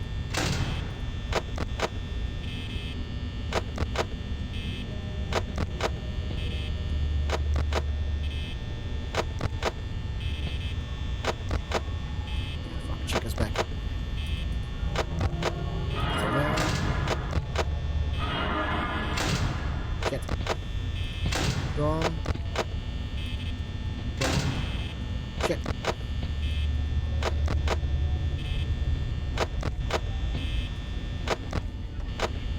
Still 4 a.m.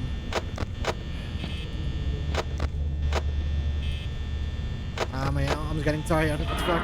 God. Fucking damn it.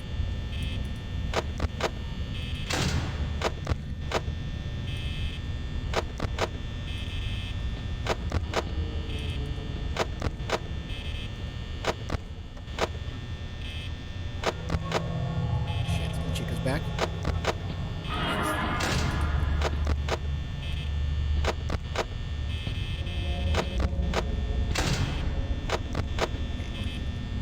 Well, he could have gotten me there.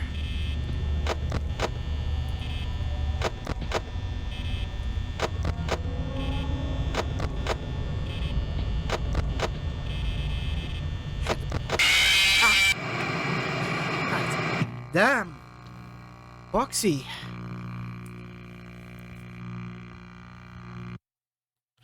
Ah, 1 second. Jeez. Why does Foxy keep getting me? Am I not watching the cams enough?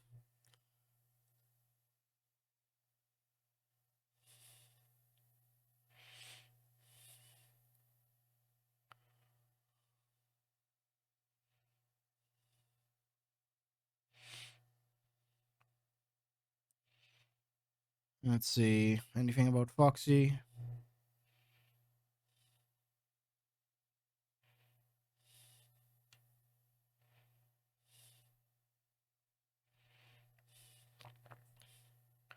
Yeah, it doesn't really. I guess it's just that tight of a window. Wow. Okay. That's going to be a bit more difficult than I may have imagined. Whew. Okay. Well, we'll just keep trying until 1 a.m. And if we don't get it, then we don't. And if we do get it, we'll get it.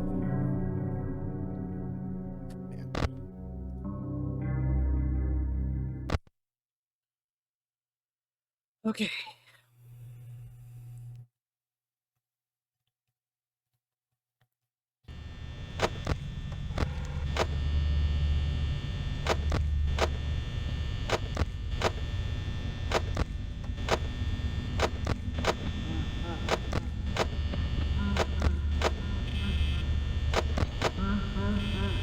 Gotta get back into the groove.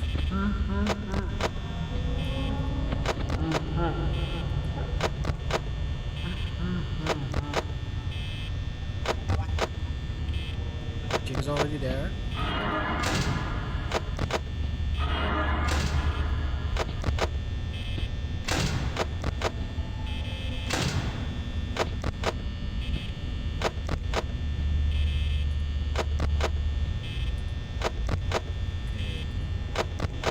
Good so far. We had a bit of a oopsie down, so that's fine.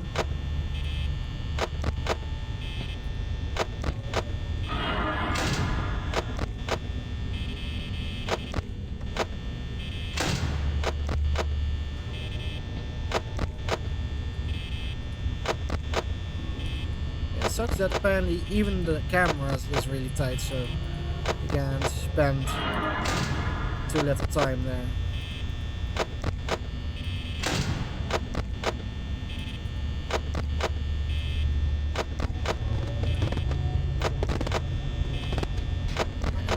Camera's being broken.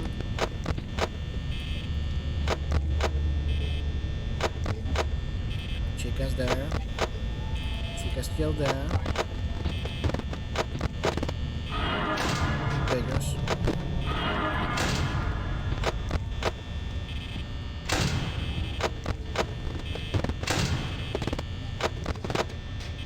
Why does the camera keep breaking? Jesus. Hi, Chica. Damn.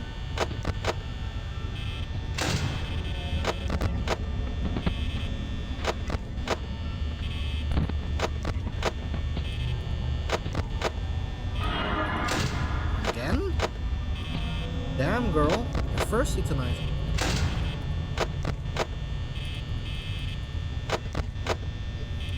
And she's back again. Yeah, there she is. Hi.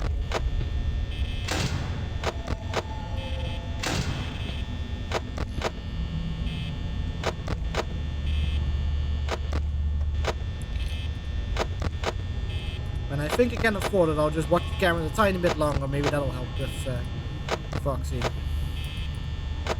Like right after they leave, perhaps. Such as...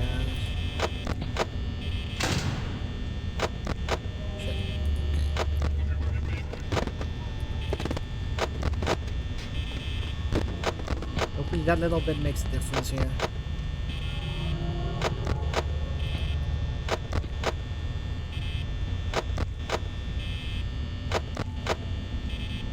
And if Foxy keeps like killing me, then I might see if he does something specific to counter Foxy here.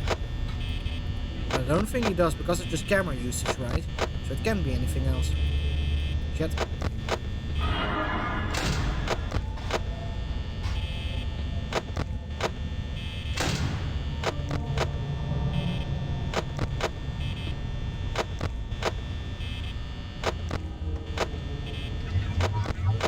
It's you. Of course it's you.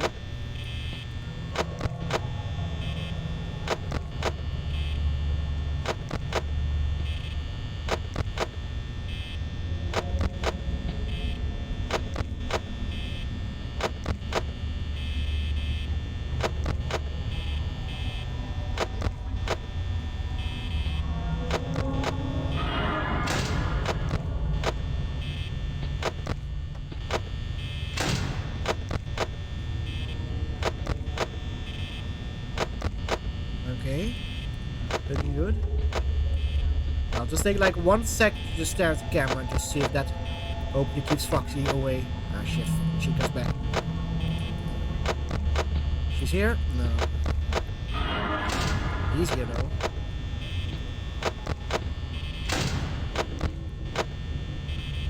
Okay.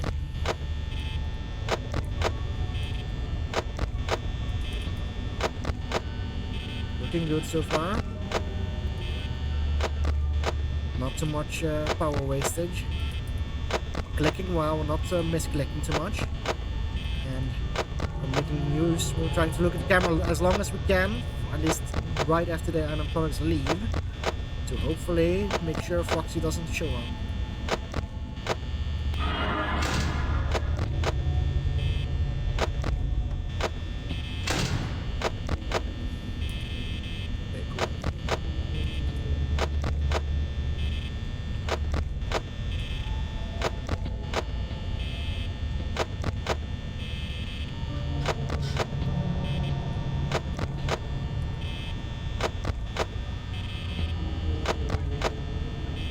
Again.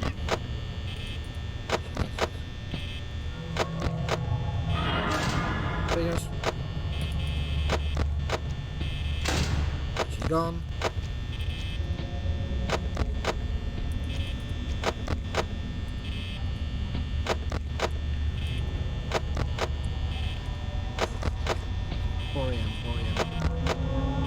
Usually around 4 AM Foxy fucks me up. Took just that 1 second long to stare at the screen. See once again. Gotta be careful though, because 1 second too long and I am screwed. Okay, Chica's back again. Have to be on my toes. She's still there. She's gone.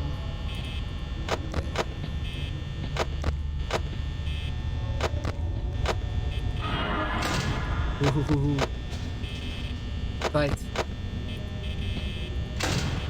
Okay. 1, 2. Okay. Quickly check for Bonnie. Chica's still there. She's not here. Block Bonnie. Good, good, good.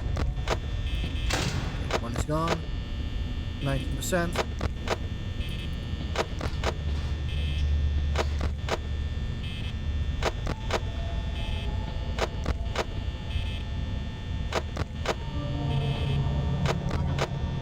She's there again. She's there.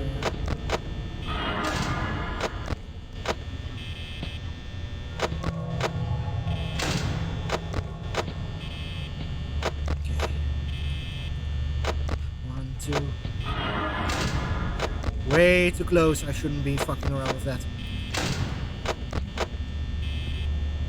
1, 2.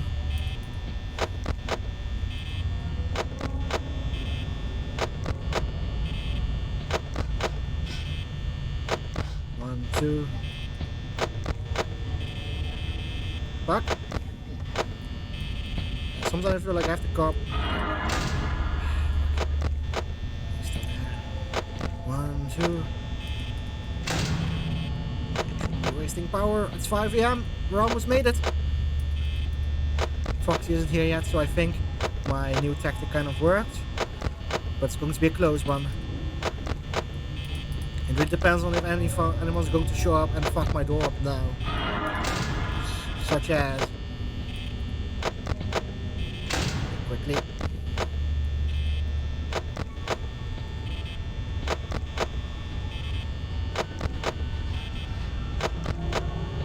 %. Yes! Win! Win! Robin has done it! 20 mode completed! Wow! I actually didn't do it. I actually didn't expect I'd do it. Notice of termination, you're fired. Reason, tampering with the animatronics. General unprofessionalism. Odor. Thanks, management. The end. And I take a bow and I... thank you. Thank you, both. Thank you. Wow. Alright. Going to take a quick print screen. And I guess we can quit out of the game now.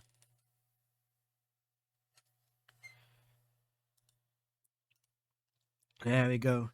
Put on some nice music. And let me just let's see. That's a weird way to have that screen. Okay, that's fine. We'll just crop it.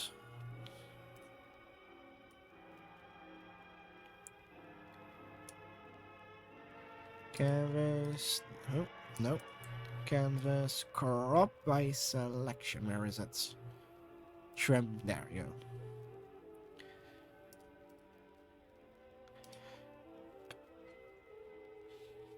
Yeah, honestly, I'll just use the snipping tool to screenshot this screenshot. Wow.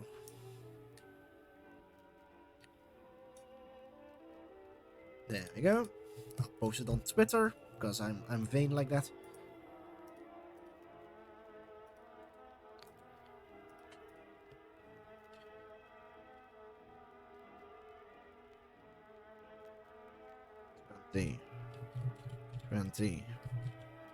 Twenty.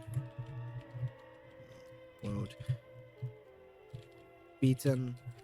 Let's go. Ah, awesome. Thank you.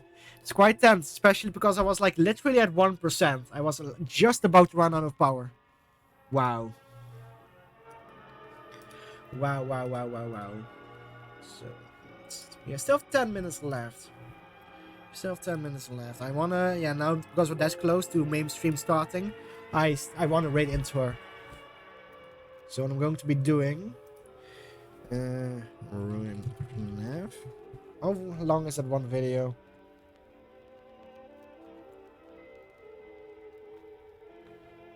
Oh, it's all people talking about FNAF Ruin. But I guess we can like watch a cheeky little video. Just there we go.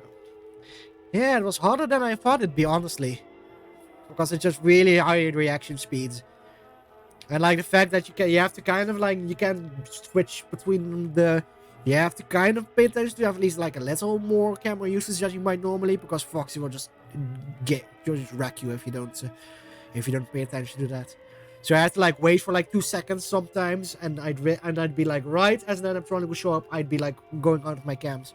So definitely intense. Let's see the FNAF mechanics.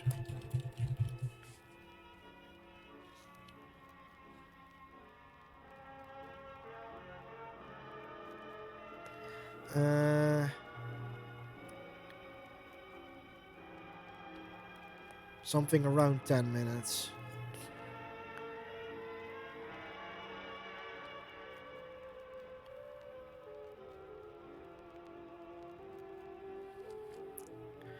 I guess this one. Basically, this is like how to avoid Freddy Fazbear. So that's like the main hurdle we had to cross before. Alright, let me go to window capture. Oh.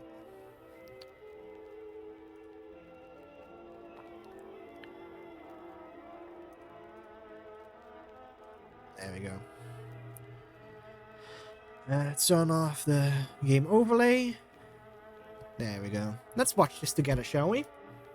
So this will probably explain what we already figured out on our own by watching someone better than us play.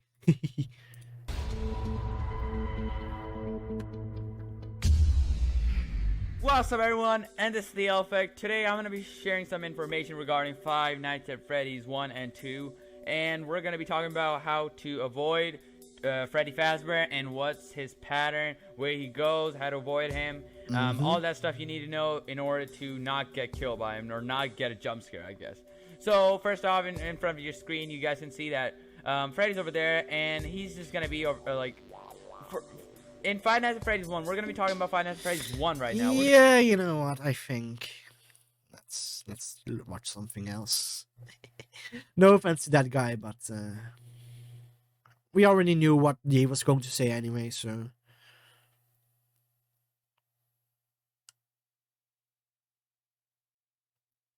Oh jeez. Actual FNAF Springlock suits.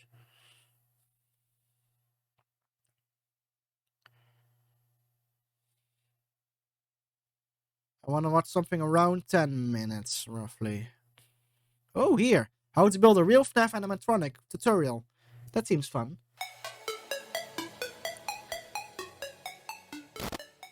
Hello there. Greetings from DL's workshop. Well, let's get to the point. We've seen so many comments below our real FNAF videos where you asked us to assemble a kind of tutorial on building a real animatronic robot. So, you asked it, you got it.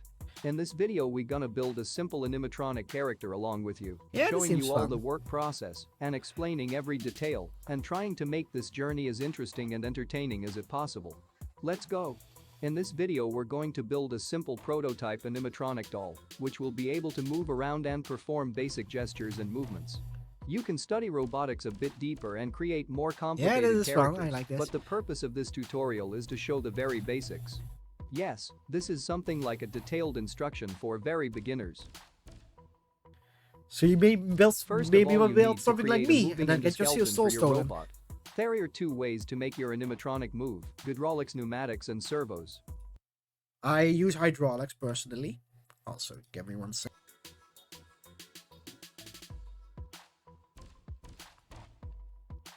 Basically, if I press like the key that I use to switch to my anim mode, it'll like reset the video, so. You can use servos to move robots' arms, eyes, eyelids, head, or even to make your creation roll around.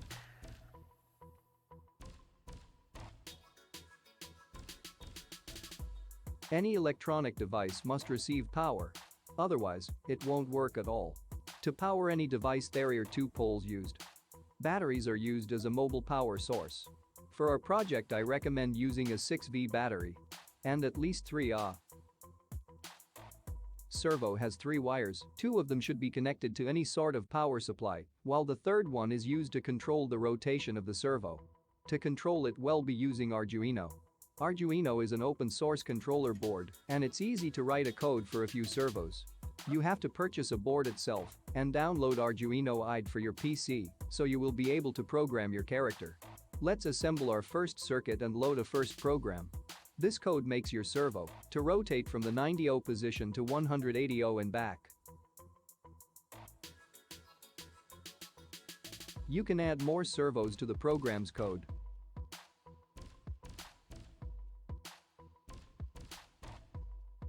So that just makes it move around. I see. If you want to make your motor go smooth, we recommend using 4 operator. Here's the code which rotates servos the same way, but they run much smoother. If you need several servos run at the same time, you can add a few of them into the loop.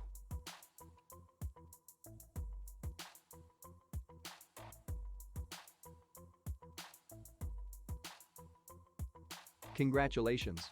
Now you have a functional servo system for your animatronic. You can write any type of code and add more servos to make your robot perform any movements. Now we need to build the robot itself. Now we have to create a skeleton for the robot and make pre-programmed servos move its arms, body, head and legs. The bones of our skeleton will be made out of plastic tubing. It should be light and durable enough at the same time. While you're assembling the robot's arm, you can fix the servo's shafts directly to the rotating parts. My creator just We used know metal. that a similar connection method is not accepted recommended, but our experience says that it's fine for this kind of robots.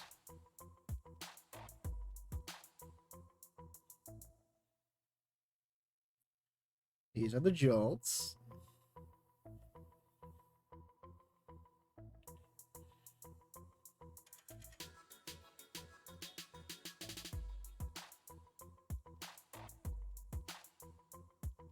And of course little balls to make it all As for head and body, you can use the work. same way of making the parts move, but when it comes to the heavier stuff, that's when the bearing can make everything much more reliable.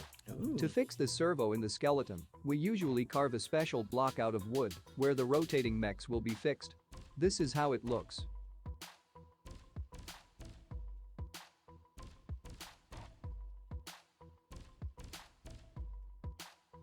Here you have it.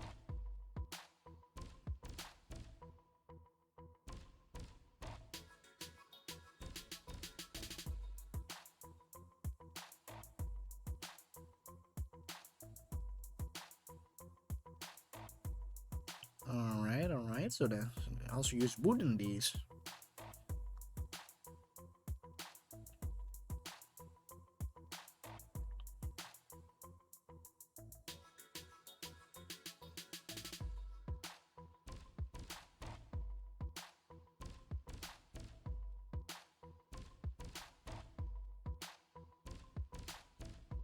And that makes the head move around, huh?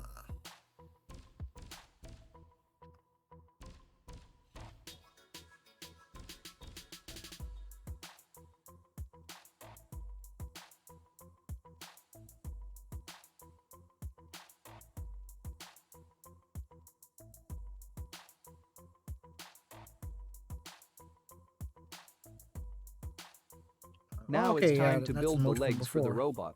Some creators tend to fix the characters on the kind of tripod or stand, but for our project, it would be better to put 2 wooden planks instead of legs. Don't worry, we'll get back to that once more a bit later. It's extremely difficult to make robot walk, so we use wheels for all our robots. Let's see how to build this kind You of don't need wheeled wheels. platform.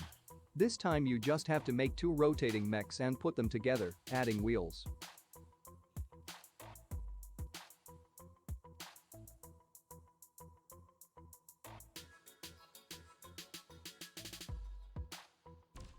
This time though, we do not recommend putting servos inside, since it will be quite difficult to control the wheels. You can use simple gear DC motors, or still use servos, but you'll have to provisionally disassemble it, and remove variable resistor as well as the circuit board, and then connect 2 wires directly to the motor's terminals. Jeez.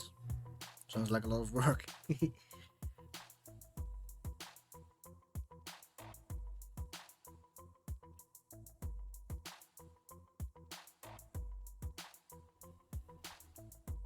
I hope you're taking notes, by the way.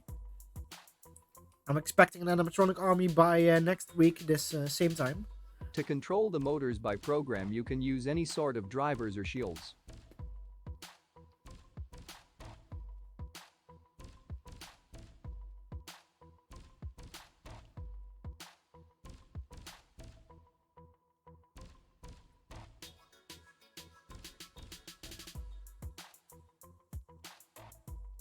Lots of codes, and I guess this is for the eyes? You may have already Then we said it. just and need I to fix didn't our pay character attention. on the platform. Or is it still for the legs? Or whatever. Now it's time to make a suit for the animatronic. We always use Penaplex polyfoam to make the shells, but we're not sure if it's sold in your country, so you can use any other type of hard foam. You need to place all the parts on the sheet, then carve it and put together. To make the suit not blocky, you can cut the sharp angles using knife, and then process it with a sandpaper or a rasp grater. Here you go. Now you just left to paint the suit. To give it an abandoned and rusty look, we recommend paint a layer of any color, and then apply the main color less carefully. Now you just need to put the suit on the endo, and fasten it. Also interesting. Like, this is obviously like an AI voice doing these, but you know, whatever.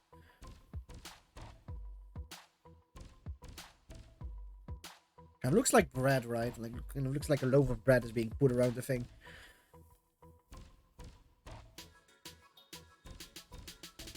Note, you can add a few additional servos to the leg parts and program them to move, while the robot will be rolling around on its wheels. This will look like the character is Jeez. actually walking. Yeah, it's a bit Congratulations. complicated. Now Lots you of have your coding own and, animatronic character which can entertain hydraulics. you and your friends. You can complicate the robot by connecting and programming sensors, so the machine will be able to perceive and be aware of its environment. You can add any kind of MP3 players and speakers, so the robot could talk and sing. But we'll get to all this next time. Thanks for watching and welcome to the magnificent world of robotics and engineering. And that, good boys and girls, is how animatronics are made. Let me switch back to my... Oh, there we go. Switch back to my normal mode. Let's see. Remove the window capture. Put the overlay on real quickly. And put on some music. Because hopefully Mame is already online. Because I'm ready to raid. Let's see. Let's refresh real quick.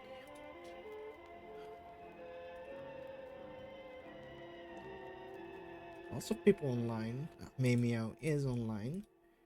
Did she already start? Not yet. So we should hopefully be just in time to raid her. Alright, so I'm actually made Mame's model. She's about to debut here, so this is very exciting for me as well. So, let's close, and let's raid her. Well, it has been me, Win Robin. I hope you enjoyed the little horror thing at the start of the stream as well. Probably won't be as intense with that later on, but you know, it was fun to do for once. So yes, thank you all for joining me, and thank you, Buntilda. I'm glad you enjoyed yourself. And let's see. Oh, what? Oh, I didn't put in Mame's name. Oops. There we go. So I have to do that again. So yeah, it's been me, Win Robin. Thank you all for joining me. And until next time, where we will be playing Five Nights at Freddy's 2. And that one's a bit more difficult, I believe. So that'll be fun. Alright. See ya.